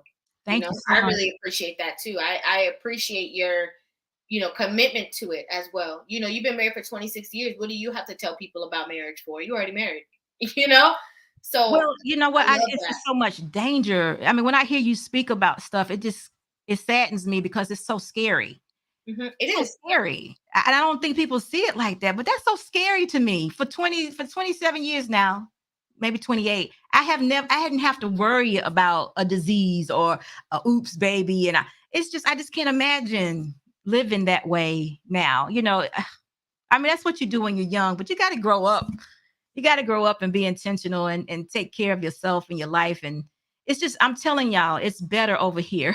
It is. It's better. You have more money. You have bigger houses. You have cars. You have everything you want. I'm just saying. It's just better. I don't know. But I definitely appreciate you. But I know it's time for you to go because you've been here 4 hours and 12 minutes. And my hair was straight when I came on. It's puffy. How did this happen? I don't know. I don't know how this happened. But that's good energy. Thank you. But I do appreciate that. And again, I know I said it before. I'm very big on showing people that you're grateful. So I am very grateful that you came on and gave such an amazing perspective. And you've been on here for a while too. I don't know how long it was overall, but you've been on here for a while. So I appreciate you for sticking around and giving feedback to the other callers as well. I really appreciate that. It's so interesting because we have been trying to work together for a while and it literally happened just so organically. Yes. And I'm very big on that too. So I love the entire thing. We're going to talk. Yeah.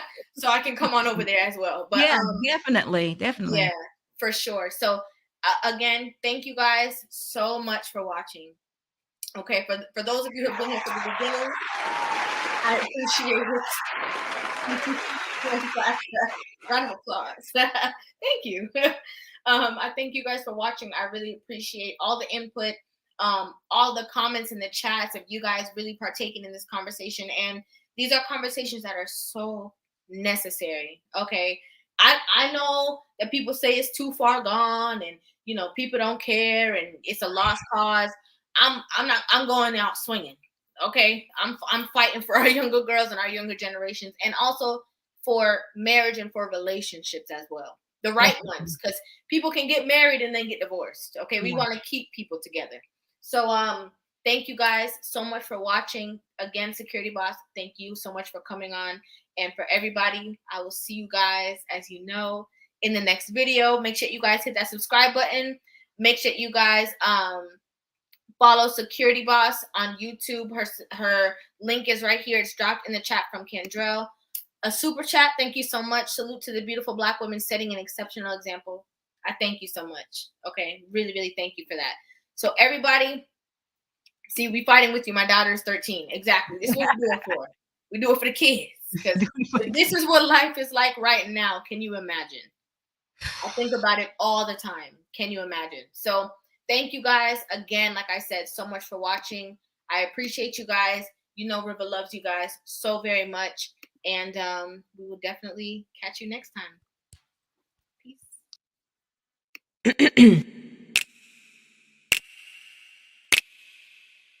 You can step into my world, see the way I see it, no matter near or far. It is a sight worth seeing. Step into my world, see the way I see it. Rivah.